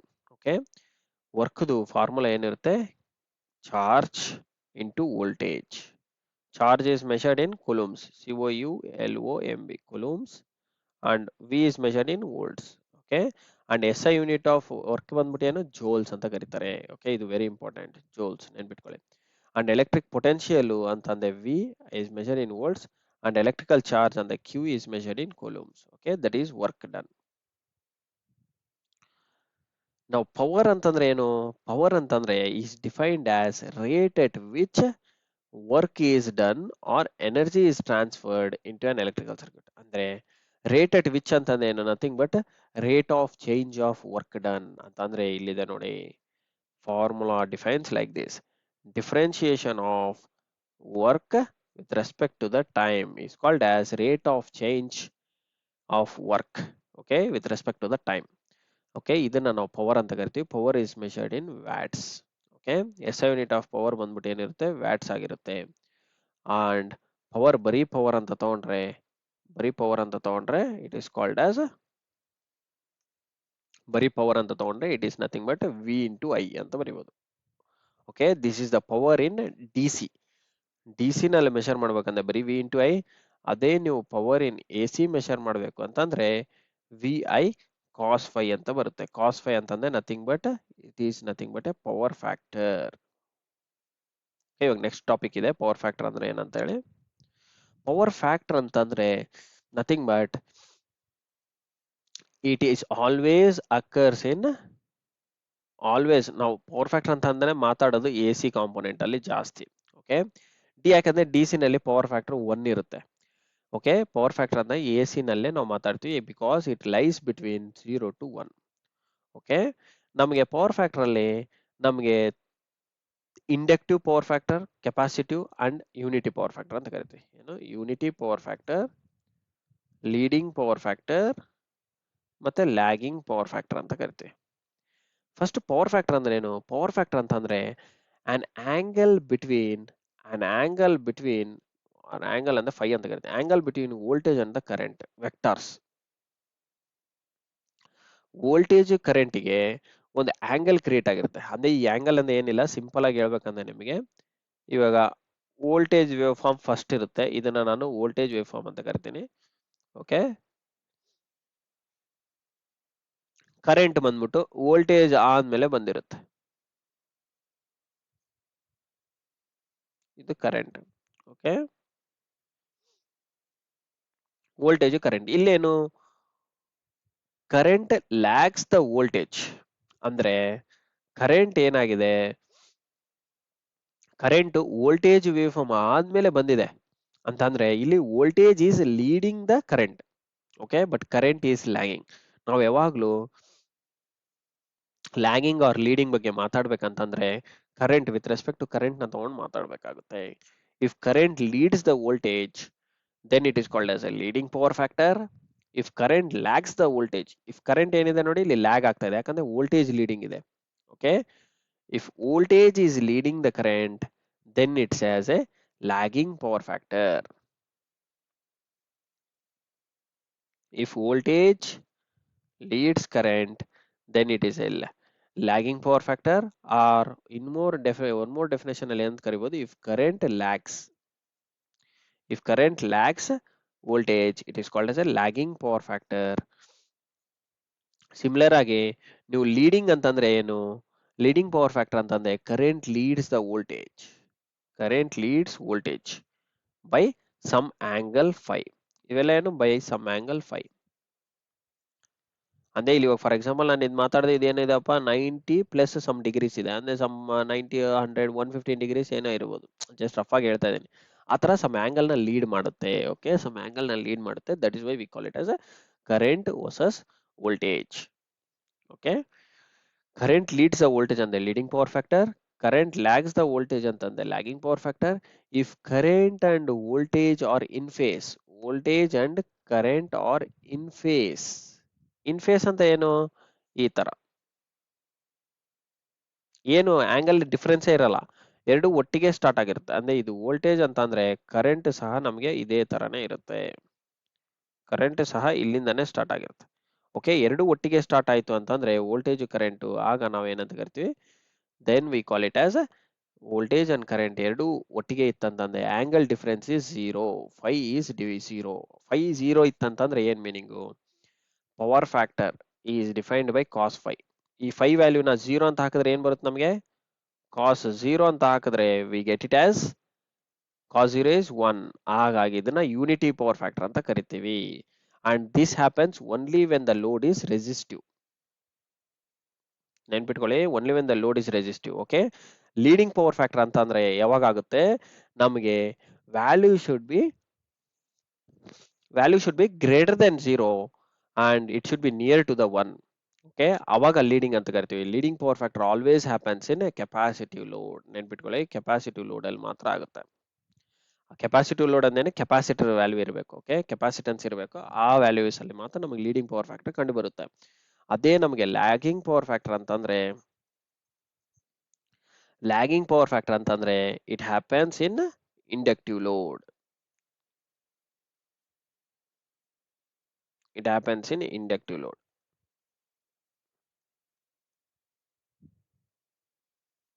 Okay.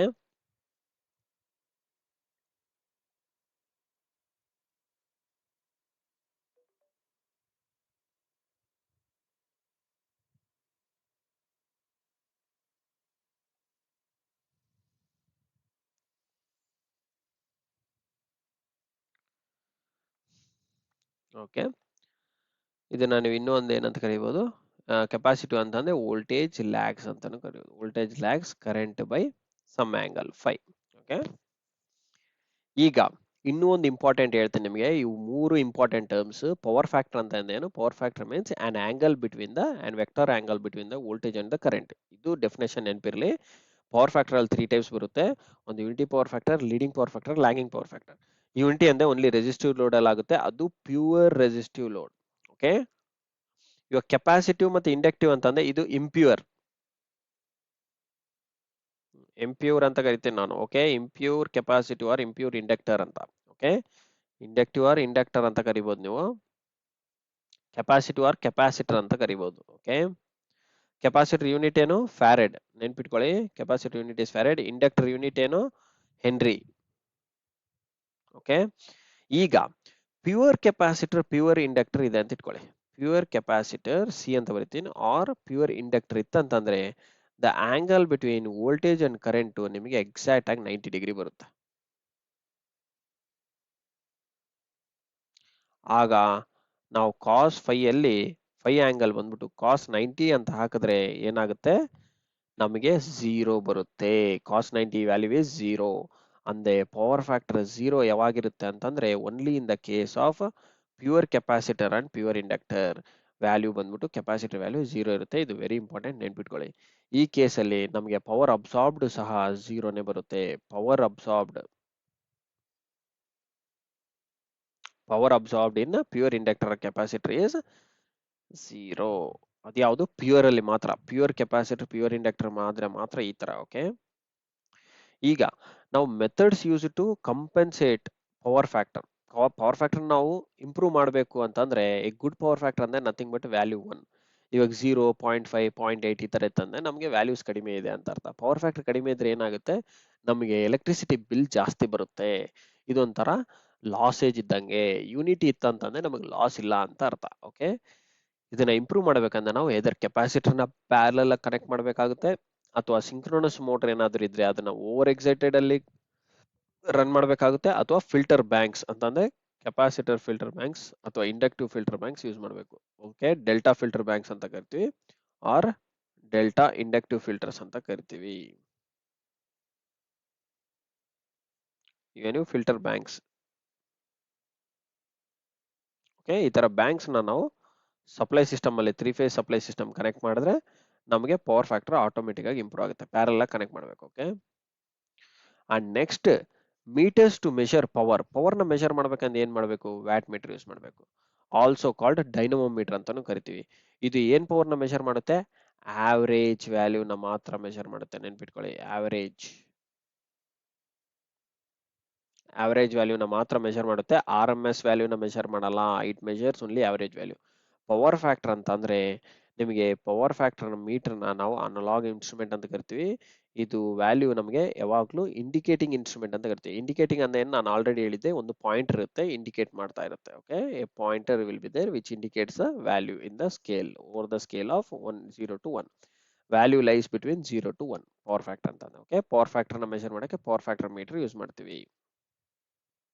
Work ನ measure ಮಾಡಕ್ಕೆ ಯಾವ meter use ಮಾಡ್ತೀವಿ? Ergometer ಅಂತ ಕರಿತೀವಿ. ಏನು? Joules. Unit is joules. ನೆನ್ಪಿಟ್ಕೊಳ್ಳಿ, SI unit is joules.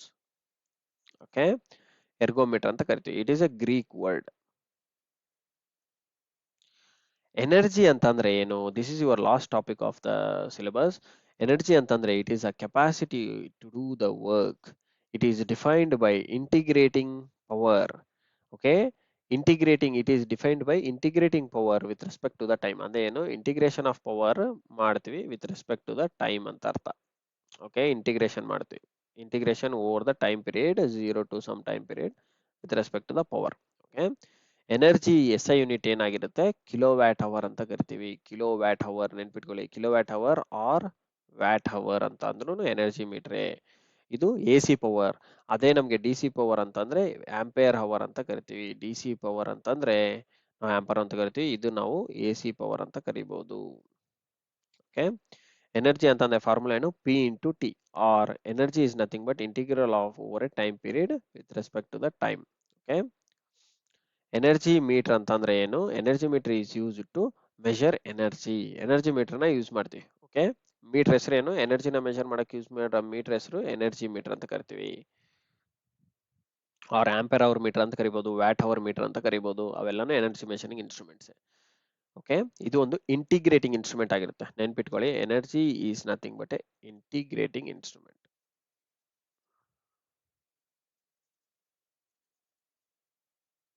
Very important, energy metre is an integrating instrument. ಯಾಕೆ ಅಂತಂದ್ರೆ ಇಂಟಿಗ್ರೇಟಿಂಗ್ ಅಂತಂದ್ರೆ ವಿತ್ ರೆಸ್ಪೆಕ್ಟ್ ಟು ಟೈಮ್ ಯಾವುದೇ ಮಾಡಿದ್ರೆ ಕೂಡ ಇಂಟಿಗ್ರೇಟಿಂಗ್. ಇಂಡಿಕೇಟಿಂಗ್ ಅಂದ್ರೆ ಬರೀ ಪಾಯಿಂಟ್ ಮಾಡುತ್ತೆ, ಇಂಡಿಕೇಟ್ ಮಾಡುತ್ತೆ ಅಂದ್ರೆ ಅದು ಇಂಟಿಗ್ರೇಟಿಂಗ್, ಅದು ಇಂಡಿಕೇಟಿಂಗ್. ಓಕೆ, ಇವಾಗ ಎನರ್ಜಿ ಮೀಟರ್ ಕಾನ್ಸ್ಟೆಂಟ್ ಕೆ ಅಂತ ಕರಿತೀವಿ. It is nothing but N number of revolutions divided by power into time, where power is measured always in kilowatt and time is always measured in henries. ಅಲ್ಲ henries ಅಲ್ಲ, sorry, time is always measured in hours. Okay, hours,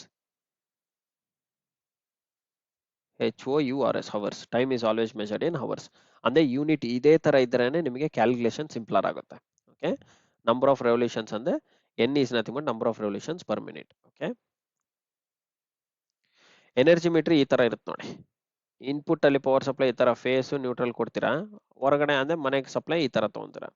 ಅಂದ್ರೆ ಹೊರಗಡೆನಿಂದ K ನಿಂದ ಬರೋ power ಸಪ್ಲೈನ, K ಅಂದ್ರೆ ನಿಮ್ದು ಯಾವ್ದು ESCOM, BESCOM, HESCOM, CESCOM, ಯಾವ್ದು ESCOMs ಇರುತ್ತಲ್ಲ, ಆ ಎಸ್ಕಾಮ್ ಇಂದ ಬರೋ ಪವರ್ ಸಪ್ಲೈ ನಿಮ್ಗೆ ಈ ತರ ಬರುತ್ತೆ.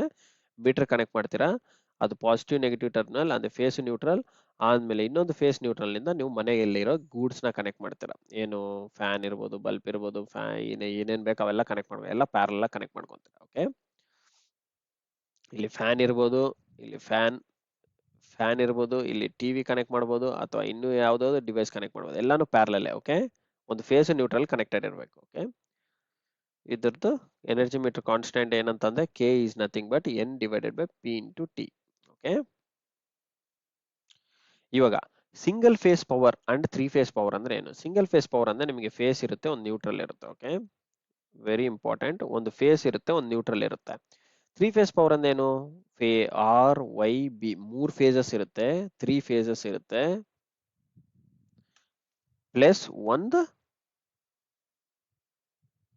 ತ್ರೀ ಫೇಸಸ್ ಇರುತ್ತೆ ಅಂಡ್ ಒಂದು ನ್ಯೂಟ್ರಲ್ ಇರುತ್ತೆ. Three phases and one neutral ಇರುತ್ತೆ. ಓಕೆ, ಇದನ್ನ ನಾವು ತ್ರೀ ಫೇಸ್ ಪವರ್ ಸಪ್ಲೈ ಅಂತ ಕರಿತೀವಿ. ಇವಾಗ ಪವರ್ ಫ್ಯಾಕ್ಟರ್ ಪವರ್ ಸಪ್ಲೈ ಅಂತಂದ್ರೆ ಮೆಷರ್ ಮಾಡಕ್ಕೆ ನಮ್ಗೆ ಒಂದು ಇನ್ಸ್ಟ್ರೂಮೆಂಟ್ ಬೇಕಲ್ವಾ, ಒಂದು ಇನ್ಸ್ಟ್ರೂಮೆಂಟ್ ಬೇಕು. ಅದನ್ನ ಏನ್ ಇನ್ಸ್ಟ್ರೂಮೆಂಟ್, ಪವರ್ ಮೆಷರ್ ಮಾಡಕ್ಕೆ ಇನ್ಸ್ಟ್ರೂಮೆಂಟ್ ಯೂಸ್ ಮಾಡೋದು ನಾವು watt meter, A C power. ನಾವು ಸಿಂಗಲ್ ಫೇಸ್ ತ್ರೀ ಫೇಸ್ ಅಂತ ಕರಿತೀವಿ ಒಂದೇ, this is both or A C power. ನೆನ್ಪಿಟ್ಕೊಳ್ಳಿ, ಡಿ ಸಿ ನಲ್ಲಿ ನಾವು ಫೇಸ್ ಅಂತ ಕರೆಯಲ್ಲ, only positive and negative terminal ಅಂತ ಕರಿತೀವಿ. ಅದನ್ನ ನಾನು ಆಲ್ರೆಡಿ ಹೇಳಿದ್ದೆ ನಿಮಗೆ. ಇವಾಗ ಫೇಸ್ ಅಂಡ್ ನ್ಯೂಟ್ರಲ್ ನ ತಗೊಂಡ್ಬಂದು ನಾವು ಇನ್ಸ್ಟ್ರೂಮೆಂಟ್ ಕನೆಕ್ಟ್ ಮಾಡ್ಬೇಕಂದ್ರೆ ಯಾವ್ದದು, ವ್ಯಾಟ್ ಮೀಟರ್. ಕರೆಂಟ್ ಕಾಯಿಲ್ ನ ಸೀರೀಸ್ ಅಲ್ಲಿ ಕನೆಕ್ಟ್ ಮಾಡಬೇಕು, ಪ್ರೆಷರ್ ಕಾಯಿಲ್ ನ ಪ್ಯಾರಲ್ ಕನೆಕ್ಟ್ ಮಾಡಬೇಕು. ಓಕೆ, ಈ ತರ ಕನೆಕ್ಟ್ ಮಾಡಿದೆ ನಿಮಗೆ ವ್ಯಾಟೇಜ್ ಗೊತ್ತಾಗುತ್ತೆ, ಇದ್ರದ್ದು ಪವರ್ ಎಷ್ಟು ಅಂತ ಆಟೋಮೆಟಿಕ್ ಆಗಿ. ಇದರಲ್ಲಿ ನೀಡಲ್ ಇರುತ್ತೆ, ಈ ಇನ್ಸ್ಟ್ರೂಮೆಂಟ್ ಅಲ್ಲಿ ನೀಡಲ್ ಇರುತ್ತೆ. ಓಕೆ, ಇಲ್ಲಿ 4 ಟರ್ಮಿನಲ್ ಇರುತ್ತೆ, ಆ 4 ಟರ್ಮಿನಲ್ ಈ ತರ ಕನೆಕ್ಟ್ ಮಾಡ್ಕೊಂತೀರಾ. ಕನೆಕ್ಟ್ ಮಾಡಿದ್ದಾದ್ಮೇಲೆ ಒಂದು ಸಿ ಸಿ, ಒಂದು ಪಿ ಸಿ, ಇಲ್ಲಿ ನಿಮಗೆ ಸ್ಕೇಲ್ ಇರುತ್ತೆ, ಏನು 0 ನಿಂದ ಸಮ್ ವ್ಯಾಟ್ಸ್, 150 ವ್ಯಾಟ್ ಮೀಟರ್ ಅಥವಾ 200 ವ್ಯಾಟ್ಸ್ ಮೀಟರ್ ಅಂತ ಇರುತ್ತೆ. ಎಷ್ಟು ವ್ಯಾಟ್ಸ್ ಕನ್ಸ್ಯೂಮ್ ಮಾಡ್ತಾರೆ ಅಷ್ಟು ವ್ಯಾಟ್ಸ್ ಇಲ್ಲಿ ಇಂಡಿಕೇಟ್ ಮಾಡುತ್ತೆ. Okay, this is also an indicating instrument. Indicating instrument. Single phase power supply ಅಂತ ಫಾರ್ಮುಲಾ ನಿಮ್ಗೆ ಈ ತರ ಬರುತ್ತೆ, ವಿ ಐ ಕಾಸ್ ಫೈ. ಇದು ಎ ಸಿ ಪವರ್ ಫಾರ್ಮುಲಾ, ಅದು ಯಾವುದು ಸಿಂಗಲ್ ಫೇಸ್. ಓಕೆ, ಅದೇ ನಿಮ್ಗೆ ತ್ರೀ ಫೇಸ್ಗೆ ಮೆಷರ್ ಮಾಡಕ್ಕೆ ಫಾರ್ಮುಲಾ ಏನಿರುತ್ತೆ, √3 times of line voltage, line current into cos phi. Line current ಅಂತಂದ್ರೆ ಏನಂತಂದ್ರೆ ನಿಮ್ಗೆ ಈ ಲೈನ್ ಅಲ್ಲಿ ಹೋಗ್ತಿರುವಂತಹ ಕರೆಂಟ್. ಓಕೆ, ಇದು ಫೇಸ್ ಕರೆಂಟ್ ಅಂತ ಕರಿತೀವಿ. ಇದು ಫೇಸ್ ಒಳಗಡೆ ಹೋದ್ರೆ ಅದನ್ನ ಫೇಸ್ ಕರೆಂಟ್ ಅಂತ. ಇದು ಒಂದು ಸ್ಟಾರ್ ಕನೆಕ್ಷನ್. ಓಕೆ, ಇದೊಂದು ಸ್ಟಾರ್ ಕನೆಕ್ಷನ್. ಇದೇ ತರ ಇನ್ನೊಂದು ಕನೆಕ್ಷನ್ ಬರುತ್ತೆ, ಅದು ಡೆಲ್ಟಾ ಕನೆಕ್ಷನ್ ಅಂತ ಕರಿತೀವಿ. ಈ ಫೇಸ್ ಒಳಗಡೆ ಹೋದ್ರೆ ಇವೆಲ್ಲ 3 ವೈಂಡಿಂಗ್ಸ್ ಅನ್ಮಾತು. ಓಕೆ, ಈ ಫೇಸ್ ಒಳಗಡೆ ಹೋದ್ರೆ, ಇದು ವೈಂಡಿಂಗ್ ಒಳಗಡೆ ಹೋದ್ರೆ ಅದನ್ನ ಫೇಸ್ ಕರೆಂಟ್ ಅಂತ ಕರಿತೀವಿ. ಈ ಲೈನ್ ಒಳಗಡೆ ಹೋದ್ರೆ ಅದನ್ನ ನಾವು ಲೈನ್ ಕರೆಂಟ್ ಅಂತ ಕರಿತೀವಿ. ಲೈನ್ ವೋಲ್ಟೇಜ್ ಅಂತ ಅಂದ್ರೆ ಏನು, ಫೇಸ್ ವೋಲ್ಟೇಜ್ ಅಂದ್ರೆ ಏನು, ಲೈನ್ ವೋಲ್ಟೇಜ್ ಅಂದ್ರೆ ಬಿಟ್ವೀನ್ ದ ಲೈನ್ಸ್ ಅಂದ್ರೆ ಬಿಟ್ವೀನ್ ದ ಫೇಸಸ್, ನ್ಯೂಟ್ರಲ್ ಅಲ್ಲ, ನೆನ್ಪಿಟ್ಕೊಳ್ಳಿ ನ್ಯೂಟ್ರಲ್ ಅಲ್ಲ, between the phases, either R Y ಅಥವಾ ವೈ ಬಿ ಅಥವಾ ಬಿ ಆರ್, ಈ ತರ ಇದ್ದೆ ಮಾತ್ರ ಅದನ್ನ ನಾವು ಲೈನ್ ವೋಲ್ಟೇಜ್ ಅಂತ ಕರಿತೀವಿ. ಅಕ್ರಾಸ್ ದ ಲೈನ್ಸ್, ಲೈನ್ಸ್ ಅಂದ್ರೆ ನಥಿಂಗ್ ಬಟ್ ಫೇಸಸ್. ಈ ನ್ಯೂಟ್ರಲ್ ಅನ್ನೋದು ನಾವು ಅಕ್ರಾಸ್ ನ್ಯೂಟ್ರಲ್ ಏನಾದ್ರೂ ವೋಲ್ಟೇಜ್ ನ ಮೆಷರ್ ಮಾಡಿದ್ರೆ ಅದು ನಾವು ಫೇಸ್ ವೋಲ್ಟೇಜ್ ಅಂತ ಕರಿತೀವಿ.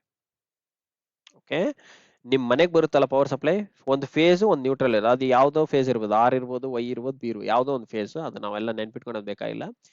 ಬಟ್ ಆ phase with respect to neutral ಮಾತ್ರನೇ ನಮ್ಮ ಮನೆಗೆ ಬರುತ್ತೆ, ಸಿಂಗಲ್ ಫೇಸ್ ಪವರ್ ಸಪ್ಲೈ, ಅದನ್ನ ನಾವು ಫೇಸ್ ವೋಲ್ಟೇಜ್ ಅಂತ ಕರಿತೀವಿ. ಓಕೆ, ಅದು ಎಷ್ಟು ಇರುತ್ತೆ, 230 ವೋಲ್ಟ್ಸ್ 50 ಹರ್ಟ್ಸ್ ಪವರ್ ಸಪ್ಲೈ ಇರುತ್ತೆ. ಅದೇ ನಿಮಗೆ ಲೈನ್ ವೋಲ್ಟೇಜ್ ಅಂತ ತಗೊಂಡ್ರೆ, ಬಿಟ್ವೀನ್ ಲೈನ್ಸ್ ತಗೊಂಡ್ರೆ, ಇದು ನಾವು 3 ಫೇಸ್ ಪವರ್ ಸಪ್ಲೈ ಅಂತ ಕರಿತೀವಿ.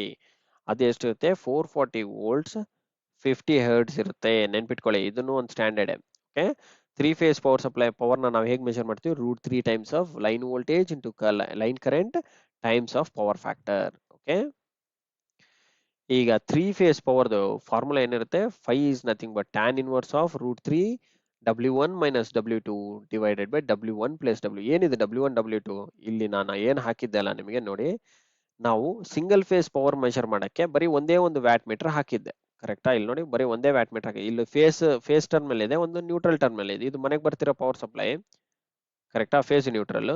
ಫೇಸ್ ನ್ಯೂಟ್ರಲ್ಗೆ ನಾನೇನ್ ಮಾಡಿದೀನಿ, ಒಂದೇ ಒಂದು ಇನ್ಸ್ಟ್ರೂಮೆಂಟ್ ಹಾಕಿದ್ದೀನಿ ಅಷ್ಟೇ. ಏನು, ಫೇಸ್ ಅಲ್ಲಿ ಕರೆಂಟ್ ಕಾಯಿಲ್ ಕನೆಕ್ಟ್ ಮಾಡಿದ್ದೀನಿ, ನ್ಯೂಟ್ರಲ್ ಅಲ್ಲಿ ಪ್ರೆಷರ್ ಕಾಯಿಲ್ ಕನೆಕ್ಟ್ ಮಾಡಿದ್ದೀನಿ. ಇದು ನಮಗೆ ಸಿಂಗಲ್ ಫೇಸ್ ಮೆಷರ್ ಮಾಡಕ್ ಆಯ್ತು. 3 ಫೇಸ್ ಮೆಷರ್ ಮಾಡ್ಬೇಕಂದ್ರೆ ನಾವು ಅದೇ ತರ ಇನ್ಸ್ಟ್ರೂಮೆಂಟ್, ಎರಡು ಇನ್ಸ್ಟ್ರೂಮೆಂಟ್ ಹಾಕ್ಬೇಕಾಗತ್ತೆ. ಓಕೆ, ಒಂದು ಫೇಸ್ ಅಲ್ಲಿ ಒಂದು ಇನ್ಸ್ಟ್ರೂಮೆಂಟ್, ಒಂದು ಸಿ ಸಿ, ಒಂದು ಪಿ ಸಿ ಕಾಯಿಲ್, ಇನ್ನೊಂದು ಫೇಸ್ ಅಲ್ಲಿ ಇನ್ನೊಂದು ಇನ್ಸ್ಟ್ರೂಮೆಂಟ್, ಒಂದು ಸಿ ಸಿ, ಇನ್ನೊಂದು ಪಿ ಸಿ ಕಾಯಿಲ್. ಇದು ಒಂದು ಇನ್ಸ್ಟ್ರೂಮೆಂಟ್ ನಾನು W1 ಅಂತ ಕರಿತೀನಿ, ಇನ್ನೊಂದು ಇನ್ಸ್ಟ್ರೂಮೆಂಟ್ ನಾನು W2 ಅಂತ ಕರಿತೀನಿ. ಓಕೆ, ನಮಗೆ 3 ಫೇಸಸ್ ಇದೆ ಅಂತಂದ್ರೆ ನಮಗೆ 2 ವ್ಯಾಟ್ ಮೀಟರ್ಸ್ ಮಿನಿಮಮ್ ಬೇಕು ಪವರ್ ಮೆಷರ್ ಮಾಡಕ್ಕೆ. ಓಕೆ, ಮಿನಿಮಮ್ 2 ವ್ಯಾಟ್ ಮೀಟರ್ಸ್ ಬೇಕಾಗುತ್ತೆ. ಓಕೆ, ಅದನ್ನೇ ನಾನು ಇಲ್ಲಿ ಹಾಕಿದ್ದೀನಿ. 2 ವ್ಯಾಟ್ ಮೀಟರ್ಸ್ ಅಂದ್ರೆ ಇದು W1 minus W2 divided by W1 plus W2. ಇದು ನಮಗೆ 5 ಅಂತ ರೆಪ್ರೆಸೆಂಟ್ ಮಾಡುತ್ತೆ. ಪವರ್ ಫ್ಯಾಕ್ಟರ್ ಮೆಷರ್ ಮಾಡ್ಬೇಕಂದ್ರೆ 3 ಫೇಸ್ ಅಲ್ಲಿ ಇದೇ ತರ ಮಾಡಬೇಕು. 2 ವ್ಯಾಟ್ ಮೀಟರ್ ವ್ಯಾಲ್ಯೂ ತಗೋಬೇಕು, √3 ಮಲ್ಟಿಪ್ಲೈ ಮಾಡಿದ್ರೆ ನಮಗೆ ಈ ಟ್ಯಾನ್ ಇನ್ವರ್ಸ್ ಮಾಡಿದ್ರೆ ಆ ವ್ಯಾಲ್ಯೂ ಬಂದಿರೋದನ್ನ ಟ್ಯಾನ್ ಇನ್ವರ್ಸ್ ಕ್ಯಾಲ್ಸಿನಲ್ಲಿ ನೋಡಿದ್ರೆ ನಿಮಗೆ 5 ವ್ಯಾಲ್ಯೂ ಬರುತ್ತೆ. ಆ 5 ವ್ಯಾಲ್ಯೂನ ತಗೊಂಡು ಕಾಸ್ ಫೈನಲ್ ಹಾಕಿದ್ರೆ ನಿಮಗೆ ಪವರ್ ಫ್ಯಾಕ್ಟರ್ ಆಟೋಮೆಟಿಕ್ ಆಗಿ ಬಂದ್ಬಿಡುತ್ತೆ. Okay, in case of polyphase ಇತ್ತು ಅಂತಂದ್ರೆ, ಪಾಲಿಫೇಸ್ ಇನ್ಸ್ಟ್ರೂಮೆಂಟ್ ಇತ್ತು ಅಂತಂದ್ರೆ, ಪಾಲಿಫೇಸ್ ಅಂದ್ರೆ ಫಾರ್ ಎಕ್ಸಾಂಪಲ್ 5 ಫೇಸ್ ಇತ್ತು ಅಂತ ಹೇಳ್ತಾನೆ, ಅವಾಗ ಎಷ್ಟು ಇನ್ಸ್ಟ್ರೂಮೆಂಟ್ಸ್ ಬೇಕಾಗುತ್ತೆ, N-1 ಬೇಕಾಗುತ್ತೆ. N is nothing but number of phases -1 ಮಾಡಿದ್ರೆ ಅಷ್ಟು watt meters we need. Okay, ಇದೇ ತರ ನೀವು ಇವಾಗ 3 ಫೇಸ್ಗೆ ಹಾಕಿದ್ರೆ ಎಷ್ಟು ಬೇಕಿತ್ತು, 3 ಫೇಸ್ಗೆ N-1 ಅಂತಂದ್ರೆ ಎಷ್ಟು ವ್ಯಾಟ್ ಮೀಟರ್ ಬೇಕು, 3 - 1 ಅಂತಂದ್ರೆ 2 ವ್ಯಾಟ್ ಮೀಟರ್ಸ್ ಬೇಕು. ಓಕೆ, ಈ ತರ number of watt metres required is nothing but N-1 is the formula. Okay, N-1 is the formula. ಈಗ ನಿಮ್ಗೆ ಇನ್ನೂ ಒಂದು ಹೇಳ್ಬೇಕು ನಾನು, ಪವರ್ ಫ್ಯಾಕ್ಟರ್ ಅಲ್ಲಿ, ಪವರ್ ಫ್ಯಾಕ್ಟರ್ ಅಂತಂದ್ರೆ ಇಷ್ಟು ಹೇಳಿದಿನಲ್ಲ, ಇನ್ನೂ ಒಂದು ಫಾರ್ಮುಲಾ ಇದೆ, ಇನ್ನೂ 2 ಫಾರ್ಮುಲಾಸ್ ಇದೆ. ಪವರ್ ಫ್ಯಾಕ್ಟರ್ ಅಂತಂದ್ರೆ ನಥಿಂಗ್ ಬಟ್ R/Z ಅಂತಾನು ಕರಿತೀವಿ. ಏನು, resistance by impedance, or you can also call it as active power to the apparent power,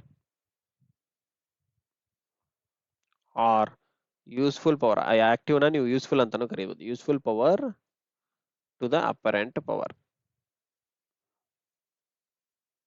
ಇವೆಲ್ಲನೂ formulas, important formulas. Okay, with respect to the power factor. ಈಗ few MCQs ಇದೆ, ಒಂದು 10 MCQs ಹಾಕಿದ್ದೀನಿ, ಅದನ್ನ solve ಮಾಡೋಣ. The SI unit of power ಏನಾಗುತ್ತೆ ಹೇಳಿ? Yes, exactly. Ohms ಅನ್ನೋದು ಯಾವ್ದ್ರದ್ದು ಯೂನಿಟ್? Yes, exactly. ವೋಲ್ಟೇಜ್ ಅನ್ನೋದು, ವೋಲ್ಟ್ಸ್ ಅನ್ನೋದು ವೋಲ್ಟೇಜ್, ಕರೆಕ್ಟ್. ಆಂಪೇರ್ಸ್ ಅನ್ನೋದು ಯಾವ್ದ್ರದ್ದು? Current, exactly. This is good. ಇವಾಗ SI ಯೂನಿಟ್ ಆಫ್ ಕರೆಂಟ್ ಅಂತಂದ್ರೆ amperes, perfect. Watts is the unit of power. Ohms ಅಂತಂದ್ರೆ resistance, and volts means it's the voltage. Correct. The energy is measured by ಯಾವ instrument? Volt meter ಯಾವ್ದಕ್ಕೆ use ಮಾಡ್ತೀವಿ? Voltage. ಕರೆಕ್ಟಾ? So energy ಅಲ್ಲ. Ammeter ಯಾವ್ದಕ್ಕೆ use ಮಾಡ್ತೀವಿ? Current. ಕರೆಕ್ಟಾ? Watt meter ಯಾವ್ದಕ್ಕೆ ಯೂಸ್ ಮಾಡ್ತೀವಿ? ಪವರ್. ಸೊ ಇನ್ನು ಉಳಿದಿರೋ ಇನ್ಸ್ಟ್ರೂಮೆಂಟ್ ಯಾವುದು? Watt hour instrument. ನೋಡಿ ನೆನ್ಪಿಟ್ಕೊಳ್ಳಿ, ವ್ಯಾಟ್ ಹವರ್. ಎನರ್ಜಿ ಅನ್ನೋದು ಒಂದು ಇಂಟಿಗ್ರೇಟಿಂಗ್ ಇನ್ಸ್ಟ್ರೂಮೆಂಟ್. ನಾನು ಅವಾಗ ಹೇಳಿದ್ದೆ ನಿಮಗೆ, ಎನರ್ಜಿ ಅನ್ನೋದೇನು ಒಂದು integrating instrument. Energy is an integrating. ಏನ ಇಂಟಿಗ್ರೇಟ್ ಮಾಡಿದ್ರೆ ಎನರ್ಜಿ ಬರುತ್ತೆ ನಮಗೆ? ಪವರ್ನ ಇಂಟಿಗ್ರೇಟ್ ಮಾಡಿದ್ರೆ ಬರುತ್ತೆ. ಸೊ ಪವರ್ನ ಇಂಟಿಗ್ರೇಟ್ ಮಾಡಿದ್ರೆ ಬರೋ ಅಂಥದ್ದು ಎನರ್ಜಿ. ಸೊ ಹಾಗಾಗಿ ಇದ್ರದ್ದು ಯೂನಿಟ್ ನಮಗೆ ವ್ಯಾಟ್ ಹವರ್ ಅಂತ ಬರುತ್ತೆ, ಆರ್ ಕಿಲೋ ವ್ಯಾಟ್ ಹವರ್ ಅಂತ ಬರುತ್ತೆ, ಆರ್ ಆಂಪೇರ್ ಹವರ್ ಅಂತ ಬರುತ್ತೆ. ಬರೀ ಆಂಪೇರ್ ಹವರ್ ಅಂತ ಬಂದೆ. DC measuring instrument, DC energy measuring instrument, DC ಎನರ್ಜಿನ ಮೆಜರ್ ಮಾಡಕ್ಕೆ. ಅದೇ ನಿಮ್ಗೆ ಬರೀ watt hour or kilo watt hour ಅಂತ ಬಂದ್ರೆ ಇದು ಎಸಿ ಎನರ್ಜಿನ ಮೆಜರ್ ಮಾಡಕ್ಕೆ instrument. Okay, so it is nothing but energy measuring instrument. Watt hour meter is the right answer. ಇವಾಗ the dynamo meter is used for what?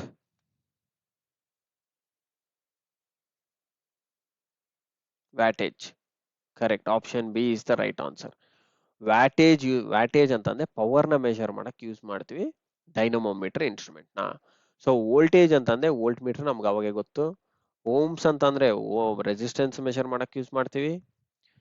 Energy ಅಂತಂದ್ರೆ ಏನು? Energy ಅಂತಂದ್ರೆ like use ಮಾಡೋ ಇನ್ಸ್ಟ್ರೂಮೆಂಟ್ ಯಾವುದು? Energy meter. ಕರೆಕ್ಟಾ? Energy meter, and it is measured in kilowatt hour or watt hour, or if it is DC it is ampere hour. Correct. Next, the wireless current measuring instrument ಯಾವುದು? Exactly it is a tongue tester.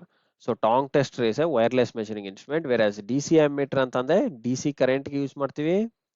AC ammeter ಅಂತಂದ್ರೆ AC current ಗೆ use ಮಾಡ್ತೀವಿ. ಈ AC current ಅಲ್ಲಿ ಏನ್ measure ಮಾಡುತ್ತೆ ಅಂತಂದ್ರೆ RMS value measure ಮಾಡುತ್ತೆ, ನೆನ್ಪಿಟ್ಕೊಳ್ಳಿ. ಅಂಡ್ DC ನಲ್ಲಿ ಯಾವ್ದು ಮೆಜರ್ ಮಾಡುತ್ತೆ? ಆವರೇಜ್ ವ್ಯಾಲ್ಯೂ ಮೆಜರ್ ಮಾಡುತ್ತೆ. ಓಕೆ, ಅಂಡ್ ವ್ಯಾಟ್ ಮೀಟರ್ ಯಾವ ವ್ಯಾಲ್ಯೂ ಮೆಜರ್ ಮಾಡುತ್ತೆ? ಪವರ್ ನ ಮೆಜರ್ ಮಾಡುತ್ತೆ, and it measures average value. Okay, ಅದು AC ಪವರ್ ಆದ್ರೂ ಇರ್ಲಿ, DC ಪವರ್ ಆದ್ರೂ ಇರ್ಲಿ, ಅದು ಮೆಷರ್ ಮಾಡೋದು only average value. Okay, AC or DC power, it measures only average value. It is very important point. Okay, and the diode continuity test is done by ಯಾವ meter? Exactly, digital multimeter ನಾವು continuity test ಗೆ use ಮಾಡ್ತೀವಿ. So volt meter ಅಂದ್ರೆ voltage, ammeter means current. DSO ಅಂತಂದ್ರೆ ಏನು? Digital signal oscilloscope ಅಂತ ಕರಿತೀವಿ. ಏನು? ಡಿಜಿಟಲ್ ಸಿಗ್ನಲ್ ಆಸಿಲೋಸ್ಕೋಪ್ ಅಂತ ಕರಿತೀವಿ. ಓಕೆ, ಇದು ಏನಕ್ಕೆ ಯೂಸ್ ಮಾಡ್ತಾರೆ? ಗ್ರಾಫ್ಸ್ ನ ರೀಡ್ ಮಾಡಕ್ ಯೂಸ್ ಮಾಡ್ತಾರೆ. ಏನು? ಇದು ಒಂದು ಏನ್ ಇನ್ಸ್ಟ್ರೂಮೆಂಟ್ ಆಗಿರುತ್ತೆ? It is an recording instrument. ನೆನ್ಪಿಟ್ಕೊಳ್ಳಿ, it is an recording instrument. Recording ಅಂತ ಏನು? ರೆಕಾರ್ಡ್ ಮಾಡ್ಕೋಬೇಕು. ಯಾವುದೇ ಒಂದು ಡಾಟಾನ ರೀಡ್ ಮಾಡುತ್ತಲ್ಲ, ಇದು ಗ್ರಾಫ್ ಇರ್ಬೋದು. ಇವಾಗ ನಾನು ಕರೆಂಟ್ ಗ್ರಾಫ್ ಅಂದ್ರೆ ನಾನು ಏನ್ ಹೇಳ್ದೆ ಅಲ್ಲ ನಿಮಗೆ, ಈ ತರ ಲೀಡಿಂಗ್ ಆಗುತ್ತೆ, ಲ್ಯಾಗಿಂಗ್ ಆಗುತ್ತೆ, ಅದಾಗುತ್ತೆ, ಇದಾಗುತ್ತೆ ಅಂತ. ಸೊ ಇವೆಲ್ಲ ಏನು? ಗ್ರಾಫ್ಸ್. ಈ ಗ್ರಾಫ್ಸ್ ನ ನಾವು ರೀಡ್ ಮಾಡಿ ಮತ್ತೆ ರೆಕಾರ್ಡ್ ಮಾಡಿದೀವಿ ಅಂತಂದ್ರೆ ಅದು recording instrument. Okay, so DSO is one of the recording instrument. DMM is a digital multimeter and it is used for multi-purpose, either voltage, current, resistance, or diode continuity test. Okay, continuity test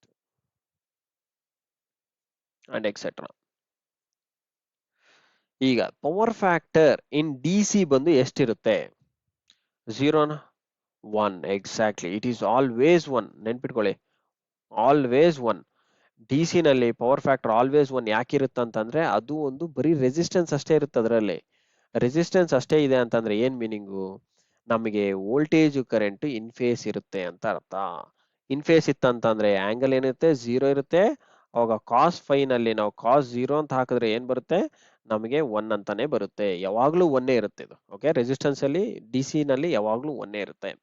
ಅದೇ ನಿಮಗೆ 0 to 1 ಯಾವ್ದ್ರಲ್ಲಿ ಬರುತ್ತೆ? ಅದು AC ನಲ್ಲಿ ಬರುತ್ತೆ. Because AC ನಲ್ಲಿ ನಮಗೆ impedance ಇರುತ್ತೆ. Okay, and rest of the things 0 ಅಂತ ಯಾವಾಗ ಬರುತ್ತೆ?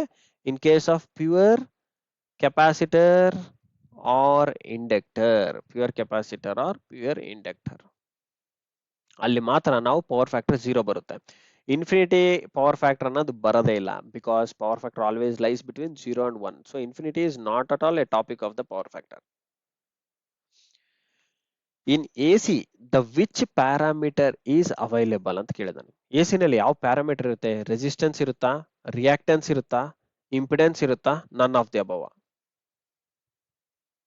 ಇಲ್ಲ, ರಾಂಗ್. ಬಿಕಾಸ್ ಅಂದ್ರೆ ರಾಂಗ್ ಅಂತ ಹೇಳಕ್ಕಾಗಲ್ಲ, that is also correct, none of the above ಅಂತ ಹೇಳ್ಬೋದು ನೀವು. ಬಟ್ ಆಕ್ಚುಲ್ ಆಗಿ ನೋಡ್ಕೊಂಡ್ರೆ ಏನಿದೆ ನೋಡಿ, ರೆಸಿಸ್ಟೆನ್ಸ್ ಅಂತ ಕೊಟ್ಟಿದ್ದಾನೆ, ಕರೆಕ್ಟಾ? ರೆಸಿಸ್ಟೆನ್ಸ್ ಬರುತ್ತೆ, ಎ ಸಿ ನಲ್ಲಿ ರೆಸಿಸ್ಟೆನ್ಸ್ ಇರುತ್ತೆ, ರಿಯಾಕ್ಟೆನ್ಸ್ ಇರುತ್ತೆ, ಕರೆಕ್ಟಾ? ರೆಸಿಸ್ಟೆನ್ಸ್ ಇರುತ್ತೆ, ರಿಯಾಕ್ಟೆನ್ಸ್ ಇರುತ್ತೆ. ಬಟ್ ಆಪ್ಷನ್ಸ್ ಅಲ್ಲಿ ನೋಡ್ರಿ, ಈ ಬೋತ್ ಎ ಅಂಡ್ ಬಿ ಅನ್ನೋ ಬದಲು ಏನ್ ಕೊಟ್ಟಿದ್ದಾನ ಅವನು? ಇಂಪಿಡೆನ್ಸ್ ಅಂತ ಕೊಟ್ಟಿದ್ದಾನೆ. Okay, do not be confuse. Resistance ಇದೆ, ರಿಯಾಕ್ಟೆನ್ಸು ಇದೆ ಎ ಸಿ ನಲ್ಲಿ, ಪ್ಲಸ್ ಎರಡೂ ಮಿಕ್ಸ್ ಮಾಡಿದ್ರೆ ಬರದೇ ಇಂಪಿಡೆನ್ಸ್. ಸೊ ಎ ಸಿ ನಲ್ಲಿ ನಮಗೆ ಇಂಪಿಡೆನ್ಸ್ ಇರುತ್ತೆ, ನನ್ ಆಫ್ ದಿ ಅಬೋ ಅನ್ನೋದು wrong answer. So impedance is the right answer. Both A and B ಅನ್ನೋ ಬದಲು ಆಪ್ಷನ್ ಮಾತ್ರ ಅವನೇನ್ ಮಾಡಿದಾನೆ, ನಿಮ್ಗೆ ಇಂಪಿಡೆನ್ಸ್ ಅಂತ ಕೊಟ್ಟಿದ್ದಾನೆ. ಇಂಪಿಡೆನ್ಸ್ ಸಿಂಬಲ್ ಏನಿರುತ್ತೆ? ಝೆಡ್ ಅಂತ ಇರುತ್ತೆ. It is always measured like R square plus X L minus X C whole square if X L is greater then X C. ಅಂದ್ರೆ inductive reactance if it is greater then capacitive reactance, ನಿಮ್ಗೆ ಅವಾಗ ಈ ತರ ಬರುತ್ತೆ. ಅದೇ ನಿಮಗೆ R square plus of X C square minus of X L square ಅಂತ ಬಂತಂತಂದ್ರೆ ಏನ್ ಮೀನಿಂಗ್? ಇಲ್ಲಿ ನಮಗೆ capacitive reactance is greater then inductive reactance. Okay, but impedance ಅಂತಂದ್ರೆ mixture of resistance and reactance. So impedance can be the right answer in this particular question. The Ohm's law is applied to only ಯಾವ circuits? Electrolysis, inductors, conductors, insulators and dielectrics. Ohm's law is applicable only for conductors. Correct, only for conductors. Electrolysis ಅಂತಂದ್ರೆ Ohm's law applicable ಆಗಿ, ಯಾಕಂತಂದ್ರೆ electrolysis ಅಲ್ಲಿ temperature different ಇರುತ್ತೆ, temperature is varying. ಹಾಗಾಗಿ ನಾವು Ohm's law applicable ಆಗೋದು only for constant temperature. Only constant temperature ಇರೋ ಕಡೆ ಮಾತ್ರನೇ ಅಪ್ಲೈ ಆಗುತ್ತೆ. ಓಕೆ, ಇನ್ಸುಲೇಟರ್ಸ್ ಕೂಡ ನಮಗೆ ಇಲ್ಲ, it is a temperature dependent and it is a NTC ಅಂದ್ರೆ negative temperature coefficient of resistance ಅಂತ ಕರಿತೀವಿ. ಕಂಡಕ್ಟರ್ಸ್ ಅಂತಂದ್ರೆ it is positive temperature coefficient of resistance. Dielectric ಅಂತಂದ್ರೆ it is mica, it is also an NTC element. Okay, mica is one of the example. Mica ಇರ್ಬೋದು, oil ಇರ್ಬೋದು. Dielectric ಅಂದ್ರೆ ಏನು? Capacitor ನಡುವೆ ನಮ್ಗೇನು ಈ ಗ್ಯಾಪ್ ಇರುತ್ತಲ್ಲ, air is also a dielectric. ಮಾತಾಡ್ಬೇಕಂದ್ರೆ air is also a dielectric. Dielectric ಅಂತಂದ್ರೆ ಒಂದು ಕೆಪಾಸಿಟರ್ ಪ್ಲೇಟ್, ಎರಡು ಪ್ಲೇಟ್ಸ್ ನಡುವಲ್ಲಿ ಏನ್ ಗ್ಯಾಪ್ ಇರುತ್ತಲ್ಲ, that is called as A dielectric. Dielectric is always measured in kilo volts per mm. Dielectric strength ನ ನಾವು ಹೆಂಗ್ measure ಮಾಡ್ತೀವಿ? ಎಷ್ಟು ಕಿಲೋ ವೋಲ್ಟ್ಸ್ ಒಂದ್ mm ಕೊಟ್ರೆ ಇದು ಬ್ರೇಕ್ ಆಗುತ್ತೆ ಅನ್ನೋದು ನಾವು ಚೆಕ್ ಮಾಡ್ತೀವಿ. That is called as dielectric. Dielectric is an insulating type element. The last question, the value of equivalent resistance for below circuit ಯಾವುದು? ಎಷ್ಟು ವ್ಯಾಲ್ಯೂ? ಇದೊಂದು ಏನ್ ಸರ್ಕ್ಯೂಟ್? ಒಂದು series circuit. Correct, because it is connected in series. ಈ ತರ resistance ಇದೆ, the second end of the terminal is connected to the first end of the terminal. So it is series. ಎಷ್ಟು ohms ಇದೆ? 10 Ohm's ಇದೆ ಮತ್ತೆ 15 Ohm's ಇದೆ. Series ಅಲ್ಲಿ ಏನಾಗುತ್ತೆ? It should be added. Yes, R1 plus R2. Series ಅಲ್ಲಿ ಯಾವಾಗ್ಲೂ resistance, total resistance ನಿಮಗೆ ಆಡ್ ಮಾಡಬೇಕಾಗುತ್ತೆ. ಸೊ ಇವಾಗ 10 plus 15 is 25 ohms. 10 plus 15 is how much? 25 ohms. ಇದನ್ನ ನಾನು R1 ಅಂತ ತಗೊಂಡಿದ್ದೀನಿ, ಇದು R2 ಅಂತ ತಗೊಂಡಿದ್ದೀನಿ. ಸುಮ್ಮನೆ ನಿಮ್ ಕ್ಯಾಲ್ಕುಲೇಷನ್ ಪರ್ಪಸ್ಗೆ ಯಾವ್ದಾದ್ರು R1 R2 ಅಂತ ತಗೋಬಹುದು, ತೊಂದರೆ ಇಲ್ಲ. So 10 plus 15 is nothing but 25 ohms. Okay, so rest of the things are wrong answer. ಅದೇ ನಿಮ್ಗೆ ಇನ್ ಕೇಸ್ ಸೇಮ್ ಇತ್ತಂತ ಇಟ್ಕೊಳ್ಳಿ, 10 ohms ಅಂತ ಇತ್ತಂದ್ರೆ ನೀವು ಡೈರೆಕ್ಟ್ ಆಗಿ 10 plus 10 20 ಆದ್ರೂ ಬರಿಬಹುದು, ಅಥವಾ n ಟೈಮ್ಸ್ ಆಫ್ R ಅಂತ ಬರಿಬಹುದು. n ಅಂತಂದ್ರೆ ಎರಡು ರೆಸಿಸ್ಟೆನ್ಸ್ ಇಂಟು 10 ohms ಅಂತ ಅಂದ್ರೂ ಸಹ ನಿಮ್ಗೆ 20 ohms ಬರುತ್ತೆ. ಈ ಫಾರ್ಮುಲಾ ಯಾವಾಗ ಯೂಸ್ ಮಾಡ್ಬೇಕಂತಂದ್ರೆ, ನಿಮ್ಗೆ ಯಾವಾಗ ರೆಸಿಸ್ಟೆನ್ಸಸ್ ಜಾಸ್ತಿ ಇರುತ್ತೆ, like 5 resistance, 10 resistances are there in the circuit, are connected in series and each resistance value is of 10 ohms ಅಂತ ಕೊಟ್ಟರೆ, ನೀವು ಅವಾಗ ಈ ಫಾರ್ಮುಲಾ ಅಪ್ಲೈ ಮಾಡಬಹುದು. ಡೈರೆಕ್ಟ್ ಆಗಿ ಮಲ್ಟಿಪ್ಲೈ ಮಾಡಿ ಇಟ್ಬಿಡಬಹುದು. ಓಕೆ, ಇದು ನಾನು ನಿಮಗೆ ಸೊಲ್ಯೂಷನ್ ಕೊಟ್ಟಿದ್ದೀನಿ. ಇದು ಹೇಳಿ ಆನ್ಸರ್ ನೋಡೋಣ ಅಂತ. 10 ಪ್ಲಸ್ 10 ಓಮ್ಸ್ 10 ಓಮ್ಸ್ ಇದೆ ಈ ಸರ್ಕ್ಯೂಟ್ ಅಲ್ಲಿ ಇದೆ. ಎಷ್ಟು ಈಕ್ವಲೆಂಟ್? ಇದು R1 R2 ಅಂತ ತಗೊಂಡ್ರೆ ಎಷ್ಟಾಗುತ್ತೆ total equivalent resistance? 20. Yes, 10 plus 10 is nothing but 20 ohms. Okay, it is a series circuit. And ಇದು ಯಾವ ಸರ್ಕ್ಯೂಟ್? ಇದು ಒಂದು ಪ್ಯಾರಲಲ್ ಸರ್ಕ್ಯೂಟ್. ಸೊ ರೆಸಿಸ್ಟೆನ್ಸ್ ಏನಾಗುತ್ತೆ? RT ಪ್ಯಾರಲ್ ಇಲ್ಲ, ಪ್ಯಾರಲ್ ಅಲ್ಲಿ ಏನಾಗುತ್ತೆ, ಪ್ಯಾರಲ್ ಅಲ್ಲಿ ನೀವು ರೆಸಿಸ್ಟೆನ್ಸ್ ನ ಈ ತರ ಮಾಡ್ಬೇಕಾಗುತ್ತೆ. R1 ಇದು ಯಾವುದೋ ಒಂದು R1 ಅಂತ ತಗೊಂಡಿದ್ದು R2 ಅಂತ ತಗೊಂಡಿದ್ರೆ ಅಂತಂದ್ರೆ R1 ಇಂಟು R2 ಏನೇ ಎರಡೇ ರೆಸಿಸ್ಟೆನ್ಸ್ ಕೊಟ್ರಂದ್ರೆ ಮಲ್ಟಿಪ್ಲೈ ಮಾಡಿ divided by sum of both ಮಾಡಿ. Very important. First multiply both divide by sum of both. Multiply both ಅಂದ್ರೆ 20 into 20 divided by 20 plus 20 is how much? 10 ಆಗುತ್ತಾ? Correct. Yes, it becomes 10. So 2 1 ja, 2 2 ja, 2 1 ja, 2 10 ja. So 10 is the answer. ನೀವು ಈ ತರ ಆದ್ರೂ ಮಾಡಬಹುದು, ಅಥವಾ short cut method ನಾನು ಹೇಳಿದೆ ಏನಂತೇಳಿ, when resistances are same you can just do it by RT is nothing but R divided by N. R ಅಂದ್ರೆ ಎಷ್ಟು? 20 ohms divided by N ಅಂದ್ರೆ ನಂಬರ್ ಆಫ್ ರೆಸಿಸ್ಟೆನ್ಸಸ್ ಎಷ್ಟಿದಾವೆ? 2 ಇದಾವೆ. ಸೊ ಡಿವೈಡೆಡ್ ಬೈ 2 ಮಾಡಿದೆ ಎಷ್ಟು ಬರುತ್ತೆ? 2 1 ja, 2 10 ja. So 10 ohms. So which is easier to solve?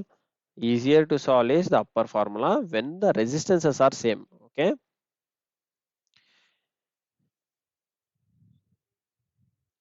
ಬೇರೆ ಬೇರೆ ಇದ್ದೆ ನಾವು ಕೆಳಗಡೆ ಫಾರ್ಮುಲಾನೇ ಹಾಕ್ಬೇಕು, ಈ ಫಾರ್ಮುಲಾನೇ ಹಾಕ್ಬೇಕು.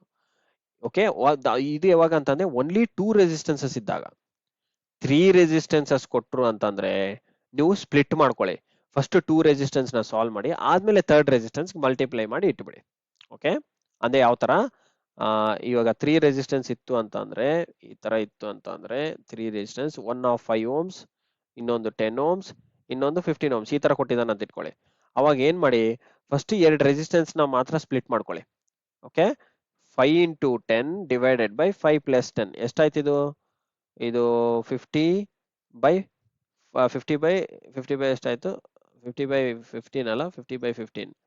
15 ಅಂತಂದ್ರೆ ಎಷ್ಟಾಯ್ತು? 15 1 ಜಾ, 15 3 ಜಾ 45, ಇನ್ನೊಂದು 5 ಉಳಿಯುತ್ತೆ, 0.0 ಅಂತ ಆಗಿದೆ, ಮತ್ತೆ 15 3 ಜಾ 45, 3.5 ಆ ತರ ಬರುತ್ತೆ. ಓಕೆ, 3.5 ಅಂತ.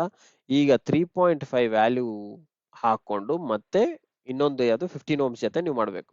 15 ಓಮ್ಸ್ ವಿತ್ 3.5 ಓಮ್ಸ್ ಈ ತರ ಮತ್ತೆ ಸಪರೇಟ್ ಆಗಿ ಮಾಡಬೇಕು. 3.5 into 15 divided by 15 plus 3.5 ಮಾಡಿದ್ರೆ ಎಷ್ಟು ಬರುತ್ತೆ ಅಷ್ಟು ನೀವು ಸಾಲ್ವ್ ಮಾಡಿ ಇಡಬೇಕಾಗುತ್ತೆ. ಅವಾಗ ನಿಮ್ಗೆ ಈಸಿ ಆಗುತ್ತೆ. ಓಕೆ, ಈ ತರ ಮಾಡಿ ಸಿಂಪ್ಲಿಫಿಕೇಶನ್ ಈ ತರ ಮಾಡ್ಕೊಳ್ಳಿ. Or else you can do one more method. ಅದು ಯಾವ ತರ ಅಂತಂದ್ರೆ 1/R1 plus 1/R2 plus 1/R3. ಈ ಬಂದಿರೋ ವ್ಯಾಲ್ಯೂ ಟೋಟಲ್ ವ್ಯಾಲ್ಯೂ ಏನ್ ಬರುತ್ತಲ್ಲ ಆ ವ್ಯಾಲ್ಯೂನ ಇನ್ವರ್ಸ್ ಮಾಡಬೇಕು, ಅಂದ್ರೆ 1 divided by ಟೋಟಲ್ ವ್ಯಾಲ್ಯೂ ಮಾಡಬೇಕು. ಓಕೆ, ಇದನ್ನ ಟೋಟಲ್ ಆಗಿ RT ಅಂತ ಕರೆದ್ರೆ ನಾನು 1 divided by RT ಮಾಡಿದೆ, then you will get the parallel resistance equivalent value. Okay, ಇದು ಅರ್ಥ ಆಗಿದೆನಾ ಹೇಗೆ ಸಾಲ್ವ್ ಮಾಡ್ಬೇಕಂತ? Resistance in parallel.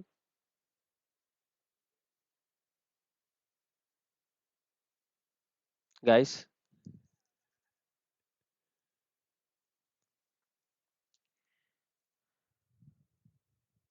ಕೇಳಿಸಿದೆನಾ voice? Okay, ಇದು ಪ್ಯಾರಲಲ್ ಅರ್ಥ ಆಗಿದೆನಾ? Okay, perfect. ಸೊ ಈಗ ಈ ಪರ್ಟಿಕ್ಯುಲರ್ ಕ್ವಶನ್ ನೋಡಿ, solve for R A B ಅಂತ ಕೇಳಿದಾನೆ. ಅಂದ್ರೆ ಈ ಎ ಅಂಡ್ ಬಿ ಟರ್ಮಿನಲ್ ನಡುವಲ್ಲಿ ಇರೋ ರೆಸಿಸ್ಟೆನ್ಸ್ ಎಷ್ಟು ಅಂತ ಕೇಳಿದಾನೆ. ಇವಾಗ 7 and 3 ಓಮ್ಸ್ ಎಷ್ಟು ಯಾವ ತರ ಇದೆ? ಸೀರೀಸ್ ಅಲ್ಲಿ ಇದೆ, ನೋಡಿದ್ರೆ ಸೀರೀಸ್ ಅಲ್ಲಿ ಇದೆ. ಸೊ ಅವಾಗ ನಾವು ಇದನ್ನ ಸಿಂಪ್ಲಿಫೈ ಮಾಡ್ಕೊಂಡ್ರೆ ಏನಾಗುತ್ತೆ? 7 and 3 ಎಷ್ಟಾಗುತ್ತೆ? 10 ಓಮ್ಸ್ ಆಗುತ್ತೆ. And in parallel with this particular resistance value ಎಷ್ಟಿದು? 5 ohms and another is of 10 ohms. ಈ 5 ohms 10 ohms ಮಾಡಿದ್ರೆ ಎಷ್ಟು ಬರುತ್ತೆ? ಪ್ಯಾರಲಲ್ ಅಲ್ಲಿ ನಾವು ಇಲ್ಲಿ ಮಾಡಿದ್ವಲ್ಲ 5 and 10 ಮಾಡಿದ್ರೆ ಎಷ್ಟು ಬರುತ್ತೆ? 5 into 10 divided by 5 plus 10 ಎಷ್ಟಾಗುತ್ತೆ? 50 divided by 15 ಅಂತ ಅಂದ್ರೆ 15 1 ಜಾ 15 and 15 3 ಜಾ 45 plus ಈ ತರ 3 3 ಬರುತ್ತೆ. ಕರೆಕ್ಟಾ? ಸೊ ನೀವು ಅದನ್ನ ಏನ್ ಬರ್ಕೋಬೇಕು? 10 and this equivalent resistance is 3.3 ಅಂತ ಬರೆದ್ರೆ 3.3 ohms and 10 ohms. ಈಗ ಎಷ್ಟಾಯ್ತು? ಎಷ್ಟು? 3.5 ಬರುತ್ತಾ? ಓಕೆ, 3.5. ಸೊ 3.5 ಅಂತ ಬರ್ಕೊಂಡ್ರೆ ಇವಾಗ ಟೋಟಲ್ ಎಷ್ಟಾಯ್ತು 10 plus 3.5 is how much series ಆಯ್ತಲ್ಲ ಇದು ಮತ್ತೆ ಇವಾಗ ಸೀರೀಸ್ 10 ಮತ್ತೆ 3.5 ಮಾಡಿದ್ರೆ ಎಷ್ಟು ಬರುತ್ತೆ equivalent resistance is 10 plus 3.5 is nothing but 13.5 ohms ಅಂದ್ರೆ ಈ ಆರ್ ಎ ಬಿ ಅನ್ನೋ ವ್ಯಾಲ್ಯೂ ಆರ್ ಎ ಬಿ ಅಂದ್ರೆ resistance across R A B is how much 13.5 ohms. Okay, this is how you need to solve the resistance values. Okay, so till here your electrical fundamentals topic complete ಆಗುತ್ತೆ. ಏನೋ